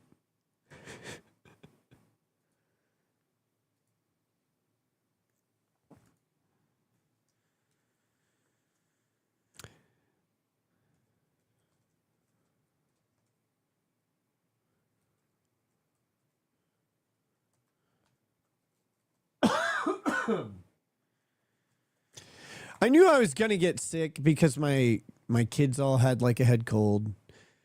You know, it was like one kid to the next is how it goes. One kid to the next, to the next, to the next, over like a week, and then all of a sudden it's like, oh, yep, it's gonna hit me. It's gonna hit me, and then, oh, my nose is leaking now. Great. Oh, I can feel it. I can feel it. Let me again ask you about this book that is cited in Dr. Rensselaer's report. By the way, have you read Dr. Rensselaer's report? As I mentioned, I skimmed through it. So in all of your preparation with Dr. Rensselaer, you merely skimmed through his report? You didn't take time to read and study it? Well, none of my opinions are based on work that he did. He's undertaking a completely separate aspect in the analysis. But that's not the question. The question I asked you was, did you, in working closely with him, take the Nick is a time balloon to not study nose. his report? As I mentioned, I skimmed it. I didn't read through, as you mentioned, all the references or what he cited. I didn't do that. Did you read his report? I did read the report, yes, but I didn't in depth go through each reference and look at what he was citing. He didn't So you read waste his report? time. Yes. And when you read his report, did you see there were footnotes for a number of different propositions that he made? Yeah, and he I just know said that there he were didn't footnotes go in the through report, those. yes. Well, on the issue of whether or not crash test dummies should be used during experiments as a basis for an opinion of whether Yeah, Skillet, I've heard all the abrasions can happen allegations through cloth or an of arm. Wouldn't that particularly questionable interest relationships, you since you won't or- come here and testify about it multiple times in front of this jury? I'm not sure I understand your question. You knew you were going to come in here and suggest to the jury that you thought that these tests were inconsistent with causing any type of holes in clothing similar to Mr. O'Keefe's or abrasions on his arm. You knew that was going to be part of your opinion today, yes? Yes, And yes. as part of forming a valid opinion that people can rely upon, wouldn't you want to do as much study as possible on the background for that opinion before you give it to a jury? I suppose, yes. Well, you suppose. Don't you think if you come in here as an expert, the jury is relying on your background and education? Don't Yes. you think, and they're relying on the fact that you're representing something definitively or with an opinion to a reasonable degree of certainty? You understand that, right? Yes. And don't you think when you do that, that it's important that you have proper study and foundation before you just come into court and give an opinion? Well, I will note that the ATD crash dummy is a generally accepted test device to use for not only assessing occupant forces in motor vehicle crashes, but also to assess impact forces. So that the use of that device is certainly generally accepted. When you get uncomfortable with my question, you generally tend to answer a different question. Sustain, Mr. Brennan, next question. Brennan, shut up. Strike that, Jules. Let me ask you again. Don't you think, as an expert, it's important when you come in and you're going to present an opinion based on science or engineering or whatever you want to do, that you study the basis for that opinion before you give it? Yes. When you saw in Dr. Rentz's report references to this very issue about what should be used when you're doing demonstrations or study of what can cause tears to clothing, weren't you interested in the basis for those? No. Well, again, it was something where Dr. Rentschler and I worked together, and we were in agreement that we could utilize the ATD arm clothed. When you decided to have an agreement that you could use that arm, did you read the book that he cites as support, Forensic Pathology, 2nd edition, Vincent J. DeMaio? Did you read it? No, I did not. Did you brief it? Skillet Pan, I disagree. peruse through Epic it at Mealtime all? also got really old. When you decided to come to this agreement that's going to have a foundation for your opinions, did you look at footnote 26, understanding the acute skin injury mechanism caused by player surface contact during soccer, a survey and systematic review? Did you review that? No, sir. Have you seen any articles that support the proposition that a hybrid 3 arm of a crash test dummy is appropriate to use when you're trying to provide a foundation for an opinion about whether or not tears can happen to clothing or abrasions to skin? Do you have any support for that in your report? Well, again, Dr. Rentschler is going to be addressing the... You're shaking your head. So I'm going to let him answer the question first, Mr. So as I mentioned, Dr. Rentschler is assessing the injuries to the arm, okay? He indicated to me that we could utilize the hybrid arm to assess the injuries to the arm. So you have no independent experience or research or knowledge, not Dr. Rentschler, you don't have any independent research or science or knowledge to support your idea, your theory, your opinion to this jury about the tears to the clothes and to the skin. I was relaying the observations from the testing that we conducted with the ATD. Ultimately, like I said, Dr. Rentschler, it's my understanding that he will testify to the abrasions or the lacerations to the arm. You've given multiple opinions about this to this jury, didn't you? Correct, yes. I'll ask you one more time. I'll ask it this way. Name, other than someone called Dr. Rentschler, name the papers, the studies, the learned treatise, name the resource material you relied on as the basis for those opinions. That a hybrid free arm can be used in these type of demonstrations as a basis for that type of opinion. I certainly, ATD crash test dummies can be used for impact testing, yes. Not impact testing. You're talking about piercing clothes, abrasions to skin. And I'm asking you for the third time. Name one journal, one paper, one study that supports your proposition that you're relying on for the basis of your opinion in front of this jury today. Name one. I did not cite any in my report, no. Can you think of one that you didn't cite? Not that I'm aware of, no.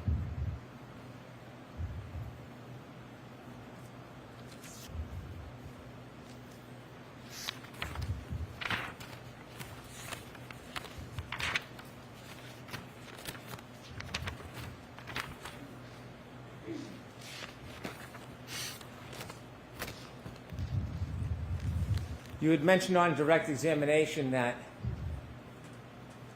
when you first started looking at materials some time ago, at the beginning, you were unconstrained in the scope of your study. Is that fair to say? Are we talking about 2023? Yes, we are. Okay, yes. You were unconstrained. You could have done anything you wanted to. I don't know about anything. When you said unconstrained, what did that mean? Well, the agency that retained us didn't ask us to do specific work per se or specific tests. You didn't do any type of crash test at that time, did you? Not like was demonstrated today, no. Instead, you started a working theory that perhaps a glass was thrown at the rear taillight of the defendant's car? Yes. Did someone suggest to you that was a theory? No. It's just something that you and Dr. Rentschler thought up together? Based on the evidence that we had, Today yes. on my weekly visit to the police station, When you thought they up, needed my expertise with that drugs. as a potential They are going theory, to have that's me why to you controlled built the buys. potato They cannon? said I am The pressurized cannon, yes. Yeah, pressurized cannon. They lining And you up shot a like glass what at the me and rear my taillight, homies would yes? never sell to your Yes. white You truth-looking determined ass. that at Now you want this BBC? 37 miles per hour. there'd be We'll play similar that again in a damage. minute. Yes. And then you came Sorry. into court last year, didn't you? Yes. And you provided that opinion of consistency to the jury, didn't you? Yes. You got up and you said that something to the effect that that speed is consistent with the damage? Yes.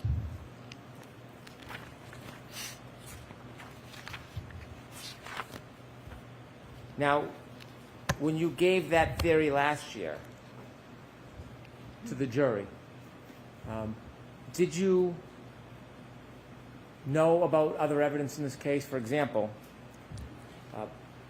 if a glass Sorry, I have it was set up thrown where they can interrupt. That's the first one that at the has, back and I of the apologize. car, how would the bottom of the glass bounce off the car and land near Mr. O'Keefe's body? Judge, ask it differently. Did you consider, when you came in last year and opined, gave your theory about a glass being thrown at the tail light was consistent with damage, did you think about how, if a glass was thrown at the rear tail light, the bottom would have bounced off the vehicle wherever it was and landed near Mr. O'Keefe's body? I'm aware that it was found near his body, yes. And knowing that it was found near his body, you knew his body was about 7 or 8 feet off the road, didn't you? Yes. Knowing the bottom of the glass, the broken glass was found near his body 7 to 8 feet off the road, did you consider if somebody threw a glass and broke that taillight, cross your mind, how would the bottom of the glass bounce with him to where his body ended up? No, I did not analyze that part of it. If a glass was thrown and bounced off that car, did you consider how its speaker would be left at the curb? No, I did not evaluate that. If glass was thrown at the car and broke the taillight, did you consider how the debris field would end up on the line? Well, it's my understanding, I think that there were plows that came through that night, so I don't know that where the debris field was eventually found, if that's where it would have been at some point earlier. Did you ever talk to Lieutenant O'Hara or anybody from the state police to see if the plows went all the way to the side of the yard or were just down the middle? Look into that at all? No, I did not. So did you give any careful consideration to if the glass was thrown and hit the back of that taillight, how there would be a debris field on the front lawn of somebody's yard? I don't think that was a part of our scope. It was more or less to determine whether or not, if the taillight was impacted by a projectile like a glass, could you get generally consistent damage to that taillight? That was the objective of the test. So when you came in and testified last time, you weren't considering all of the other evidence that may not support that theory, were you? Inflatable. I think there is someone keeping track of him today. I Our have objective the stats was to determine whether or not on my Twitter the damage was consistent with an interaction with Mr. John O'Keefe, and could there be another mechanism to cause the tail light to break? Is there a reason why you were backing off that opinion on direct examination today? Sustained. You weren't fully embracing that theory today, were you? I'm going to allow that. Wait, the same thing. I don't know if I agree with that.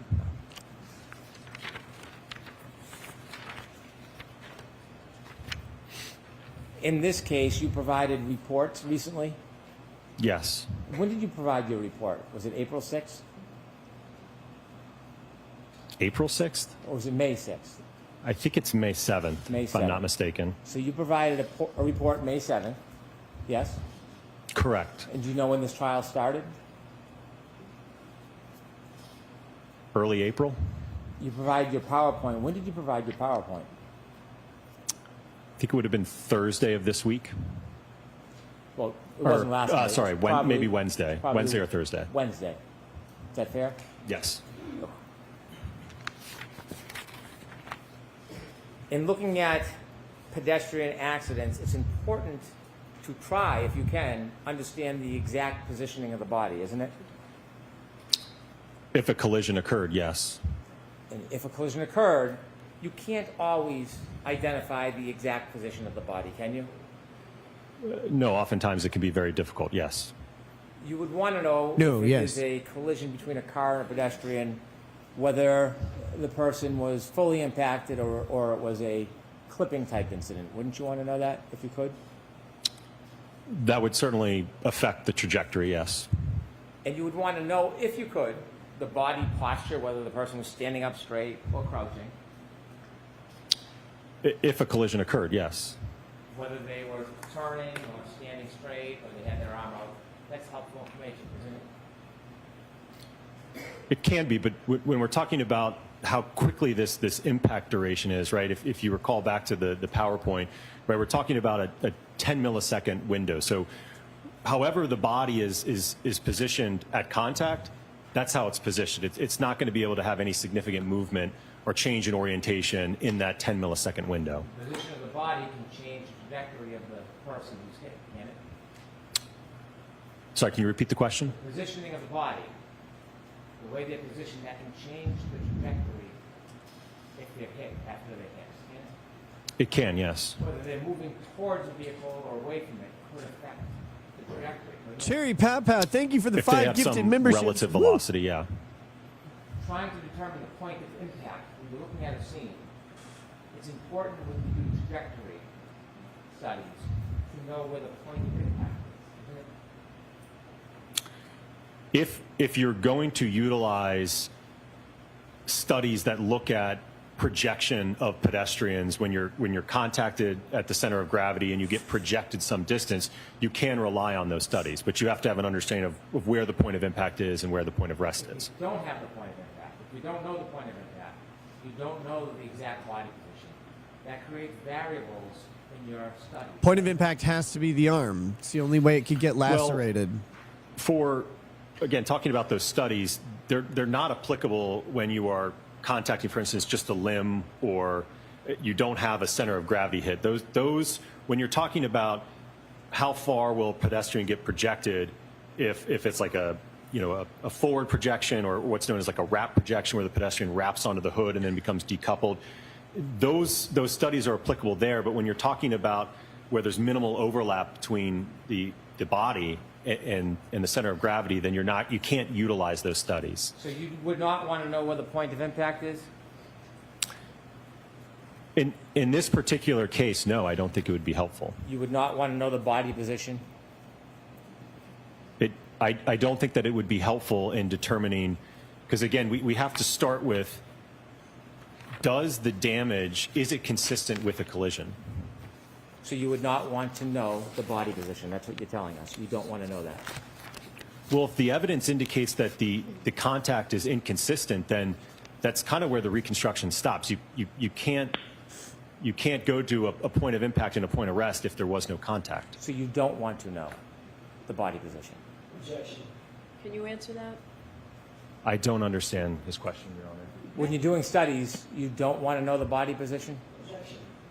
Can you answer that, Dr. Holmes? Again, it depends on the type of impact. For the alleged contact in this case, you can't rely on those studies about impact location and point of rest. They're not applicable to I'm this. talking about studies. As far as data, information, you as the person doing tests, would you want to know the body positioning? Objection. This is 5 times. And this time we'll get an answer, and that'll be it. We got an answer every single time. Can you answer that, Dr. Moore? I feel like I've answered it the best I can, Your Honor. Okay, next question. You don't like that question? Objection. Sustained. Strike. Jurors disregard. Okay. When you were doing these Hank's video getting pissy. demonstrations, was it important to be as accurate as possible? Yes. Data changes if information changes, right? I'm not sure I understand your question. That's a tough question. You want to be precise as you can in ultimately having a conclusion regarding data, don't you? Yes. Could I have PowerPoint page 12, please? No. Did that guy back there borrow Jay Leno's chin? I'm wondering Now look the at same force thing. on the bottom. The first letter F signifies force, correct? Correct. And the last 2 letters, MA, signifies mass. Yes? Correct. Mass That's a times very acceleration. important part of that equation, isn't it? Yes. It's If mass you times change acceleration. The mass. Not just It mass. can change the whole analysis, can it? I'm not sure I understand your question. Let me make it more simple. When you did these tests, you chose an arm from a Harvard arm. crash dummy, didn't you? Yes. You can take that down, Ms. Gilman. Now, when you made that choice, you knew that John O'Keefe's arm, based on the statistics and his weight of being 216 pounds, you knew that his arm weight would be 11.8 pounds, didn't you? Yes. Right, God, yes. And you knew that he I'll was replay it. 6'1" tall. Yes. When you decided to choose an arm in this case, you didn't choose the arm closest to his weight, did you? It was representative enough, yes. It was representative enough. It was close Yes. enough, yes, sir. Close enough. Wouldn't you want to get an arm most closely related? A half pound to on his an arm isn't going to actual matter, weight? Hank. I don't know that you can have custom-made ATDs. You probably can't custom make them, but they have one that's 12 pounds. You know that, don't you? Are you referring to the 95th percentile? Yes, I am. Yes. So there's a 12-pound arm. Mr. O'Keefe's is 11.86 according to the statistics. You know that, right? Yes. You looked it up. Yes. You didn't tell us that on direct, though, did you? I don't believe I was asked that. I wasn't asked the question. Instead of choosing the 12-pound arm, which is 0.12 difference, you chose a much lesser weight, didn't you? It was about 10 pounds, yes. No, it wasn't about 10 pounds. It was less than 10 pounds. Let's be exact. You're a scientist. Let's be as precise as possible when we're talking about data. It was less than 10 pounds, wasn't it? I think according to the spec sheet, I think it's 9.4 pounds total. How about 9.38? You keep coming up a little bit. 9.38 pounds. Sustained in that point. May I approach? Yes. Either way, 9.38 pounds versus 12 pounds is nothing in the weight of a 6,000-pound vehicle. Photograph. Is that a photograph of your materials in this case? Oh, that extra 2 pounds. In that photograph, that would have changed the analysis. The arm that you used in your studies, doesn't it? Correct. And it shows that that arm weighs 9.38 pounds, doesn't it? Yes. And that is less than the 11.86 pounds of Mr. O'Keefe's arm, yes? Correct. Yes. You didn't put that photograph in your PowerPoint to make it clear to everybody you were using an arm that was a much lesser weight, were you? No, I didn't put that photograph. I'd like to move this to evidence, please. Okay.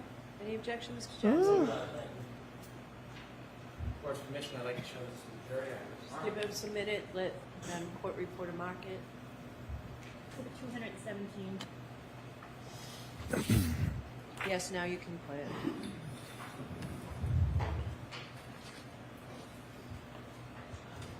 This is the arm that you used in all of your videos, right? Correct. Yes. And you can see, could you zoom in, Ms. Gilman, on the weight? 9.38 pounds. Yes. Right. There's a bigger difference between 9.38 and 11.86 than there is 12 and 11.86, isn't there? Correct. Yes. So when you do the math, and have you done the math before on this? When you do the math, What math? it's 26% difference, isn't it? In terms of more force. No, of mass. No, weight, math. 26% difference. Okay. Right? I'm going to trust you. Yeah. Well, do you have a calculator? I do. Can you do it? Sure. Okay. And before you do that, you took this from Mr. O'Keefe's 6'1". You used a crash test dummy that, what is the height on it? Well, the 6 ATD, feet. I believe, is 5'7". The Rescue Randy, I think, is 6 feet tall. We'll talk about the Rescue Randy later. We have questions about Randy. But let's talk about this. 5'9". You said 5'7". It's actually 5'9". Sorry, 5'9", yes. And it's 170 pounds. 171, I believe. Mr. O'Keefe's not 170 pounds. No, not his whole body. He wasn't 5'9". Correct. Okay. So when you do the math and you take the 9.38 pounds based on the 171-pound doll, and you look at the percentage, doesn't it come out to 5.48% total body weight? Yes. Okay.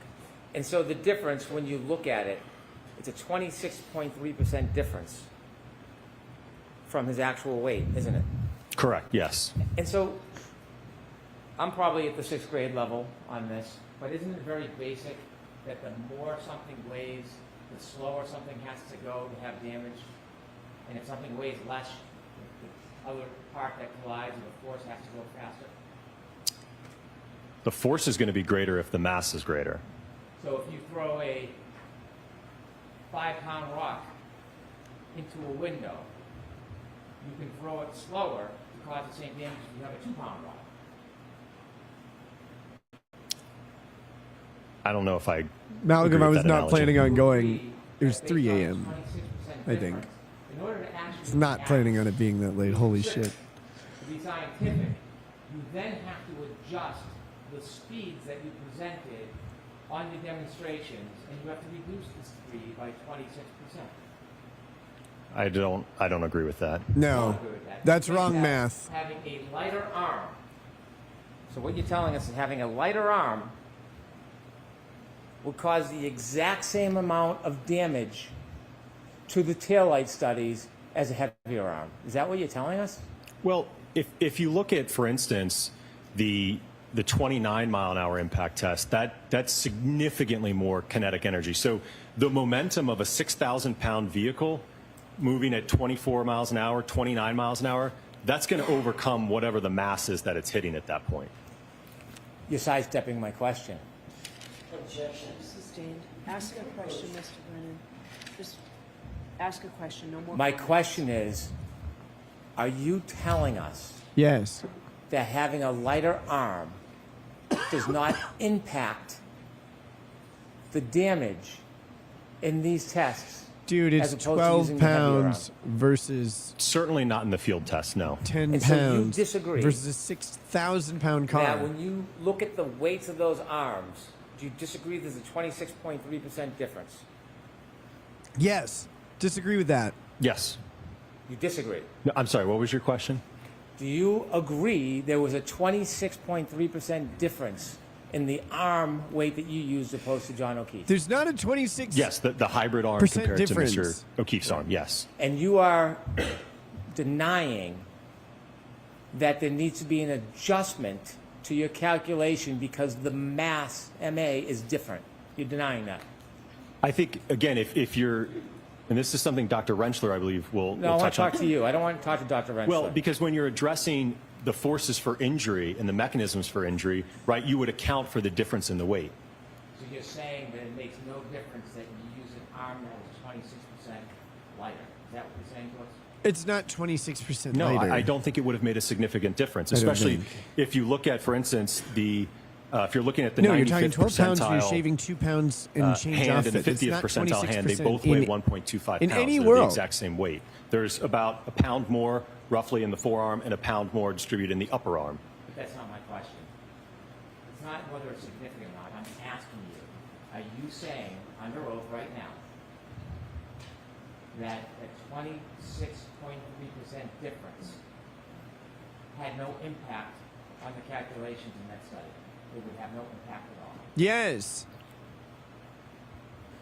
The calculations, yes, but in terms of the damage, no, I don't think that 1 pound difference, when we're talking about something that's 6,000 pounds, striking something that's, quite frankly, whether it's 9.4 or it's 11 something, it's not, you're not going to get a difference in the damage. So why don't you have a 3-pound arm up there? Because Well, that I is think that's unreasonable, sir. That's significantly different. I think that's unreasonable. What's the difference? It's a 6,000 pound car, according to you. What's the difference between 26% and 40%? Well, I don't even know that I agree with your, What your math percentage was because, that? again, you're accounting for the whole part of the arm that goes up to here, which we did not strike that part. It's, how much lighter? 2 pounds and what? How many ounces? Sorry, what was your question? How much lighter is it, the arm that you used? In terms of a percentage? No, in terms of weight. The weight. 9.38. Right. And Mr. O'Keefe, 11.86, right?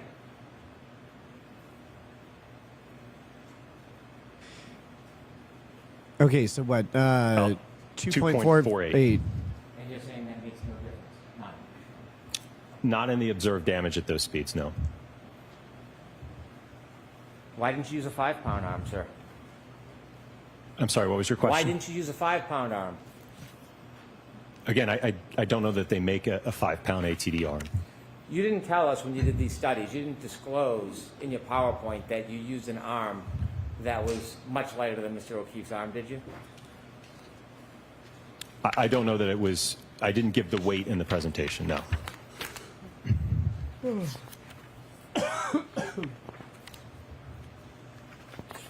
Let's take a look at some Trying of to your use testing. percentages to confound The the first amount one of. was at 10 miles per hour, test A. You remember that test, right? Yes. The raw Now, amount 10 of mass miles is per hour. stupid. If you It had looks taken really 26% off, would you agree it would change the actual speed from 10 miles per hour to 7.67 miles per hour? If you did out the math, if you did it specifically, accurately, precisely, would you agree, using the wrong arm, you make the deductions in the calculations, that 10 mile per hour test would actually be 7.67 miles per hour? Would you agree with that? I would allow that. No, because again, the arm is going to get accelerated up to that speed. So that the speed would still, that mass would still be accelerated up to 10 miles per hour. Same thing in the vehicle testing. It's going to be, given that weight difference, it's going to be accelerated up to that speed. Now, you... Sport Nugget can we says, see the does video Kurt test ever A, poop? please? No.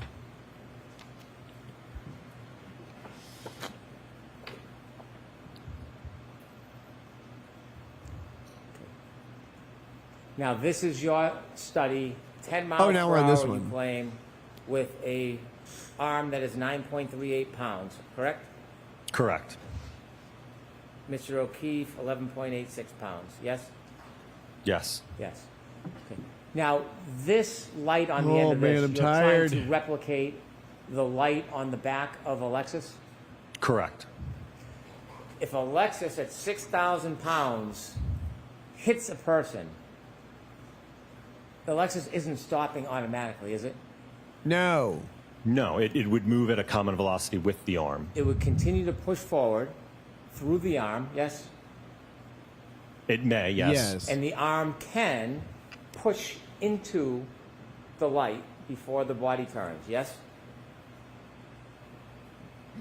I don't know that I agree with that, no. If the light on the Lexus, not at this speed, but if the light on the Lexus was broken or breaks and it hits the arm, it's not going to bounce off the arm, it's going to push through, isn't it? No. It's going to move at a common velocity with the arm. And that will move not only the arm, it will move the person's body, won't it? It may, yes. It may push the body, it may Need throw some the body. echelon energy. Yeah, I don't know about throw. Need something. And the light, if broken, Some will food continue or to press against the arm something to- until there's separation. Isn't that fair to say? It could, in some instances, again, it could bounce. It could, because it's not always the I same. need It's a dynamic taco process, isn't it? casserole.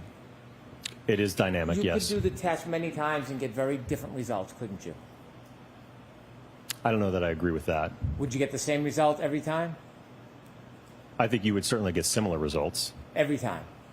If you had the exact same impact location and speeds, yes. Well, that's my point. What if the impact location moved a little bit? Could it change? Well, is Dr. Welcher changing? I don't know if, again, I was relying on what he provided This in isn't his on report. Dr. Welcher. I'm asking you. Objection. It is on Dr. No, it's not. Okay, so jurors, disregard that exchange between counsel. Next question. If the body He's about position you. change, you But may he get didn't a do this different part of result. it. Isn't that fair to say? I was going after what Dr. Welcher had represented in his report analysis. So we did testing to analyze his orientation that he had demonstrated in his report. You don't like that question either?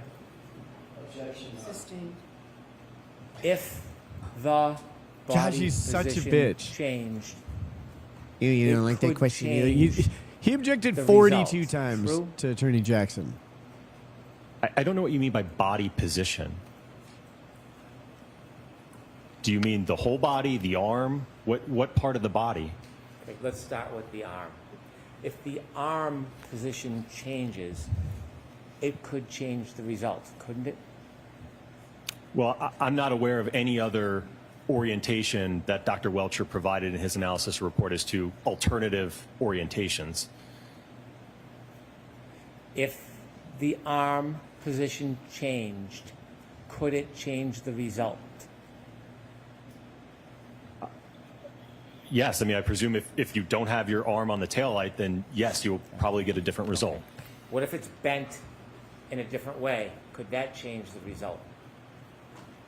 Again, I haven't reviewed anything that indicates Can that Haig there be was a sanctioned different by the appellate court for orientation that his Dr. antics? Welcher No. suggested. You're a scientist, right? You can think. I'm asking you.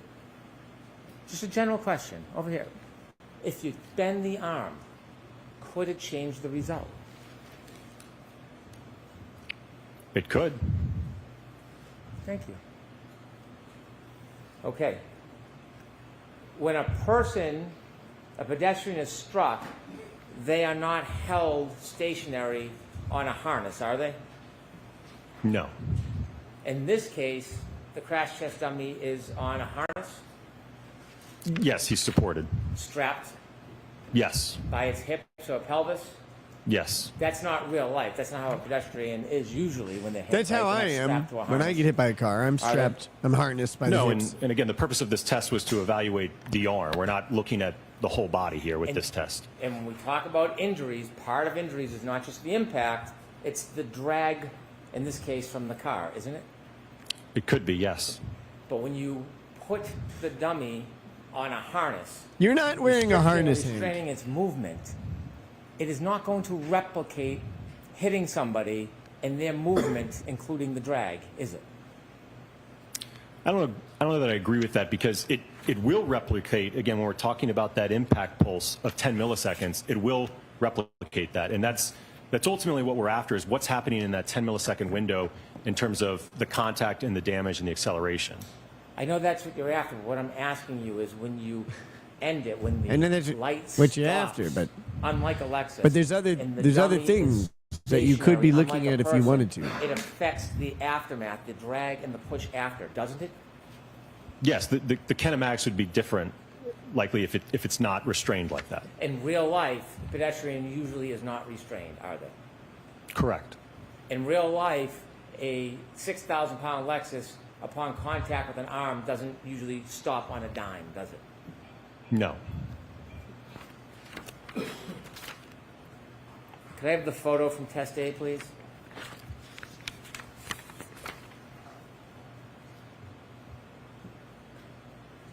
And so there is no break, but there is a crack in this light that was a result of this experiment where this light hits that restrained dummy, yes? Yes. And this is at 10 miles per hour in your world and 7.67 if you take off the 26% weight. Sustain just to that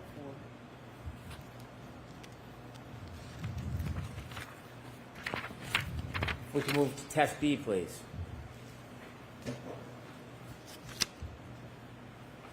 Now this test B, a similar test, it has the same limitations, doesn't it? This dummy is restrained at the pelvis. Yes. Could you show the video, please? There's 2 videos. If we could see the first one.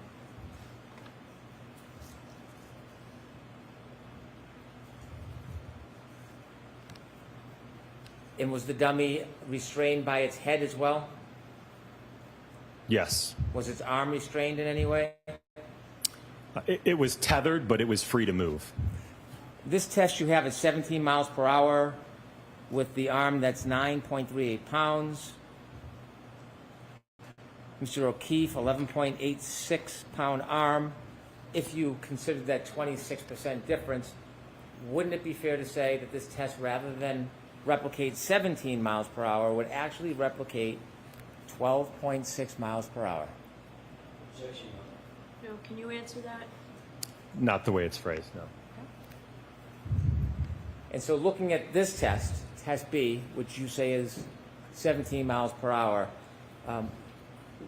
can you do a calculation for the 26% difference, or is that something that you don't think is fair? I don't think that'd be a fair way to characterize it. Again, if no matter what the mass is there, if you're accelerating it, if you're impacting at 17, that arm is going to move at 17. Well, not just the movement, the damage. If this arm was 5 pounds, do you think the test would have the same exact result? If it's 5 pounds? Yes. Probably would be less damage. It'd be less damage. So to get this amount of damage, you would have to increase the weight, right? Sorry, what was your question? To get this amount of damage, you couldn't use a 5-pound arm. There would be less damage with a 5-pound arm. Correct. Right, because the less weight you use, the less damage at that speed. That's basically how it works. Correct. Okay. So, in this test, if we could run that back again, you have a restrained dummy at the hips and the head. There's no follow-through of the light or the body that's attached to that arm, correct? And at this speed, you can see the shards of taillight. You can see them move, can't you? When you say move, you mean just Not stationary. Yeah, I mean they're moving from the taillight as they break. Detached from the taillight. Correct, they're broken. That could create a debris field, yes? Yes. And you can see them floating in the air, some of them actually floating and then touching the sweater. Do you see that? Possibly. Some of it might be, again, some of that polyurethane foam. Yeah, some might be. And why don't we play it again so we can see clearly? Some might be taillight shards too, right?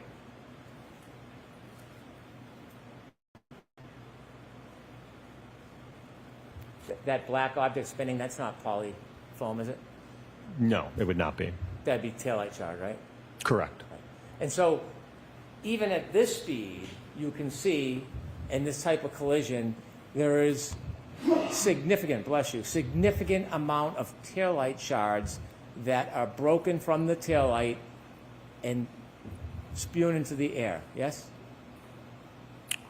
Well, I think on the one of the slides I had, I think I showed the fragments that were left, and from what I recall, I think there was 4 pieces from the taillight, from the lens.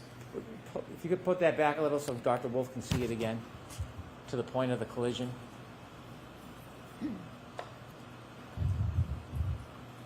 Even at this speed, go ahead.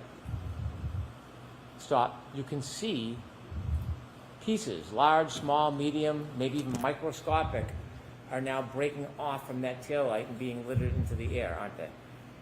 Yes, there are pieces coming off.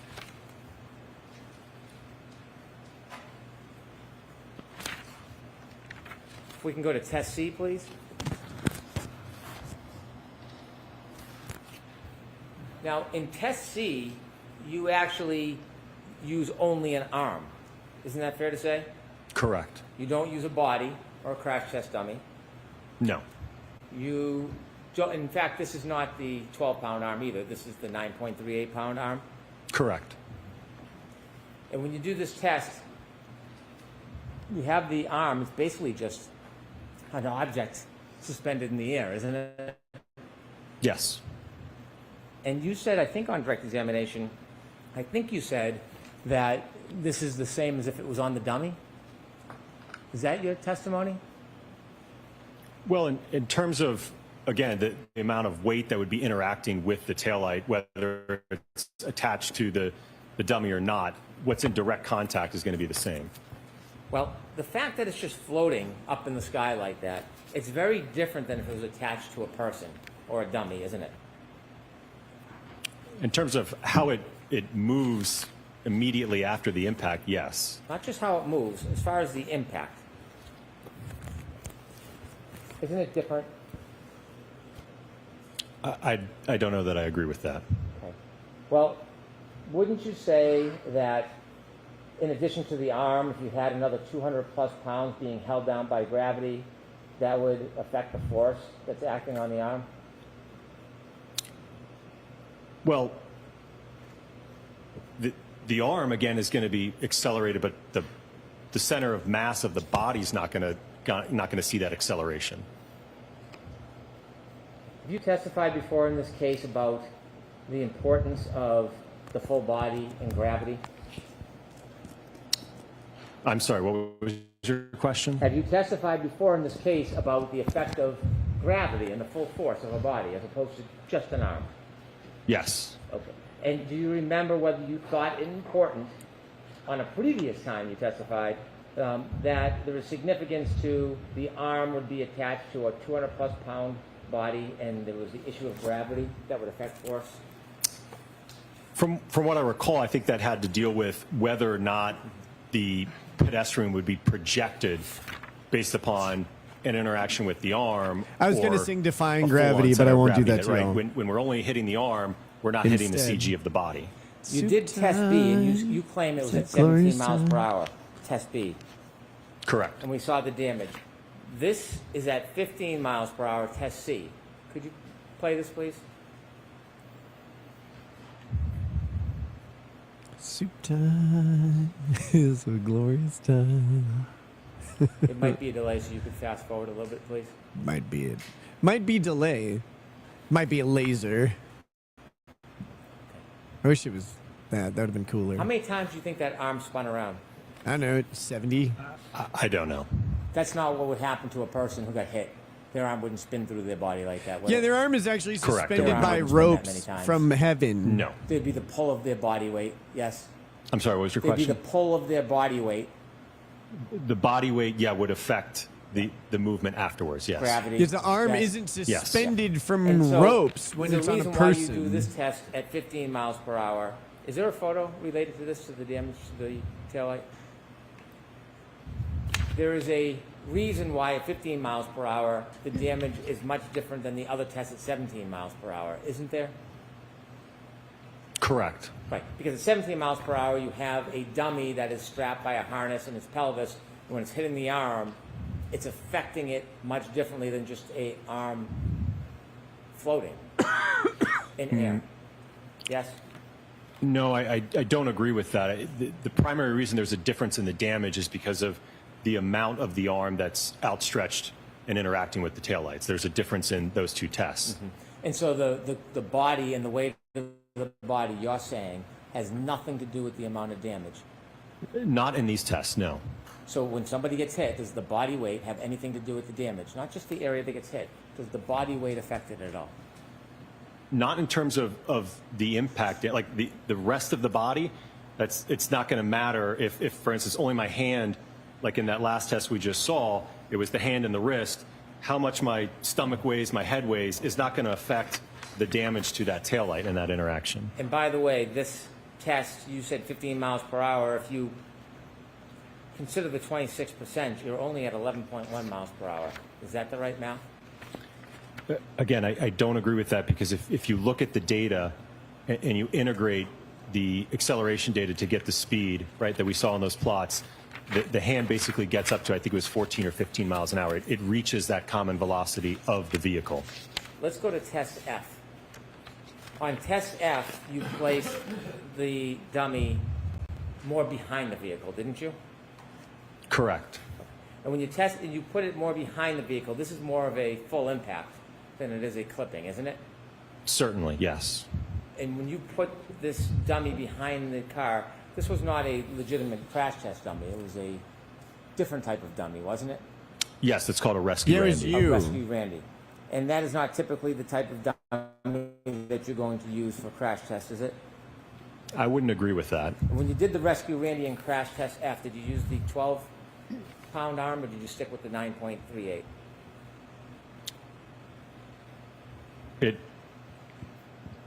The hybrid arm wasn't attached to the rescue Randy. The hybrid arm was not. Is that what you said? Not. Or it was? It was not. No, not in the full impact test. Okay, so what was the weight of the arm on the rescue Randy?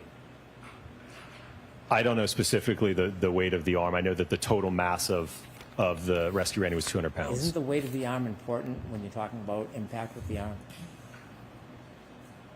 I don't think relative to the rest of the mass of the body.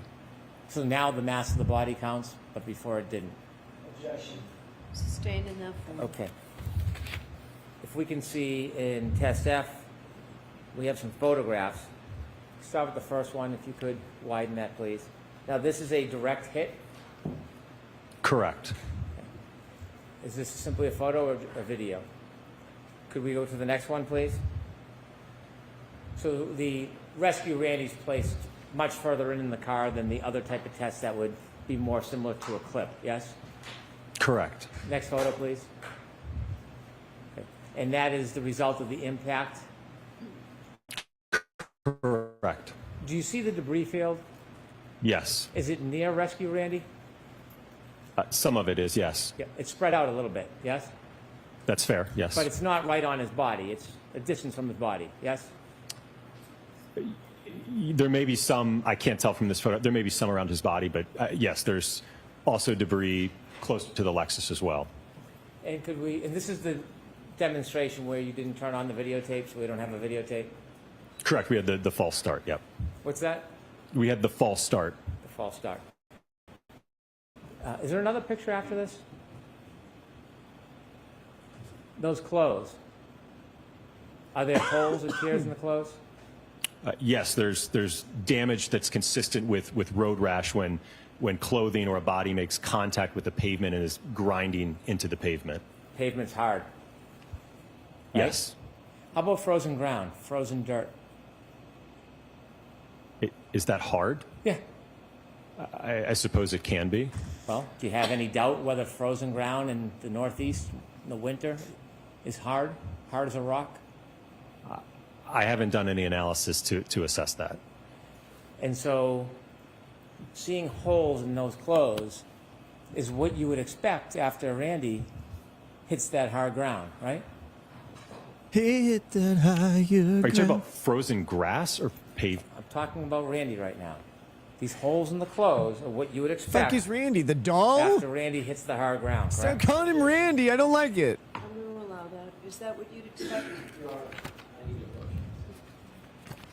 All right, jurors, feel free to stand up and stretch. I need to approach. Just feel free to stand up and stretch. It's going to be a minute. All right, we have some super tips that have been waiting. And one we got to replay here. This is earlier from Rygod. And it played automatically during some video, so. Guys, Today on my weekly visit to the police station, they needed my expertise with drugs. They are going to have me to controlled buys. They said I am very hip. God, this is so funny. Lining you up, white boy. Me and my homies would never sell to your Dwight Schrute looking ass. Now you want this, BBC? I'm so glad I never brought that weirdo to buy anything. Like, holy shit. I mean, you wouldn't anyway because he was such a dork. But my God. What's up, Knickers? Oh, not much, man. How you doing? That's Connor right What's there. up, Knickers? Everybody say hi to my man Jeff's son. So holes in the clothes is what you would expect after Randy hits the ground, yes? If there is prolonged sliding contact with the asphalt, certainly you could expect to see tearing, large holes, material fraying, and even transfer of pavement material onto the clothing. You've done no studies on hard ground like a front yard, have you? Well, except when we In threw terms you of- on the ground, you nerd. Of a pedestrian sliding on the grass? In clothing tears, yes. No, sir. And if you could go back one slide. You see the debris field is near but not on, Randy? Can you tell if there's any small pieces or microscopic pieces? Oh, it's a tragedy. Look at on his or in legs. Randy's clothes in the study? Did you look? No.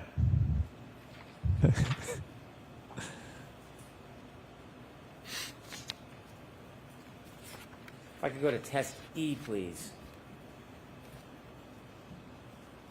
Test E, you cite as having a speed of 24 miles per hour, correct? Correct. And that's with a arm that is 9.38 pounds. Yes? Correct. And to remind you, Mr. O'Keefe's arm would be about 11.86 pounds. Yes? Correct. If you would reduce 26%, you'd be at 17.8 miles per hour, wouldn't you? Are you doing the math, Dr. Wolf? I don't agree with his characterization, Your Honor. Okay, next question. I understand you don't agree, but if you took 26% off the 24 miles per hour, you would come out to 17.8 miles per hour, wouldn't you? I'm going to allow that. I'm going to allow that. That's what the calculation would yield. Okay. On test E, there are some differences between your test and what would happen in real life. For example, there is a harness, correct? Correct. And the harness prevents the dummy from being thrown naturally. Correct. The harness affects your ability or one's ability to see this study and see what the trajectory would be after impact, correct? Well, that wasn't the purpose of the study, to assess the trajectory, sir. I understand. I'm not trying to criticize, but it affects. Student says you have to admit this the prosecutor is ability more to intelligent than see the the average state level trajectory prosecutor. when the dummy's on Yeah, a Hank harness, is doesn't it? smart. He just Yes. He's just sinister. I don't like that. Could we I don't like when a put up sinister person is trying to take the away first liberty video on from this, someone. please? A photo 115, if we can start with.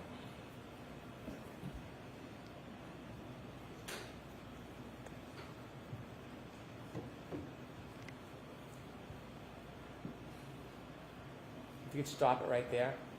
And you can see the feet aren't as firmly planted on the ground as a person would be in most circumstances because of that harness, yes? Correct. And that affects gravity, doesn't it?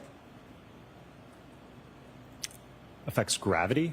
Well, when the car hits, the gravity, the weight of the dummy is less because it's held up by a harness, isn't it? Right. So gravity really, again, is suspended at this point, just above the ground. The arm that's extended, is there a glass in that hand? No, there's not more weight in the hand.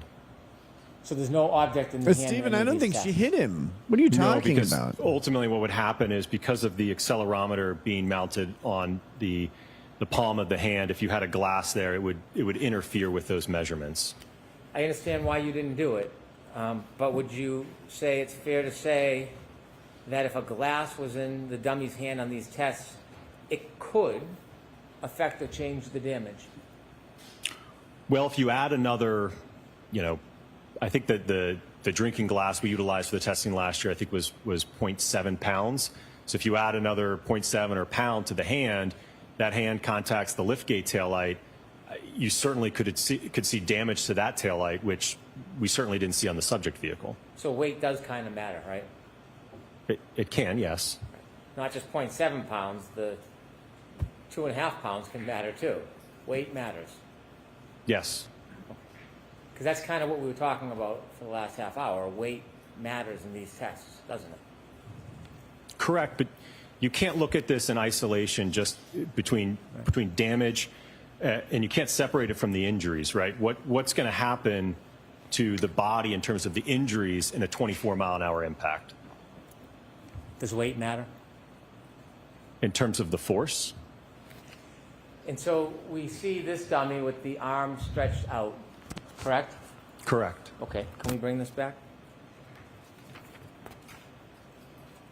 Stop right there.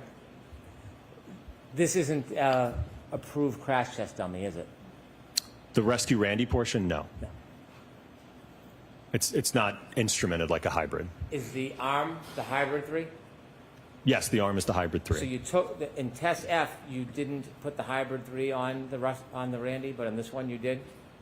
No, because you risk these AT devices can range from $100,000 to $150,000, and you run the risk of destroying that equipment in a test like that. So in test F, did you put the hybrid on the Randy, or did you keep Randy's original arm? It's just the Rescue Randy in the last test. On F. Correct. This one, you have the hybrid arm on Randy. Correct. So you're switching up between tests. What pieces you're using, aren't you? I would say adding, but... Well, adding and subtracting doesn't have two arms. There's one off, one on. One's Randy and one's hybrid. So you're switching. Yes. Different result. I'm not sure I understand your question. Okay. Are you trying to say a different result between test F and this test? Because they're not the same test. Oh, I understand. I understand. If we can have this come back a little bit more. Okay, and let it run.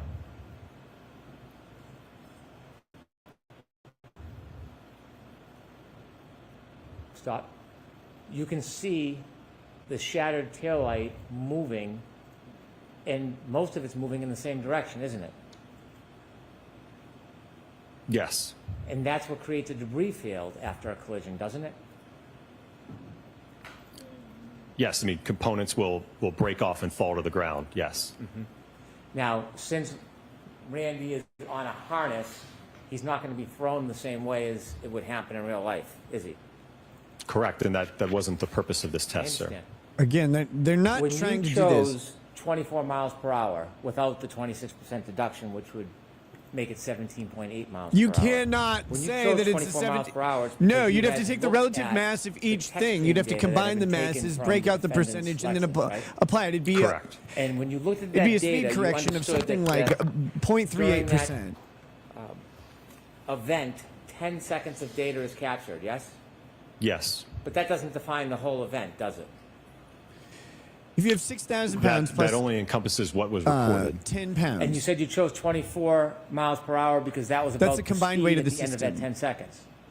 Correct. You do The combined realize mass at of the the end of that system. 10 seconds, the car, the defendant's Lexus, was going faster. It was still accelerating, don't you? Objection. I'm going to allow it. From what I recall, the last data point, I believe the throttle was still around 74%. Well, ARCA So if you take specializes 2 in pounds out texting of data, 6,000 don't they? pounds, yes, is So you roughly... are looking at that, you would agree That's the that at the end speed of the 10 adjustment you should seconds, make. So the you defendant's take... Lexus was increasing in speed. Well, we don't know, again, beyond 50 we'll that just data point say what the data is. 59.97. At the end of that 10 seconds. We'll give him 3 pounds. The car was going up, not down. Divided by 6,000. Correct. Whoops, sorry. I did And you it can't the tell wrong way. how much longer that car traveled for after that 10 seconds, can you? Correct, we don't know. So when you chose the 24 miles per hour, it was just based on a data point. It wasn't based on you believing that there was an impact at a certain speed, was it? No, and the triggering event itself it's not a collision by definition, and nowhere in that data can you parse out whether or not any contact even occurred. 0.0005. Okay.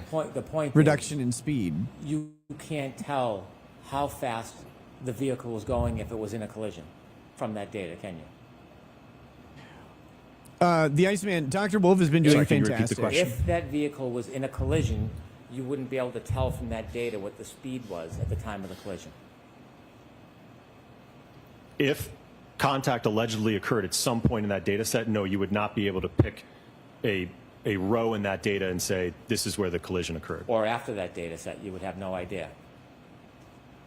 Outside of the data? Yes. No. Okay. And so when you look at this experiment that you did, if you were to add, you said 24 miles per hour, but that's not considering the 26%. If you were to add 7 more miles per hour to this collision, would you expect more damage to that right taillight? Potentially, yes, but you're certainly getting into the realm of injury at that point.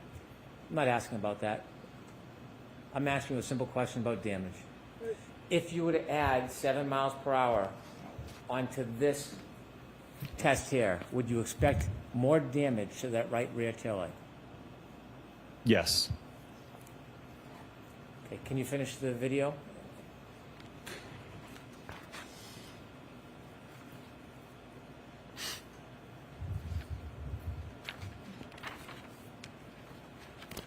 Okay, now I want to ask you some questions. You can stop there. I want to ask you some questions.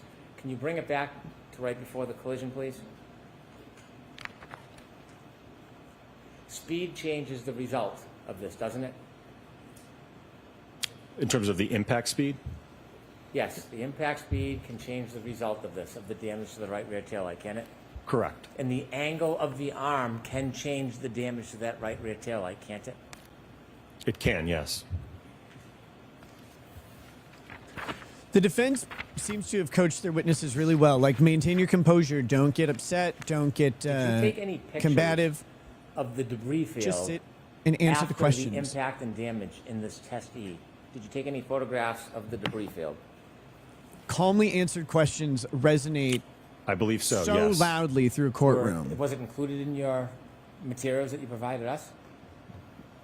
It should have been in all of the test materials that was provided, yes. Was the debris field within a certain range? Was it within a certain circle, 10, 20, 30 feet? That sounds about right. And so a debris field, although it might scatter, it almost forms kind of a ring, doesn't it? It can, yes. And it can form that ring away from where the body lands, can't it? It can, yes. And in this test, which you say is 24 miles per hour, without the reduction to 17.8 miles per hour, in this test, upon impact, there is a number I mean, of the debris pieces field is like of someone taillight came by that and shatter, isn't sprinkled there? sprinkles on top of a Yes. cupcake. Did you count how many?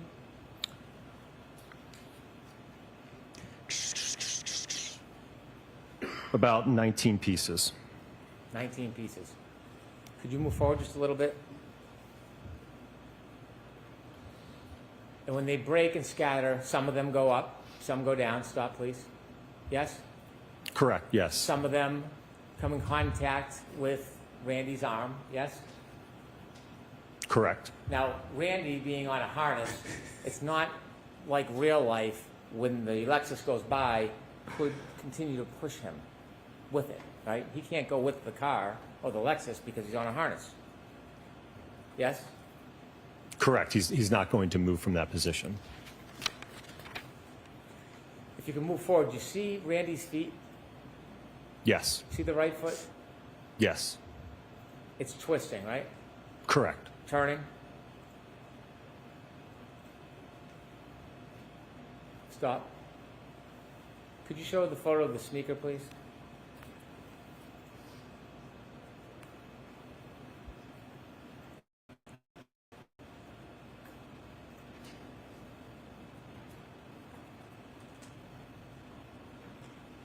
When you were reaching your conclusions that you offered to the jury today, did you consider this photograph? No. Did you know that this sneaker was up against a curb in the area? Yes. And you didn't consider this at all? Wasn't a part of my analysis. Okay. You can go back to the video. You see the spin and rotation on the foot? Yes. Can you keep going? In the turn of the sneaker? Yes. Okay. I want you Love to you, go have back, fun. Ms. Gilman, please, to the point of impact.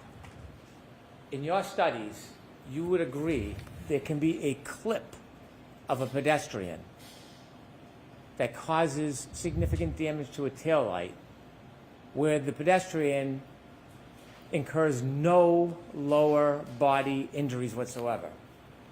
That can happen, can it? Well, I don't know that I would describe this as a clip to the arm. This is a full-on impact to the arm, so it's not a clip. Again, you saw it the 15 miles per hour. I think that's more analogous to a clip or a side swipe where the arm just kind of gets brushed out of the way. This, I would say, is a full-on impact to the arm. Okay. To use your words, in a full-on impact like this, a pedestrian could be involved in a full-on impact causing that amount of damage to the taillight that's reflected in this video, but suffer no lower body injuries. Is that fair to Yes, say? easily. I don't address injuries, sir. Well, let's play it forward. Do we ever see Randy's knees hit the car? We ever see Randy's knee? Hips? Ribs?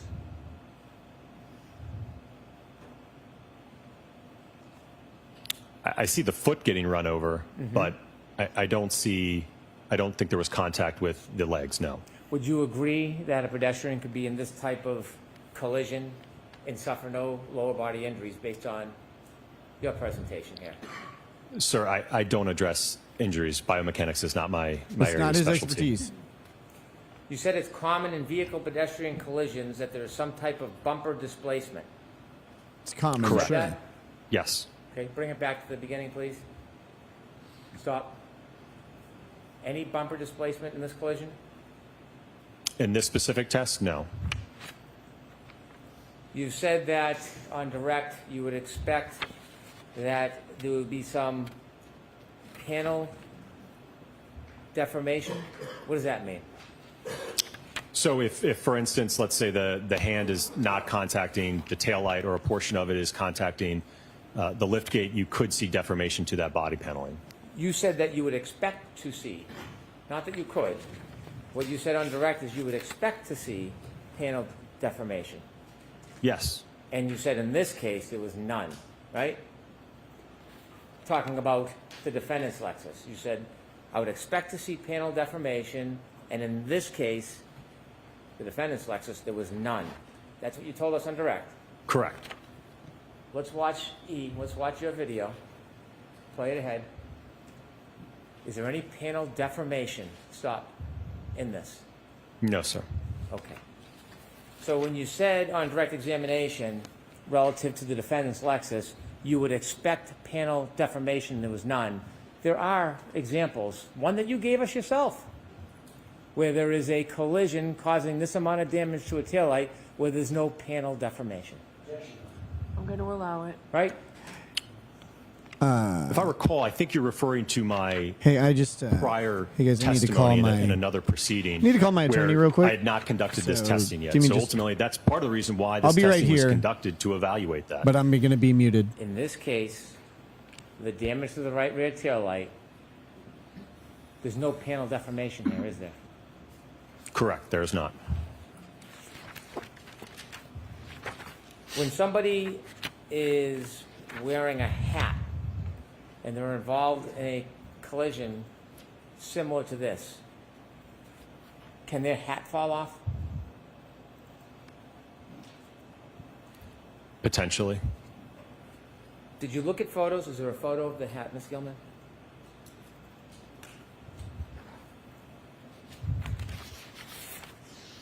Before you came to your opinions and conclusions, did you look at this photo and see a hat on the grass? I did review this, yes.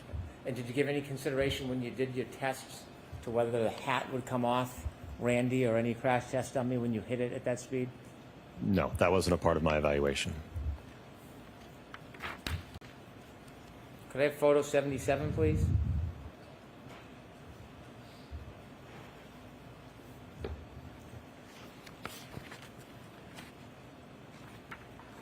What's that, sir? So I don't know if you'll be able to see it in the photograph, but there was some material transfer from the jeans that the Rescue Randy was wearing. And so as a result of that impact, there was scuffing from Randy's jeans onto this exemplar Lexus. There was scuffing, yes. Did you look at the defendant's photos of the defendant's Lexus to Yes. see if there was Sorry. It's okay. To see if there was any scuffing in a very similar area? I don't recall it being at that portion of the vehicle close to the rear wheel. Where did you see the scuffing on the defendant's Lexus? I think there was some scrapes along the wraparound section of the bumper cover. The bottom part? Correct. It's not a claim that's attributed to the collision, so I don't want you to consider that. But did you see other scuffs a little higher up on the Lexus? I did, but I don't know that those could certainly just be normal wear and tear to the vehicle. Is that normal wear and tear? This, no, because we observed it in the test. Could I have photo 153, please?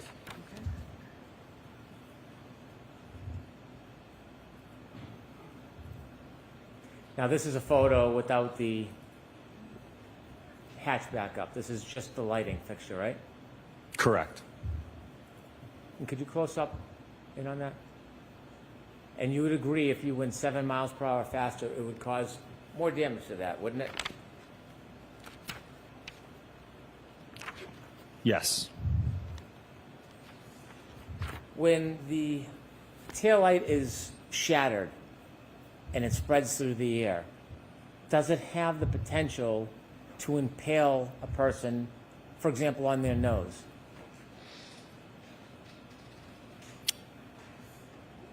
I'm sorry, can you repeat the question? In your test, you saw that upon collision, there was a scattering of taillight that broke from the fixture, correct? Correct. Would those shards, as they float or fly through the air, would they have the ability to impale a person on their face or even their nose? I think that would be unlikely.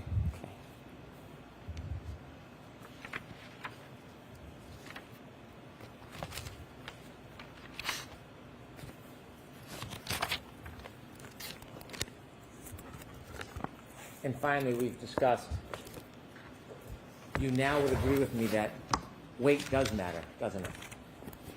It can if it's significant, yes.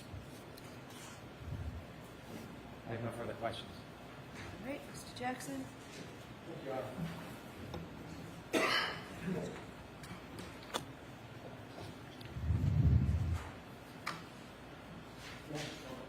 Yes.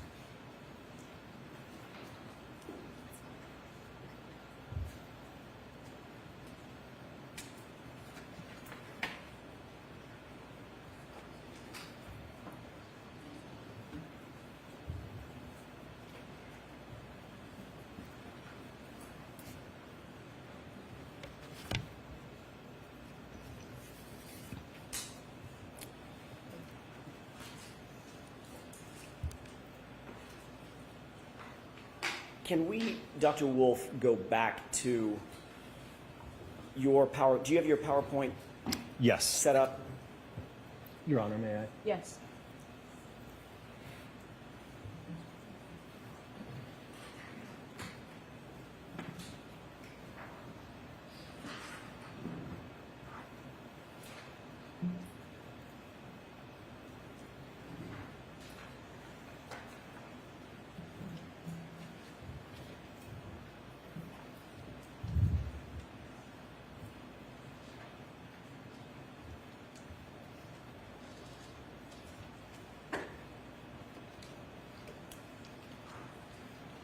You have that ready? Yes. Can you go forward, and I don't have them memorized, so bear with me. Can you go forward to test E? And I'm going to ask you a couple of quick questions.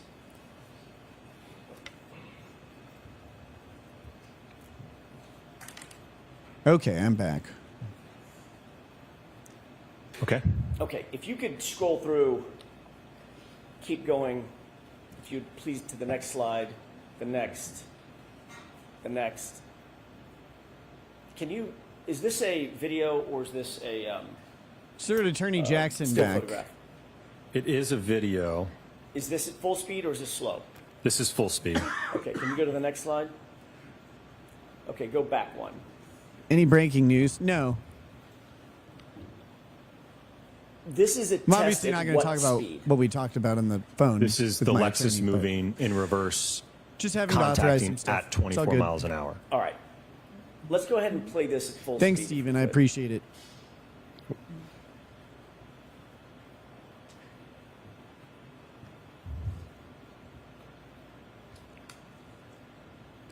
What are your thoughts on the Abrego Garcia Dr. Wolf, versus can Noam you- ruling that's gun sale awfully documents? fast. Can you I have try no to idea a what that point is. Where you're moving frame by frame, just at the point of contact? Truth speaks, I know.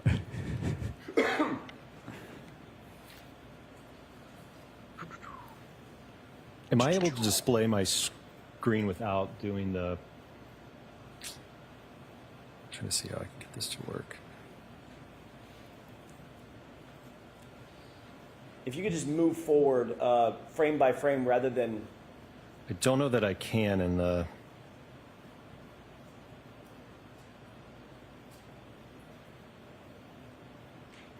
Oh, I missed it. Okay. It may be more difficult than we thought. Let me ask you a couple of questions Sure. based on that.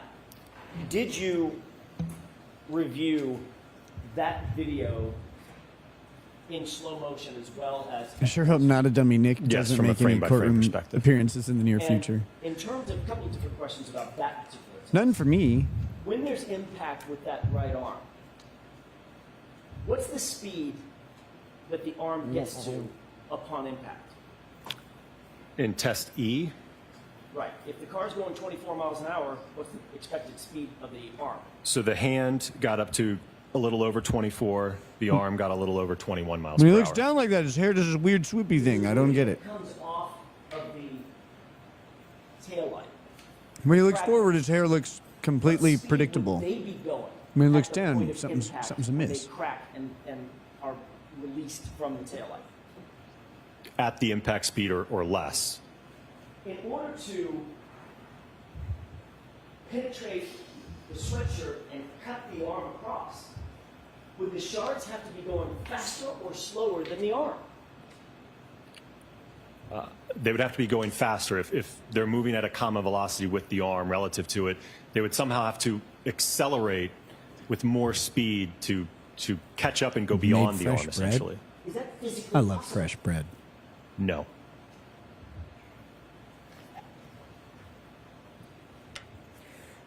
I also want to ask you about do you have in your PowerPoint the photographs of the sweatshirt at the full, what you call the full-on impact, test F, as in Foxtrot? I don't have any of those in the PowerPoint. Okay. The photo that you showed, if I could ask Ms. Gilman to show the same photograph that she showed earlier of the subsequent to test F, as in Foxtrot, with the holes in the sleeve. If she can. If she can. Can you do that, Ms. Gilman? Very kind of you. Thank you. Dr. Wolf, you're shown just the left arm underneath the, whatever you call the dummy, Randy, right? Yes.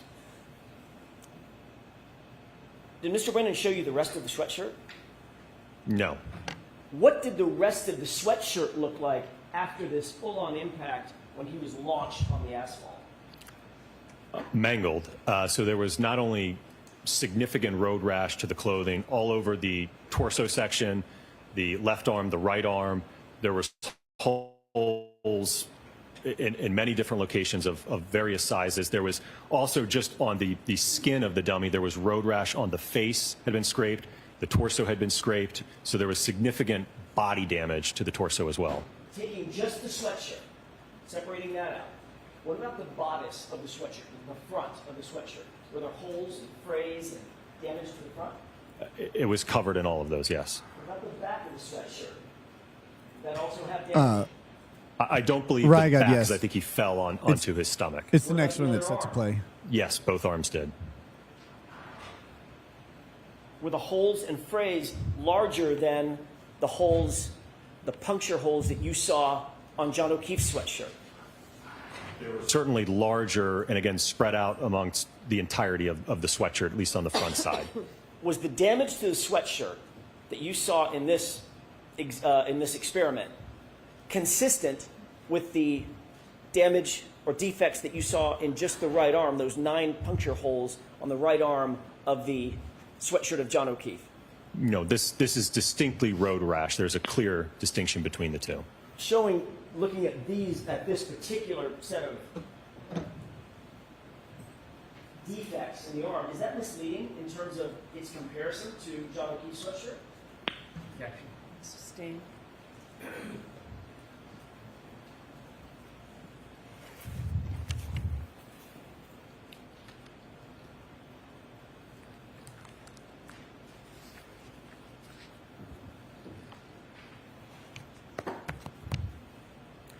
Your Honor, I'm going to ask to approach very briefly on an issue we discussed earlier.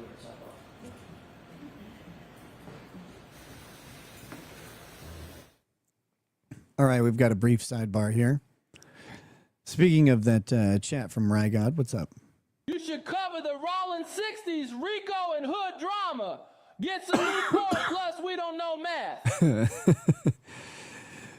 Man, there's a rapper named Cash something. His case is starting like right now. I think jury selection was happening, and then I assume opening arguments either happen maybe today or they're going to be on Monday.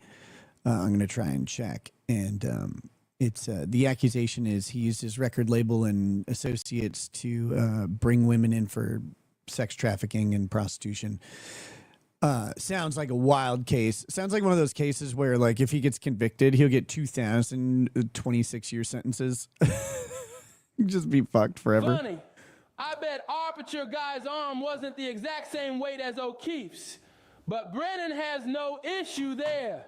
I want that motherfucker's arm weighed and Brennan forced to answer why it's not different. It's an insane proposition. In a force transfer equation, right? You have a total mass of the system, which is the mass of the two objects. You can't just say, well, the one object had 26% less mass, which isn't even correct.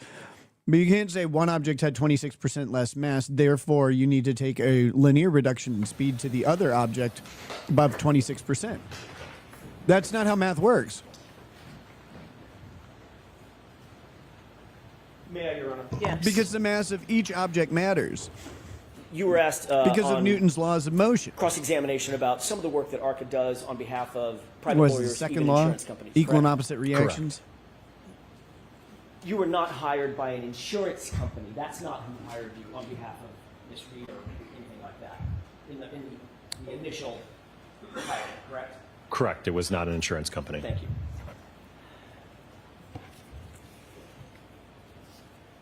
A couple of more questions, if it's okay with the court, Your Honor, before we break. Okay. Thank you.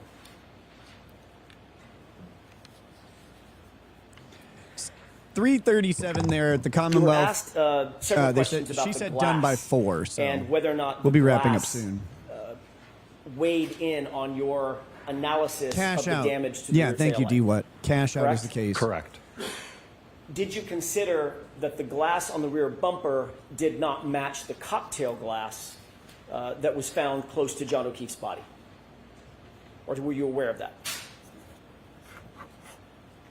I don't think initially I was aware that there was a difference between He's not the going glass to mention the FBI cup that was found and the glass on the bumper. with Jackson. Jackson will be very careful not to have that because he'll get in a lot of trouble if he starts going down that road. You were asked a lot of questions about the difference in the weight of the arm, and I'm going by memory, 11.8 pounds statistically as it relates to Mr. O'Keefe versus 9.4 pounds. Have I got that right? Approximately, yes. Okay. Are you aware that anybody has ever measured the weight of just John O'Keefe's right arm? I'm not aware of that, no. When you were asked questions about whether or not his arm weighed 11.8 pounds, are you aware of anybody ever weighing just his arm? No. What is that based on? 11.8, where'd that come from? I don't know. Mr. Brennan mentioned the word statistic. Based on the statistics, his arm would weigh that much. Height, weight, etc. Correct. Does the statistic determine the actual weight of an arm? No, not conclusive of what Mr. O'Keefe's arm weighed, no. As you sit here, do you know whether his arm, John O'Keefe's right arm, if weighed by itself accurately, because pounds and apparently half pounds matter, if it weighed 11.8 pounds or if it weighed 9.4 pounds? Do you know? I don't know, no.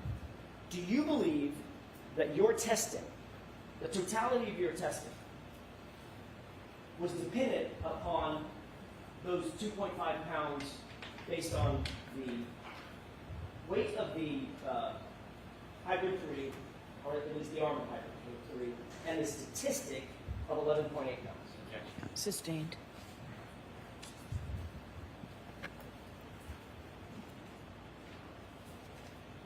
In what way does that differentiation of 2.5 pounds or approximately 2.5 pounds, in what way does that make a difference in terms of your testing? It doesn't, and that's part of the reason why we increase the speeds to almost 30 miles an hour to look at, again, when you're bringing that much more kinetic energy from the vehicle, that's going to overcome any mass that arm has. If it, like I said, if it's a pound difference, 2 pound difference, the momentum of that vehicle moving at 30 miles an hour versus 24 miles an hour, again, kinetic energy is equal to 1/2 times the mass times the velocity squared. So even if you go up a few miles per hour, you're exponentially increasing that amount of kinetic energy from the vehicle. You were also asked a series of questions about reducing the speed of the testing by a certain percentage. Remember those questions? Yes. Did that make any sense to you mathematically? Okay.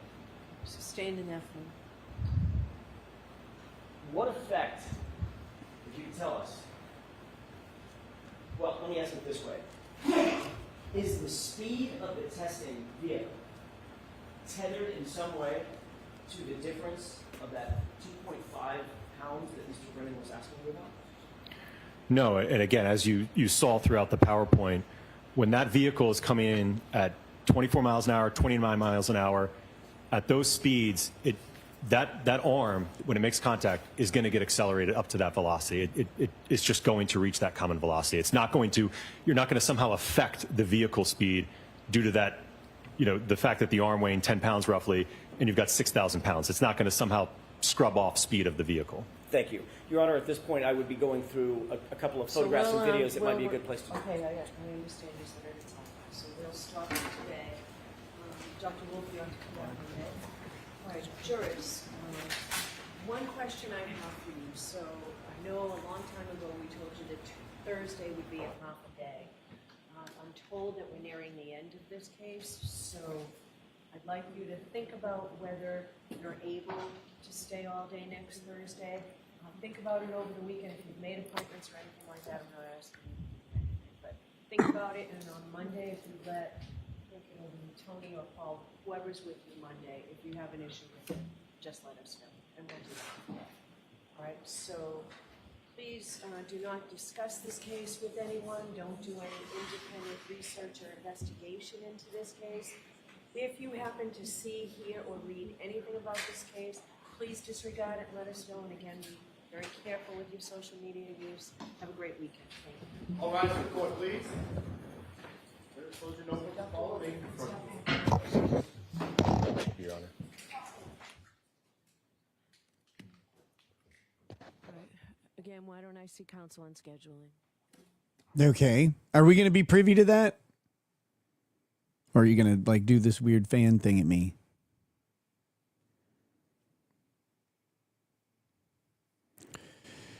Yeah, Clark McMaster, all these fucking half days and days off are insane. Like, get done with this trial.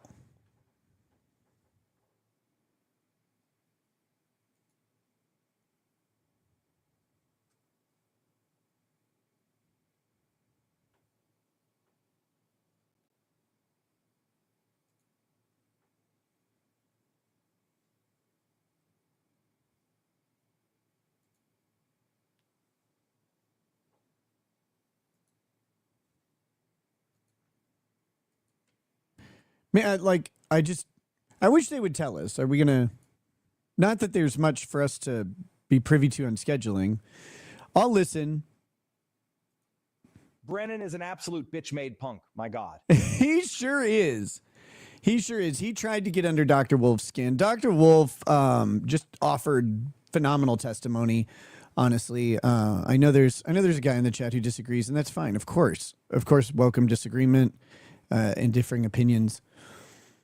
I think it's Steven who has a different opinion. That's not to call him out or anything. I think his opinions are delivered. They're delivered validly. I just disagree with his conclusions.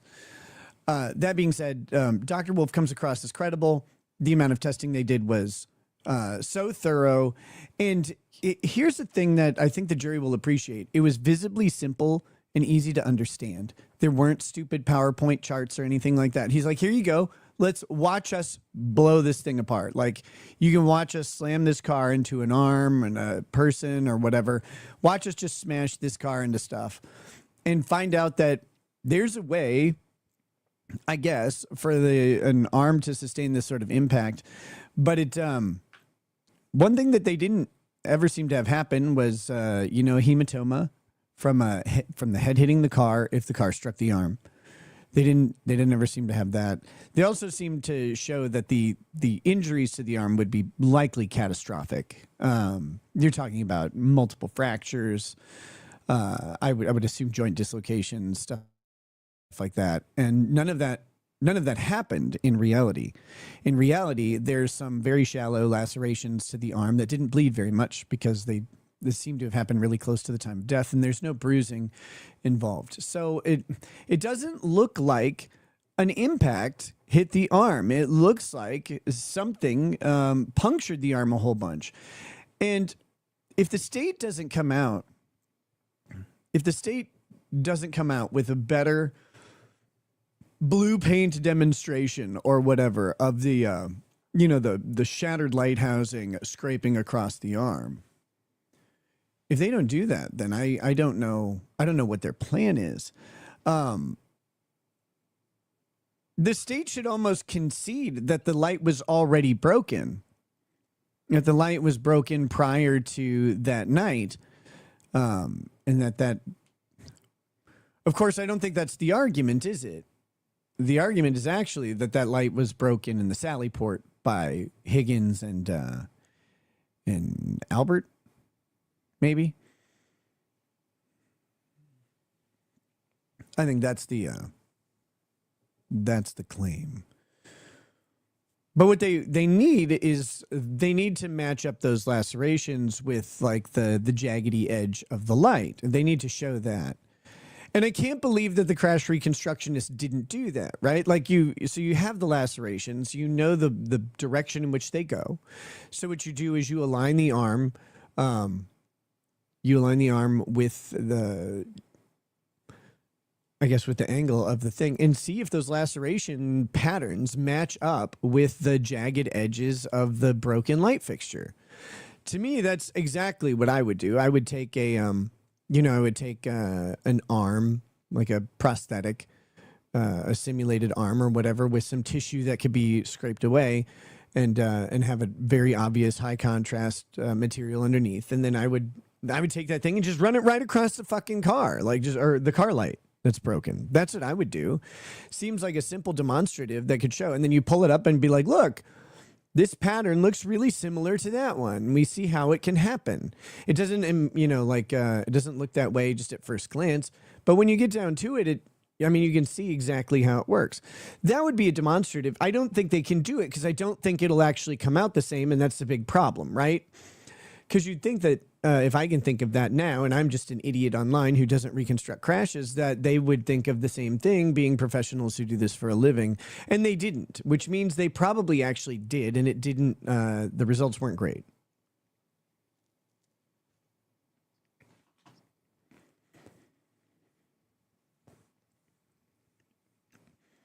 It's an arm test, you walking potato? Okay. What's wrong with that?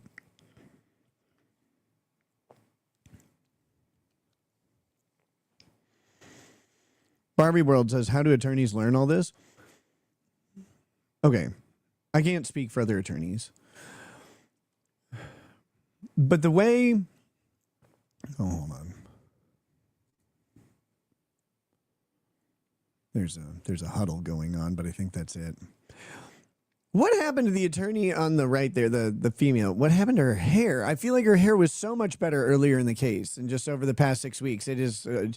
She's got these weird bangs now, and she looks like a softball player, right? Or some chick who's going to an Air Supply concert. I don't know, like she's gonna tie a band, she's gonna tie a headband around. Just underneath her bangs and around the top of her head. Like, what is going on? I don't like that at all.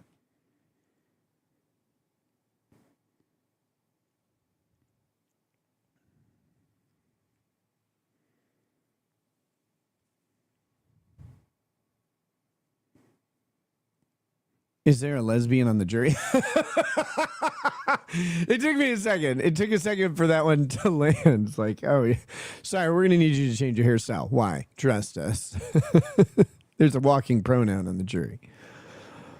Oh, my gosh.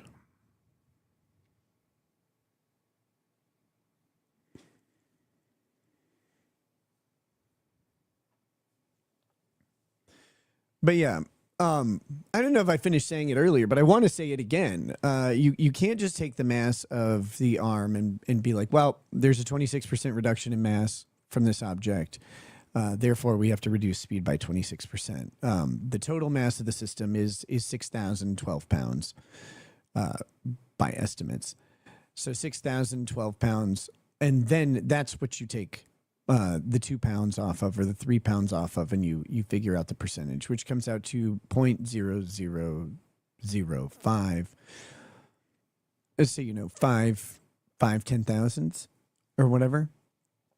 5 10,000ths of a pound.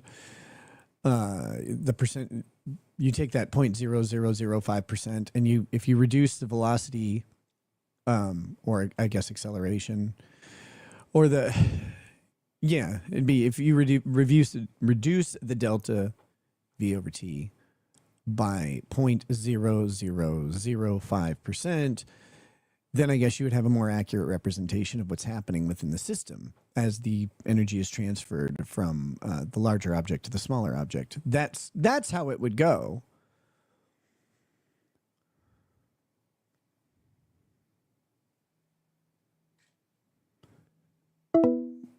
But anyway, sorry, back to the question. I got distracted. Back to the question of, I can't speak for other attorneys, but the law school, the LSAT law school, and the bar are all designed. They're all designed to promote a certain style of thinking and how a certain mind works. It doesn't mean that other minds can't succeed in this, but it's the most common sort of approach that lawyers have, and it's a mind that gathers information very quickly, synthesizes that information into something usable, is good at allegory, or not allegory, analogy, good at analogizing, and then also has a strong retention and recall of everything. Lawyers aren't experts at anything. And they shouldn't be, but they're really good at knowing dangerous amounts about everything. And they're also very, very quick studies, typically. That's the type of thinker that is favored by these things. And what these tests filter out are people who don't think that way, because they, the rationale is that people who don't think this way have a lower chance of succeeding in law.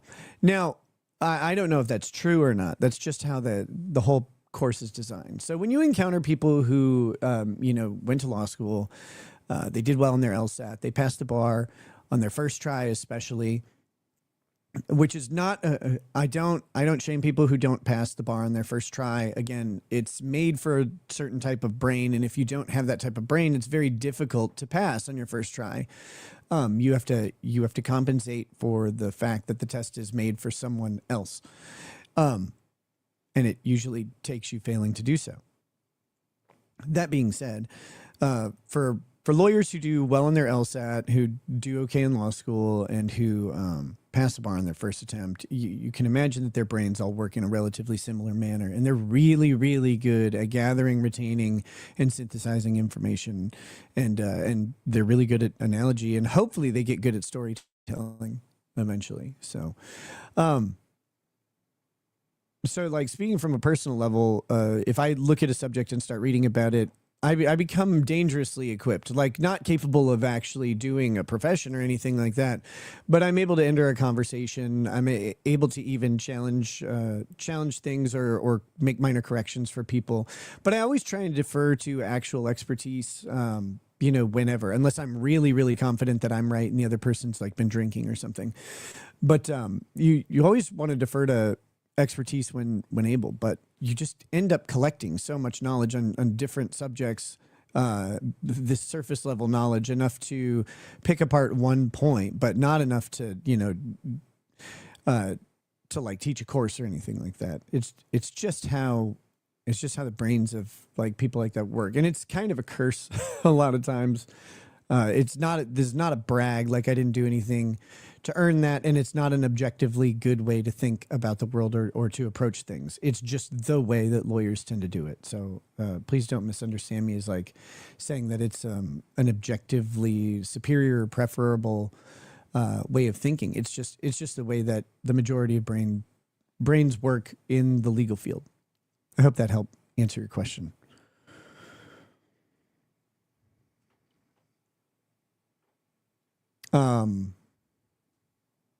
But that's also why experts sometimes completely embarrass a lawyer who's asking them questions, right? Because the lawyer's asking questions and they may actually be confident in their knowledge, like me earlier. And I was like, you're not accelerating the smaller object faster than the larger object was going. That's ridiculous. But I was wrong. Like, I didn't remember that part of physics. My excuse is simple. I took physics, 24 years ago. It's been a minute. I like physics, but I don't do the math anymore. I just like the concepts. So, I'll speak confidently about a lot of physical things, but when a physicist is around, not a physician, a physicist is around, I'm going to defer to what they know because they're going to be way better at it.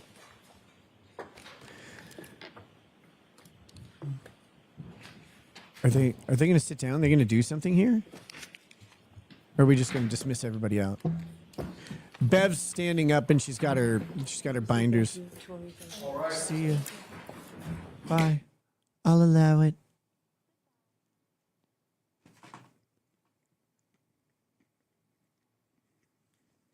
Okay.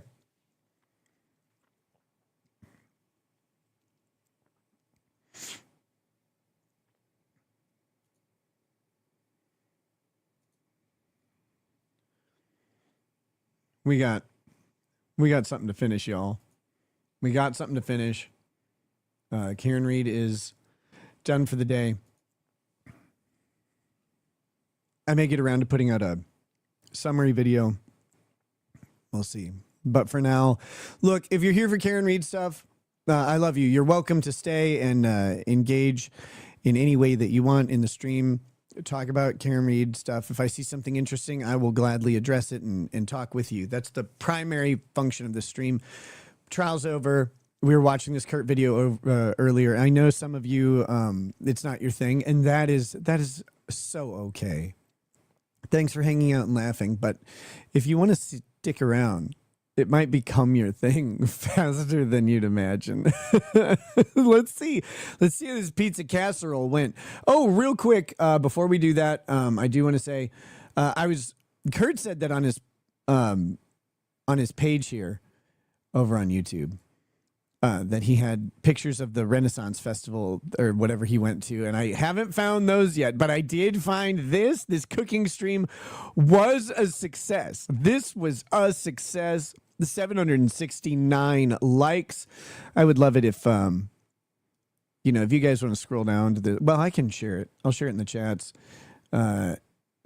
Please, legitimately, I'm saying, go over there if you like the Kurt cooking videos. Just go throw a thumbs up on the picture. I think that'd be awesome. Don't say anything negative, please. I do not want people to go over there and say negative shit on his stuff. But I would love people if you're enjoying these segments, go thumbs up. Let's see if we can get him up to 1,000 likes on it. That'd be so fun. And that's it. I don't want. Like I said, I'm not in any way calling for people to say anything negative. I would much prefer no one says anything at all, and just go over there. And if you like his the Cooking with Kurt videos that we're doing, drop a thumbs up for him. I think that'd be awesome. That's all. Yeah, we can say all the negative shit here in chat. Very specifically, I've not been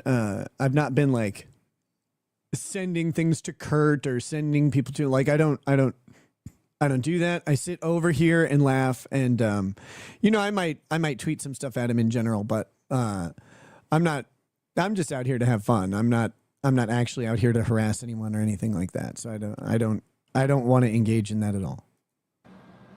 Diet. That's Were what the vendors sending crafts? No. That's what we come There right in was on. The Diet. official T-shirts that were being sold, but no craft people. Barbie World, I understand if you don't want to send a like There's because he any hot hates chicks women. there? Sure. Fully agree, fully understand. Remember, this is all in good fun. Definitely some hot chicks there. Oh, tell me about them. Tell me about it, please.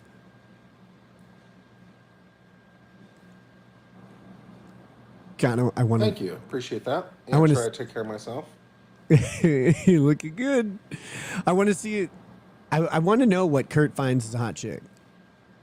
Beyond major conventional celebrity women or whatever. Nice to help with sour cream. That would have been a good call. I got some sour cream. That would have been nice. No, you don't need I don't sour need cream. sour You've cream, got no. Didn't think cream it's in it. You don't need the sour part of the cream. You have cream. I need to get money for a gimbal, I think. So in the future, when I'm out and about, I can have a gimbal so it'd be more video stable, because it was a little jerky with me walking around. Oh my with God! camera. There's a video of him walking around So the I was Red looking Fest. at the Insta360 Flow gimbal that came out, and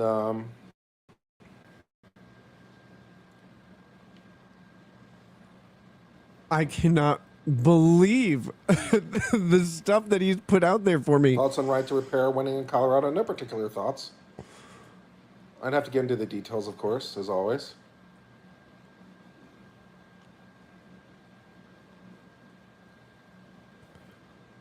Thank you for saying keep up the good work. I appreciate it. I'm hoping to get back into the gym tomorrow, too. It's been a while since I've been at the gym.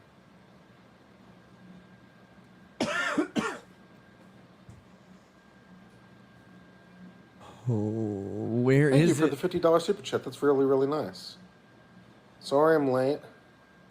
What does it say? Sorry I'm late.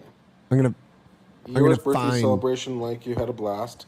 I'm gonna find Loving that it. video. Thank you very much. That's very, very nice. Appreciate it. Thank you very Toxic much. Dust. You got to find I I'm did do a looking lot of for walking it. yesterday. If anybody can find that video and send it to me, we I will. did do a lot of walking. We'll set it up on I a was there night from stream or about something. 11:15 until about 4, I think. So walking around for 5 hours. You know? Yeah. It's a lot of walking. It's a I lot was of also walking. walking up the back trails and stuff to check things out too. You know, where the people camp out and do the weed and stuff. The weed and For stuff. deer fire, thank you. And they're doing the weed and stuff. Stream it next time. I streamed I did stream it. I streamed a half hour of it. There's a I half didn't, hour the streaming stream. was a little jerky, but I did stream it. So I somewhere streamed a there's half hour of it, so you hour guys should check it stream. out. Still on my channel.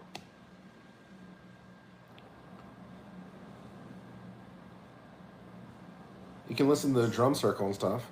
I want to find it. My favorite band? I got to figure out how to find this one because There's this guy named Forrest Day I kind of like. And I'm gonna see if I can find it with a date Nirvana's range. probably my favorite band of all time. Nirvana, really? Come on. Oh, hey. You know what? Yeah. I can give him some credit here. Look at this. This looks pretty good. I see celery. I see carrot. I see some translucent onions. I see rice and sausage. And importantly, sausage medallions, which are great. Like he keeps doing this like ground sausage for soup, which doesn't make sense to me. The broth looks a little oily, but not oily in a way that's disgusting to me. This looks like a good bowl of soup. I like this. Why did he make this? Okay, sorry. Yeah. I guess those would be my first ones that would come to mind. Is that tomato? No, that's carrot. Not a huge Metallica fan.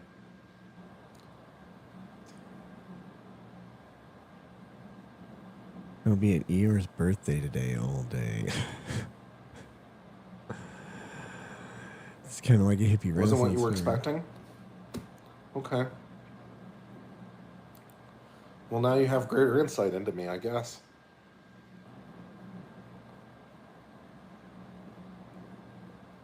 Oasis is fine. What was another one that I don't like that a lot of people liked? Wait, Oasis is fine? Like Wonderwall? I'm trying to remember. And after all, you're my Wonderwall. No! Today is going to Pink be Floyd? the day. No, was it Pink Floyd? No, that doesn't sound right. Yeah, did you just list a band that other people didn't like and you picked Pink Floyd? Don't come to me. How comes I don't play games anymore? I do. Sometimes. On my stream. And then I put them as members only. I played games fairly recently. As a matter of fact. How do I spell Renaissance? That's too many letters. The Sturgill Simpson cover, Nirvana Blue. Well, if you're a member, you can go check out the gaming stream. Is RimWorld my favorite game? It is at the moment. Dave Matthews Band, not a huge fan. Pearl Jam? Yeah, Pearl Jam I don't really particularly like.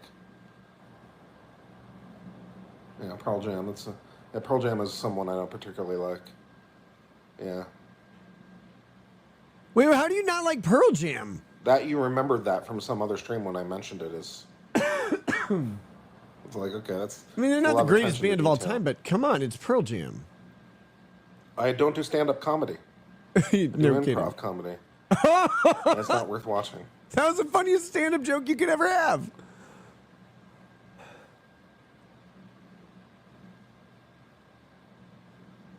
It definitely would not translate on video at all. Wrong.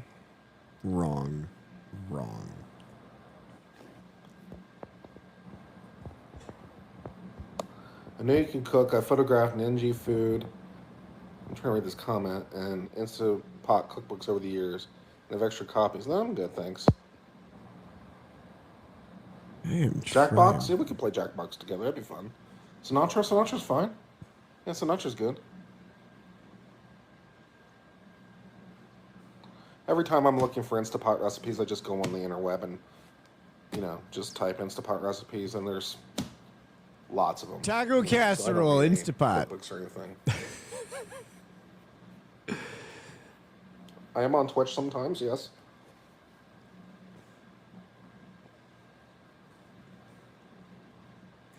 So you said it was a He said it was a half hour long. So maybe I can find it that way. No, I'm fine, but thank you anyway. Have I ever watched America's Top Kitchen? Yeah, I've watched a lot of cooking shows. Yeah, sure.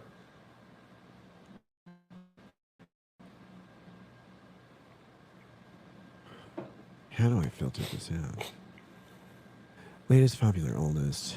No, this won't be right.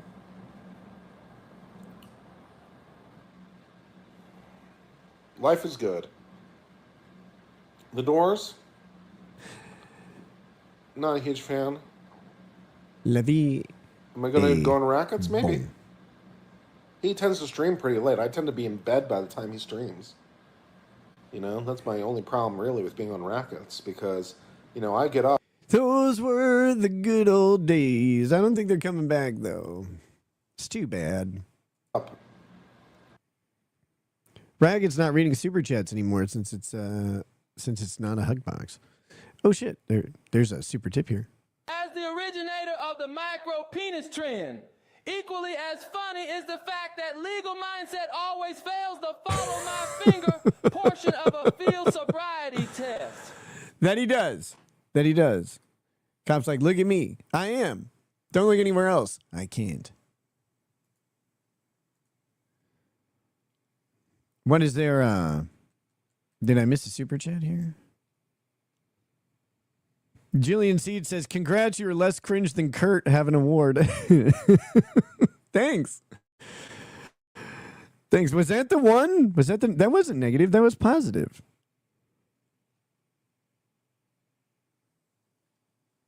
Sorry, I just, I didn't have, I have my windows in a different place because I'm on my laptop and I don't have the same screen real estate. So I didn't see it right away. My apologies.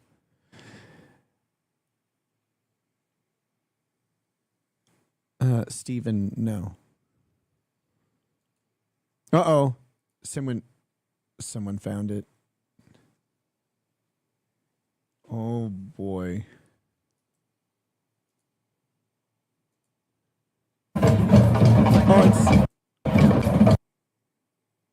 I mean, so we're not going to do this right now, but we're going to do this sometime soon. Look at how this starts. This has got to be great.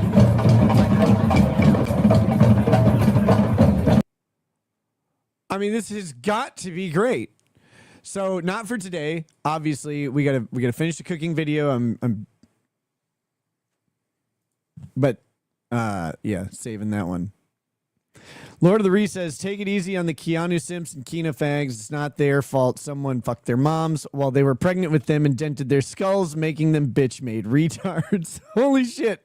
Lord of the Ree going hard in the paint over on Rumble. You know, relatively early so I can do my morning stream. I'm up all day. I'm up all day. So I do a stream at 9:30. All day. In order to do that stream at 9:30, I have to wake up at 8 so that I can get ready, get to my desk, prep the stories and all the rest. And so I'm up at 8.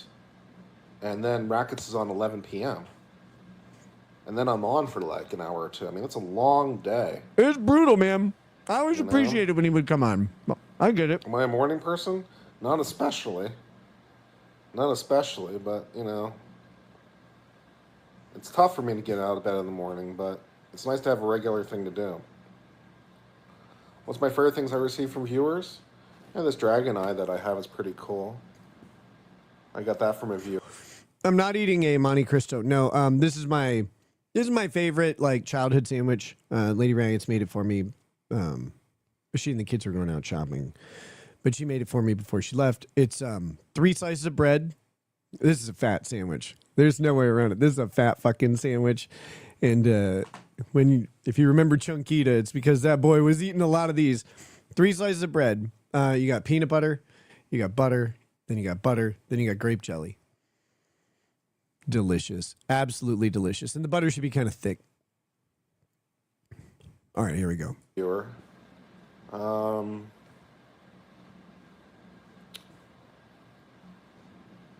thought I was just eating Copy slices of bread? Black's Law Dictionary. That was a nice gift. It was from a viewer. Why is Kurt so red? Kurt got sunburned. So it's perfectly Magic 8 logical. Ball. Rubik's Cube. That was nice. You're watching for your next trial? Sure. Probably going to do the suitcase murder or the OnlyFans murder case. Probably will be the next case I want. OnlyFans murder still hasn't happened. This was 2 years ago. Courtney Clenny is still, she's in jail. She's awaiting trial. Bronca contacted me specifically and said, hey, brother, if Courtney Clenny is done, like, we have to do that trial. He's like, I've been waiting years for this trial. And I'm like, yes, 100%. I want nothing more than to cover the Courtney Clenny trial with Andrew Bronca. Every day, all day. Well, I want to do that for the rest of my YouTube career. It will not be not fun. Like, there's no way that will not be that will not be fun. So we're gonna have fun with that one. I end up covering on my channel. I would imagine. I don't know if he thinks she's guilty or not. She's a woman and her victim is black. Like, I don't know what Bronca's gonna do. I'm so excited to find out. And you guys watch the stories today? How'd those turn out for you guys? Did you like them? I'm a lot of fun. I'm a ton of fun. I'll give you all the Bronca you can handle. Books I've read the most, 1984 and Neverending Story are the books I've read the most. Well, Neverending Story makes sense because it changes every time. But 1984, you got it down really simply. I have the first edition of Neverending Story. That's kind of cool. In the first edition, Neverending Story, they've got different color type to represent when they're in the fantasy world versus real world. So the book is printed. Leroy says, you white folks eat some weird-ass sandwiches. Hey, look. We can afford stuff to put on sandwiches. Take that. But I'm sure your dad will bring home some ingredients soon. In green and red print, which is pretty cool.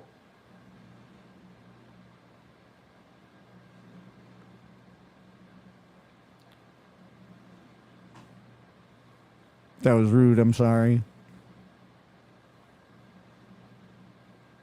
You guys want to see it? I'll show you. Let's see.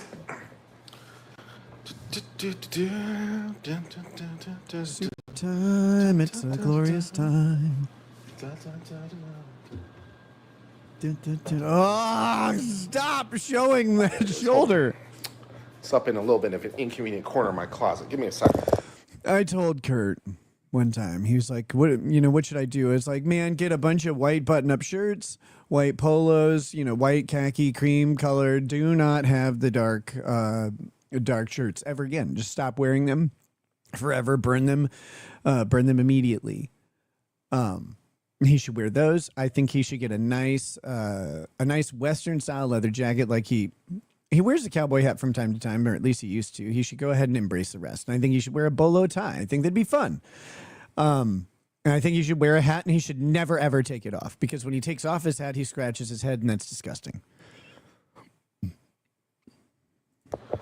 guys can monitor the Instant Pot for a minute. I don't want to monitor the Instant Pot. I want it to be dragged with you.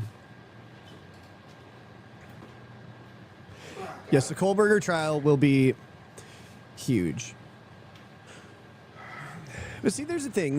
Like, what types of trials will be huge for you is different than what types of trials will just be huge.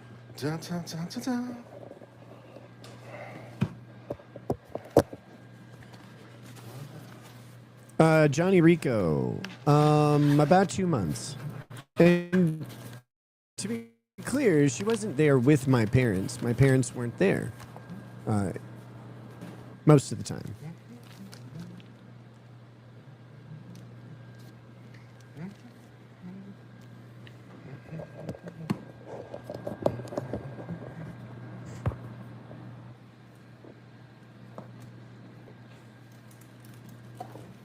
See? Green type.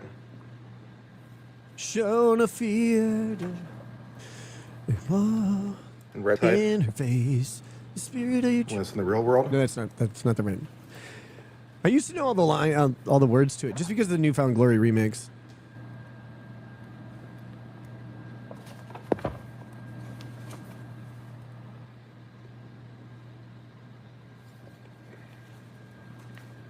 Thanks for showing us your cool book, Kurt. I love cool books. That's not a snarky comment. No, I'm serious.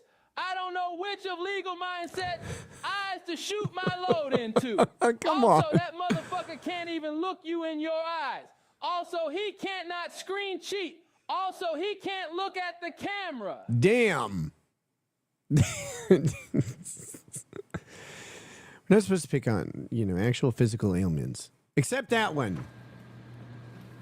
I wanted to know, I want to know in a non-offensive way if there's a story behind Legal Mindset's eyes and the way he walks. Like there seems like there's got to be something there. I don't know if it was an injury or a sickness or if he was born that way. But I'm not really friends with him anymore, so I can't ask. It's too bad. It's my first edition. Never-ending story.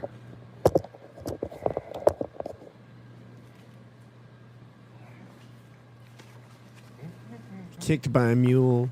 Yeah, What who if I had knows? First edition. This angle makes it feel like a serial killer rare documentary. Bookshop track one down for me and bought it. I asked for it. Went to a rare bookshop. Said, "Hey, could you find me a copy, first edition copy of Never-Ending Story?" Sleeping Psychopath, he says, now I get why you I don't know hated where they Dragon got Ball it. 4. I just knew it was coming, man. It The always kitchen's happens. pretty. Yeah, thank you. So we're there cooking along.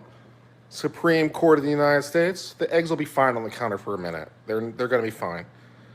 Supreme Court of the United States. The eggs in the carton? Yeah, they'll be fine for Uncivil law. a while. Subscriber, Clemson University.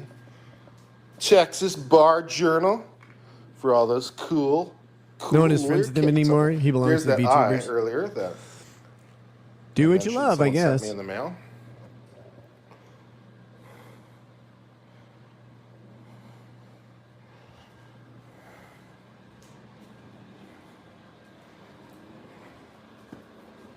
I try to keep my kitchen in reasonably good shape.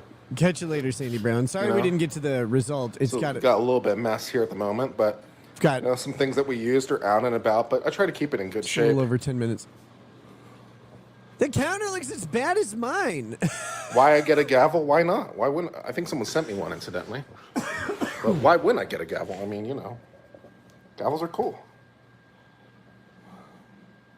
Now, I never argued at the Supreme Court, no.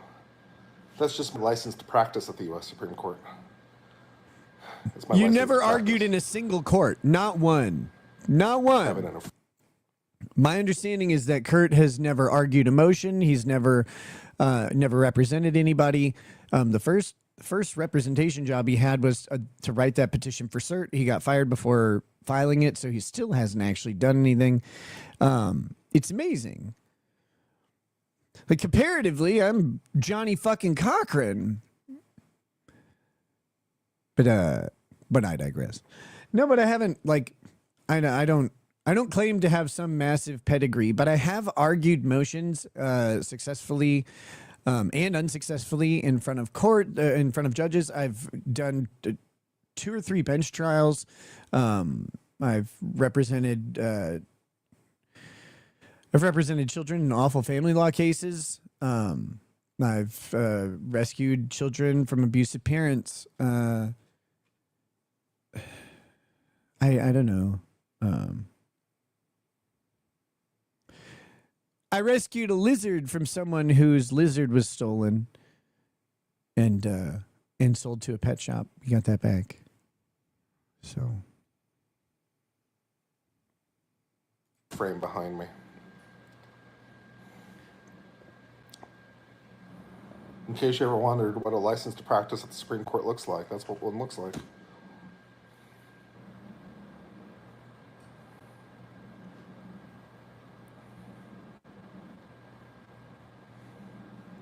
Who steals a lizard? It was complicated.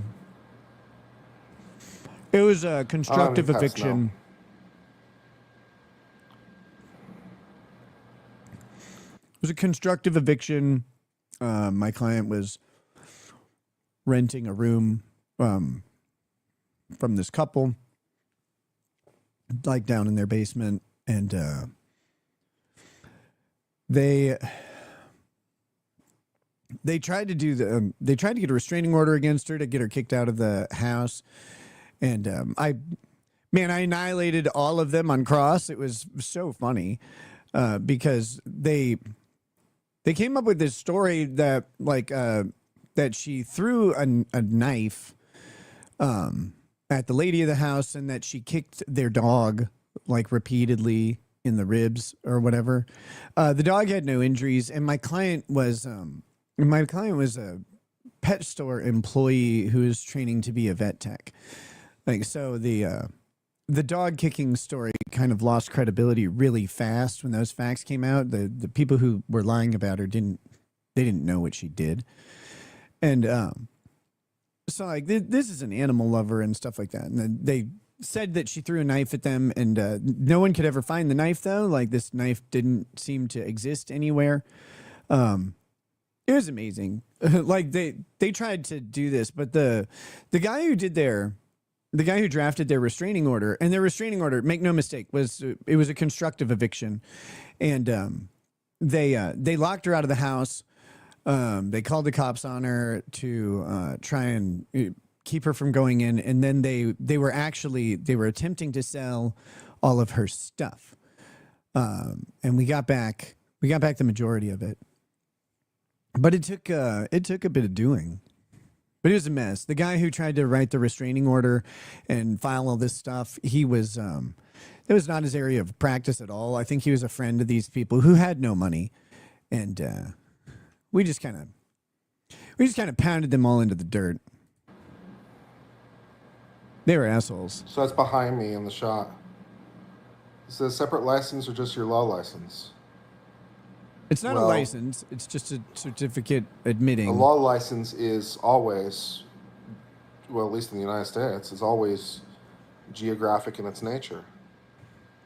So, like, I have a Virginia law license. Didn't have to pay anything. I think we won $1,200 or something. I represented her pro bono, so I wasn't getting fees, and they didn't have any money. I have a license to practice before the Court of Appeals for the Federal Circuit, and I have a license to practice before the U.S. Supreme Court. So I've got 5 law licenses at the moment. Nope, just one. 5 out of 165, there or thereabouts. I'm just kidding. Which one of them matters? I don't give a shit about my license other than the fact that I worked for it. Wait, no, that's 6. Wait, I don't need it to practice. Virginia, Texas. Because I don't practice. I don't want to. Court of Appeals, Supreme Court. 5. This is the slowest content. Kurt, you're hurting me. Come on. Do something. Get a stick. Do something.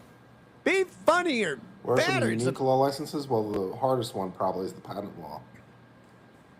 That's the hardest one to get because you have to have an underlying hard science degree. You have to have a technical degree. Wow, it makes it so hard. So that's probably the hardest one to get is the patent law license. It is comparatively harder just because of that one requirement, while none of the others have a requirement. Earned or bought? What is that? What are you asking? Are they earned or bought? What? Are my law licenses bought? What kind of question is that? Why are you answering it like this? Why do you sound so weird? You say, obviously I earned them. How much does it cost to do a test for a law license? Well, the bar for the state is about $500, $1,500 or $1,200, something. Did I bribe the bar? No, I didn't bribe the bar. Why not? Everybody else did. So yeah, that's a joke. That's a joke. I'm a lot of fun. I'm a ton of fun. What technical degree? In my case, computer science. Give you all the bribery you can handle. Sorry. So an engineering degree of some stripe. And what engineering degree does Kurt have? Not every school. At my school, because it's ABET accredited, my computer science degree qualified. Computer science. Okay. I was going to say, what? Kurt is not an engineer. I don't know. I'm not sure how many. There might be 20,000 patent lawyers. I come from a family of engineers, so like, Kurt's not an engineer. That's obvious. My food is ready.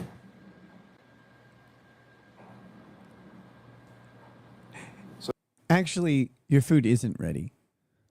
Okay, you just pressure cooked soup and you got the beeping, which means that the pressure cooking is done. But now there's about a 15-minute window where the steam and the pressure will either have to be manually released or it will automatically release. And it matters which one you choose. You're making a soup. Releasing the steam is releasing the broth of the soup into the air. It is removing liquid from the cooking environment that is for a dish that is liquid entirely. So you technically aren't done. But you're gonna try, aren't you? You're gonna go in there, you're gonna manually release that steam, open that thing up, and okay. So patent law is the most exclusive because patent law is the only field of law that you need a separate special requirement to do, right? So any lawyer can do any field of law except for patent law. Patent law is special. It's very special. What did Kurt I program worked in? Principally for the Patent Java and Trademark C, Office. where my principal language is. USPTO. It's been a while since I've written a piece of code, though. But Java and C.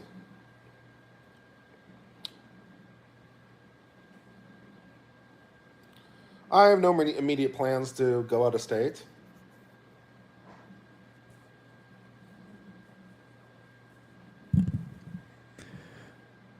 When will my license be You should look reinstated? up patent law. That's cool. I have Yeah, to look it up. do 45 hours of continuing legal education, and that's kind of backburnered. I'm gonna get my community service started before I do that.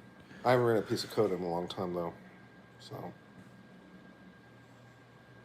2 more weeks till you finish your 1L. So my CLEs, there's a couple different ways to do them. How I tend to do them is I buy the All Access Pass.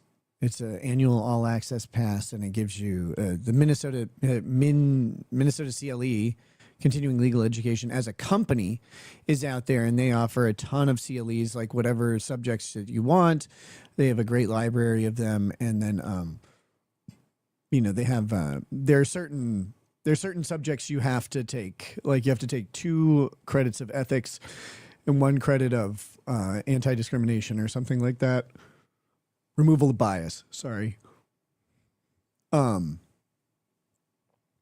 so there's specific ones you have to take, but then the rest is all elective in the fields that you want. Well, MinCLE has the largest selection, but if you want the All Access Pass, it's like $1,900. It lasts a year. And so what I'm going to do is I'm going to do all of my back CLEs, and then I'm going to do all the CLEs I need for the next, 2 years technically. This year and the next 2 years, I'm going to get them all done. So it'll be 90 hours total, and I can submit all of them now and just be done for the next couple of years and maximize the efficiency of my almost $2,000 cost to do the fucking CLEs. Now you don't have to pay MinCLE to do them. They have CLEs of various stripes offered around, but then you're subject to the schedule of those. Whereas with MinCLE, I can sit at my desk and I can do all of it. So that's what I'll have to do. I just need the time, and then, it's expensive. So I don't want to spend that much money until I'm 100% ready to do it, because my family could use that money until, at any time before I'm ready to go. So I'll do it eventually. Keep crushing it, baby. Keep crushing it. Any DEI classes, some of the removal of biases ones are, but not all of them are DEI. There's like the philosophical removal of bias type classes in there as well, not just like racial bias or sexual bias, but they also have those. All right, should we check and see how the food's doing? Is there a time period you have to complete these? Have I looked into... I'm past the time period, so now it's just on my schedule. Can you stream your CLEs while you're taking them? I've thought about this. No way. Like, they definitely copyrighted material, and I really don't want to have the continuing legal education board coming down on me for any of that shit. ChatGPT? Sure, I know about ChatGPT, yeah. I once wanted to be a tech guy. 2 Not years. particularly, I always wanted to go into law. 2 years gonna ago, go he into knew about tech-based law with the ChatGPT. idea of Now that. he's been owned by going to school. ChatGPT. That's why I became a patent lawyer. I didn't know I was going to be a patent lawyer specifically, but Oh my God, this is boring, Kurt. when I realized I qualified for this thing called the patent bar, I was like, yeah, why not take it? Yeah. Does teaching count towards your CLE? Air No. license I want to go get? Not at the moment. Do I want to go back to practicing? Yes. Back to practicing. Back to practicing. Back. I never ever misrepresented my level of experience. I never did. Ever. This is fucking infuriating. You want to go back to practicing? Yeah, I'd like to go back. Go back. I want to do something completely different, though. I want to do like appellate law. I want to write appellate briefs. Why would anybody So I have need you do someone to that? hire me to do that. So I need to like start out at the bottom again, which is fine. I don't care. Start out at the bottom again. You worked at the Patent and Trademark Office. You didn't start out at the bottom of a law firm and work up. You didn't work your way into some field of practice. What are you talking about? Do I know any funny stories from law school?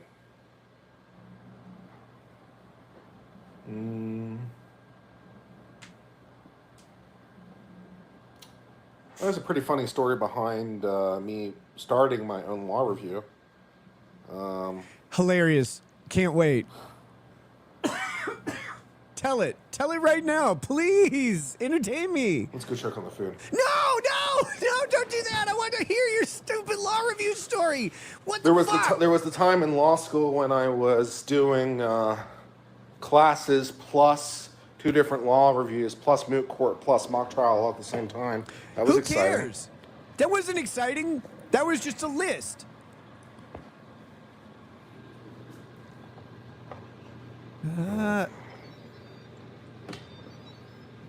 Oh. Oh. Oh.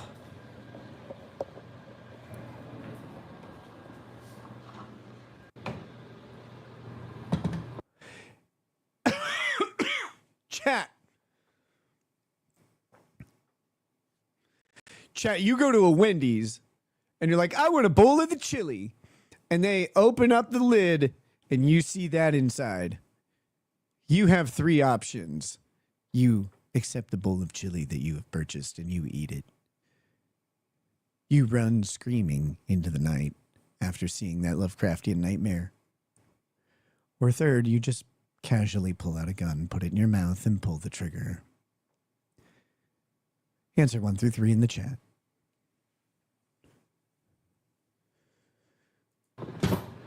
Oh, fucking filthy. That is disgusting. Techstar, get used to it. I will bully this man for years. It is imminently funny to me. And I can't see that changing. His What do you content's too good. Oh! What do you think? Should we give it a try? Oh, no! No, you shouldn't. I know what happened to Alyssa now. Ew!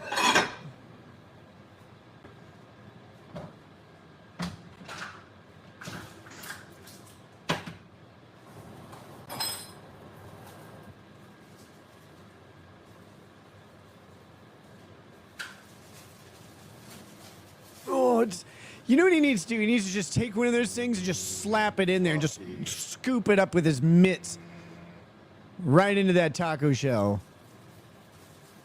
Good, too. They smell good. What did he just knock over? And what smells good? They smell good. The tortillas? Of course they do. They're flour and butter. They smell delicious. And salt.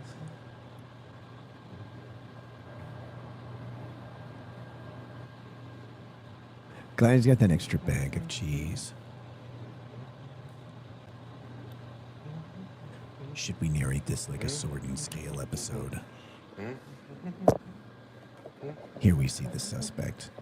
about to HEB, murder baby. himself HEB tortillas. and an HEB tortilla shell.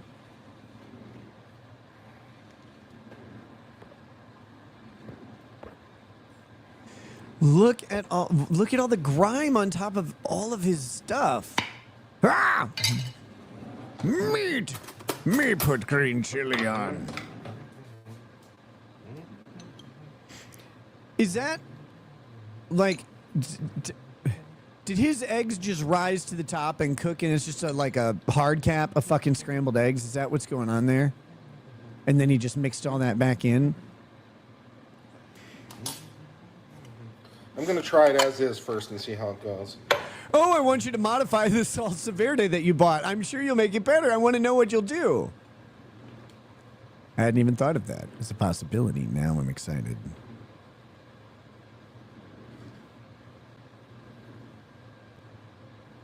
Boosh says that's the HEB avocado chili sauce. It's good. Probably. Avocado's really a sleeper, man. Avocado, for me, in my life, is really a sleeper. I never liked it as a kid. It always weirded me out. Now I'm like, man, put some avocado on my toothpaste.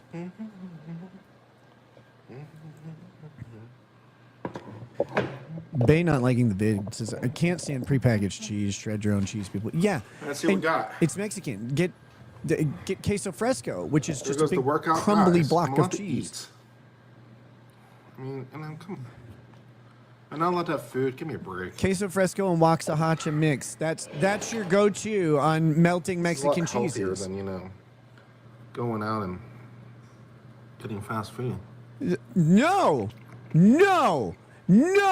You don't get to do that, motherfucker. You do not get to do that. That's a lie. That is not healthier than going out and eating fast food. You could go out and clear out a Dairy Queen, and that would be healthier than what you just put on the plate. Don't you do that here. No. Food pyramid exists in this house, young man. Disgusting.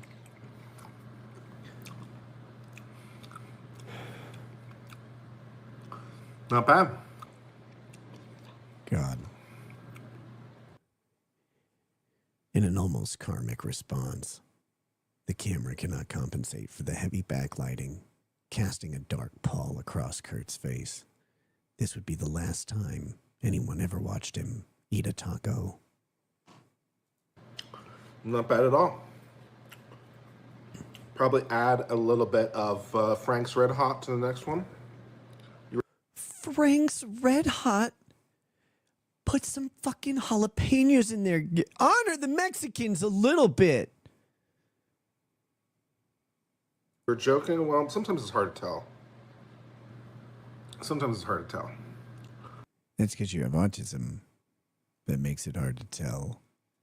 When something's a joke, No, it's not hard to tell when something's a joke, Kurt. Unless you have autism.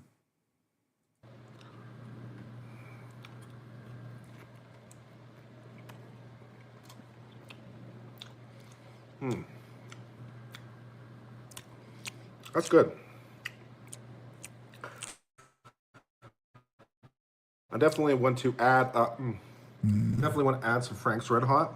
Soup time. It's a Yeah, Martin's gone. I'm glad Martin's gone too. Time. What a jackass that guy was. Constantly just being an ass. Wait, who? Hold on. I want to know who. Yeah, Martin's gone. I'm glad Martin's gone too. Who the fuck is Martin? What a jackass that guy was. Who's Martin? Constantly just being an ass. Oh, I kind of do that too. Sorry. That's nice. Nice is not what I would use to describe it. No, that's nice. Horrifying. You could, offensive, devastating, dangerous. Get some fresh cut vegetables and put that on there for some crisp on there. That'd be good too. Oh, I put on Lettuce. Have you heard of romaine lettuce, Kurt? You could try romaine lettuce if you would like to add a little crunch to that. But why would you want to add crunch to your taco casserole, which is basically just I don't even know how to describe it. It's a slag. It's overheated material left. It's a sad liquid. Put on the green sauce. Yeah, put on the green sauce, and the green sauce is really nice.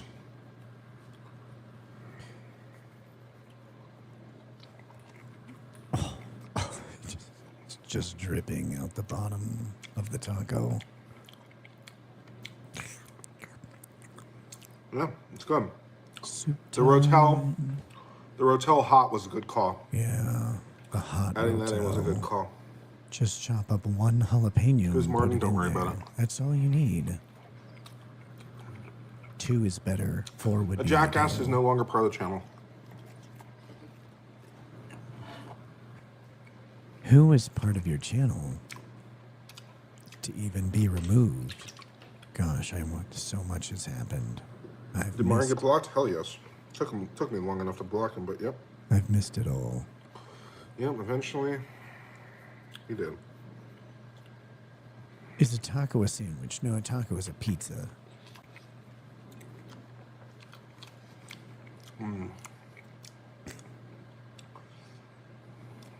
And a pizza is not an open-faced sandwich, no matter how much you want to argue it.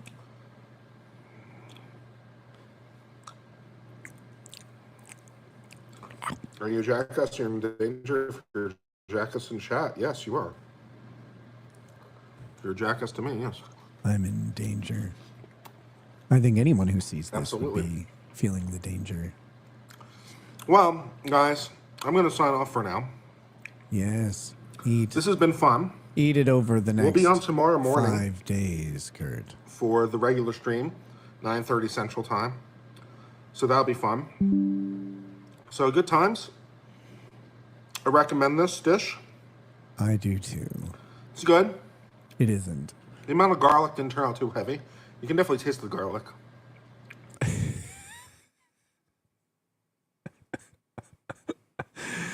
You can definitely taste the garlic. Do you think so, Kurt? You put like 4 tablespoons of garlic in there. It was a catastrophic amount. There's so much garlic.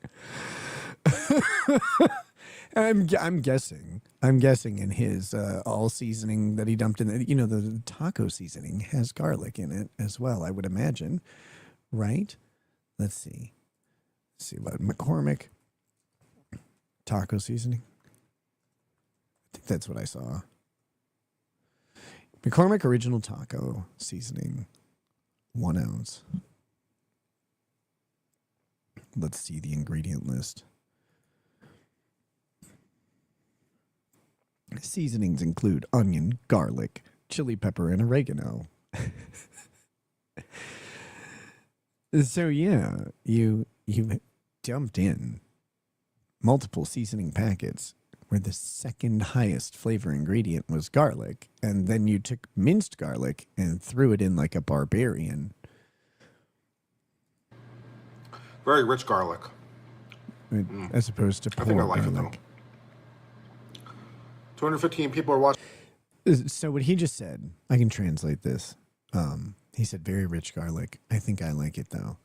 It is way too much garlic. He is saving face. I promise you. That taste, like all he can taste right now is just garlic.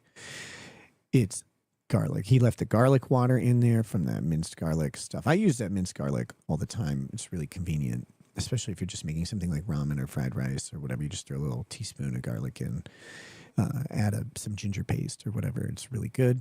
Or if you want to take that minced garlic, ginger paste, some sliced up jalapenos and some soy sauce, or minced up jalapenos and some soy sauce, and you mix that all together. You can even add shallots if you want. Mix that together, and you'll make a fucking dipping sauce for dumplings and egg rolls that'll keep you coming for days. That being said, he used a lot of garlic. So garlic. Garlic heavy, I should say. Watch me eat, why sign off? That's a good point, I guess.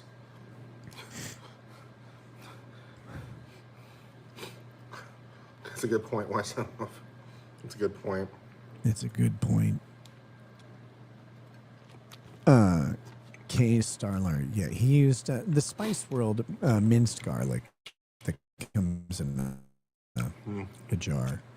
Again, I use it a lot for when I just make instant noodles or something. We'll be on tomorrow. It'll be fun. Single serving We'll fried be on tomorrow. rice. It'll be great. All right, I'll see you guys then. I do that shit all the time. So later, my friends. I hope you're well. Peace, my friends. Goodbye. I'm worried the cooking will hurt my algorithm. No, not particularly. You seem to be relatively popular streams. But, you know, we'll see how it goes. I don't believe you. In the long term, but I don't think it's hurt its channel so far. I think it's been fine.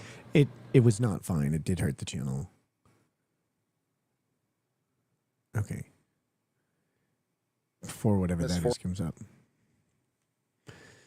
No, his video game playing and his traipsing around the music festival and his cooking streams all definitely hurt the algorithm. They were. You shouldn't do that on your main channel. I mean, you can do it for members only content or whatever, but you just shouldn't. He should have learned that from Leonard Fringe, who went through the same thing. Just don't do that. Get a Twitch. Just separate it out. Separate it out. Bring the people who want to watch it with you. It's really bad for your main show, for the algorithm. Okay, guys. I think we're about done. Let me just check and make sure that I got all the stuff. Oh, wait, we got Knucklefist says it looks like the grease trap at a Chinese wet market. It really kind of does. So gross. Hey, guys, thanks for watching today. Please feel free to slap that like button on the way out. I hope you enjoy the Kieran Reed coverage. I'll try and get a summary up. These Kurt videos are fascinating. They are absolutely fascinating. And there's so much. Kurt has 2,100 videos on his channel. He has more videos than I do, which is amazing. And so there's an infinite bevy of content from Kurt. And there's always more being made. I do want to find other stuff to watch though. There's so much out there, and it's nice. I don't want to do the watch like and react content for everything. It's a fun little filler for things. But these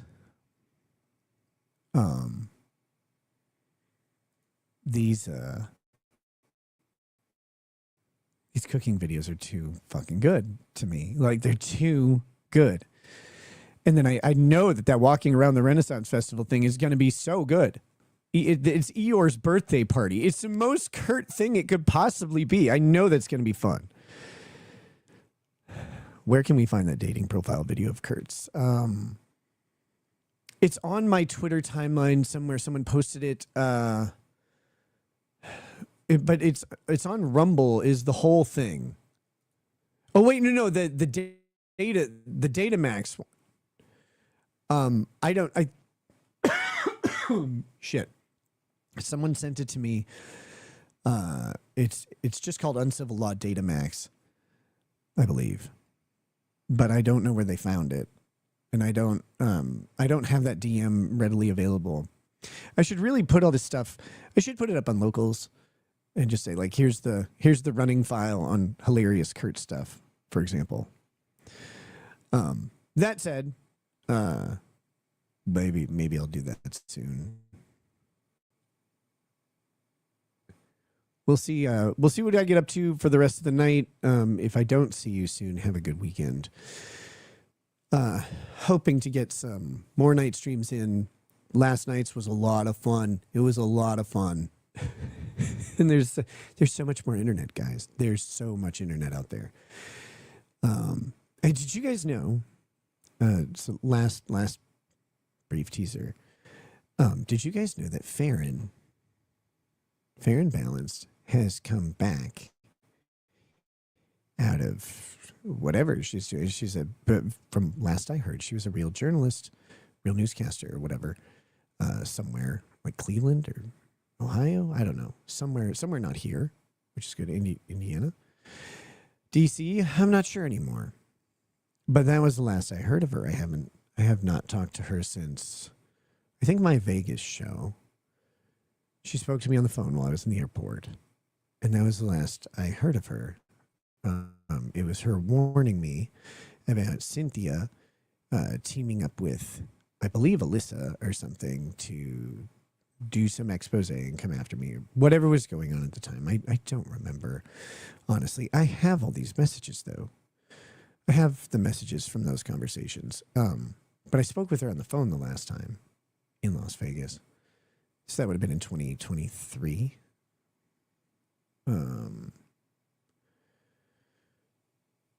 Much earlier in 2023. And then I just haven't thought about her, spoken to her since. But just the other day, she came out on Twitter and started saying a bunch of crazy shit. And then she DM'd me a whole bunch of crazy shit that I didn't share with the world. Although I may have to. Because it's insane. And then today, she's been texting again, or not texting, but blasting stuff on Twitter again. I hope she gets the help she needs. That's all I'm going to say. I don't like fighting with people. I really don't want to have like public fights with, like, I'll tell people they're retarded or whatever, but I don't want to have like these big drawn out public fights. They don't do anything except piss everybody off. People have wanted to have them with me since I started. I keep my receipts though, and I don't want to release them. So please don't make me do that, Baron. I think that would be really, really bad and stupid.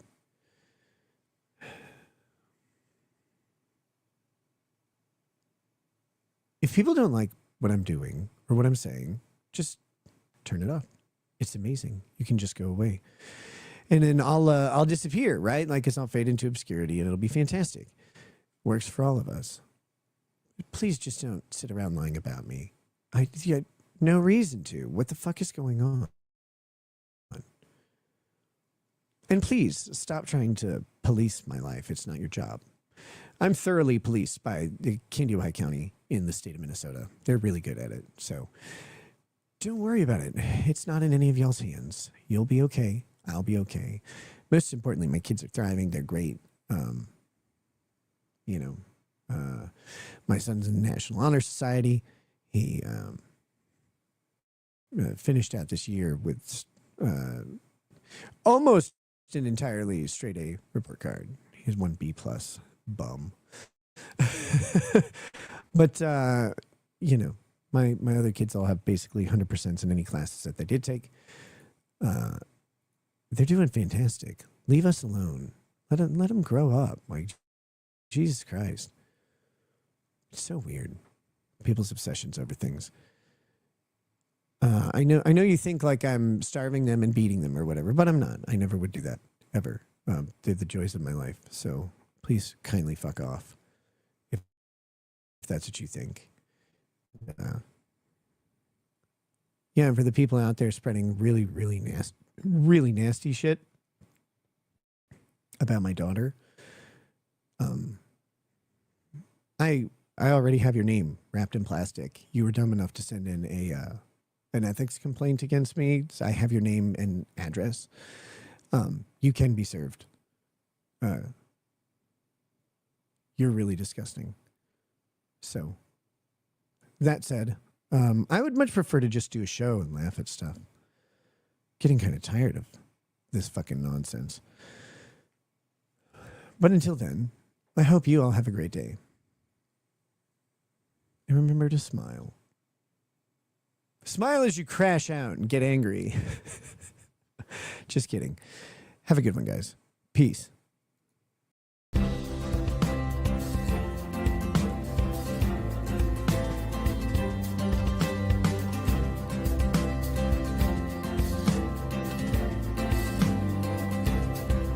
Oh, he drinks a fair bit, but you realize that it just helps get his noggin jogging along. With his glass by his side and his kids asleep tight, we'll hear some lost-plaining tonight.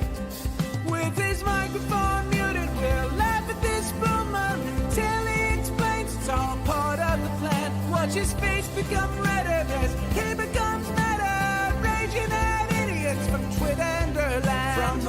shores of Maine to the hills of Glenlivet. There's no one who explains the law better than Nick. So pour out a glass for the ones who have passed to make the law what we have now. Oh, his lady is fair, and she handles herself with the grace of one who has borne many children. As the wife of a lawman, she makes sure that he has the time and the place to provide for them there. So pour out an Ardbeg, a Balmore, a Lafroig. The spirits flow as the ones who get unemployed. So pour out a glass for the tea post on Twitter as we hear Lost Blaming tonight. From the white shores of Nairn to the hills of Glenlivet, there's no one who explains the law better than Nick. So pour out a glass for the ones who have passed to make the law what we have now. Oh, the guests are all plentiful, from Dundee to Drexel. They bring their perspective and spice to the mix. But the reason we're here and the one that we cheer is the one who is showcasing us his career.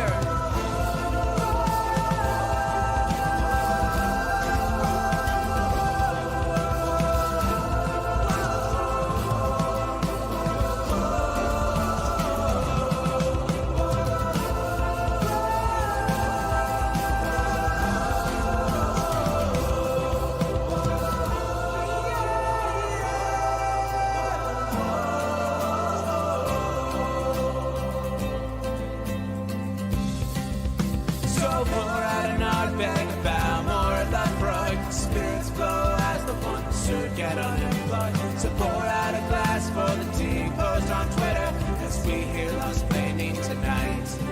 From the white shores of Nairn to the hills of Glenlivet, there's no one who explains the law better than Nick. So pour out a glass for the ones who have passed to make the law what we have.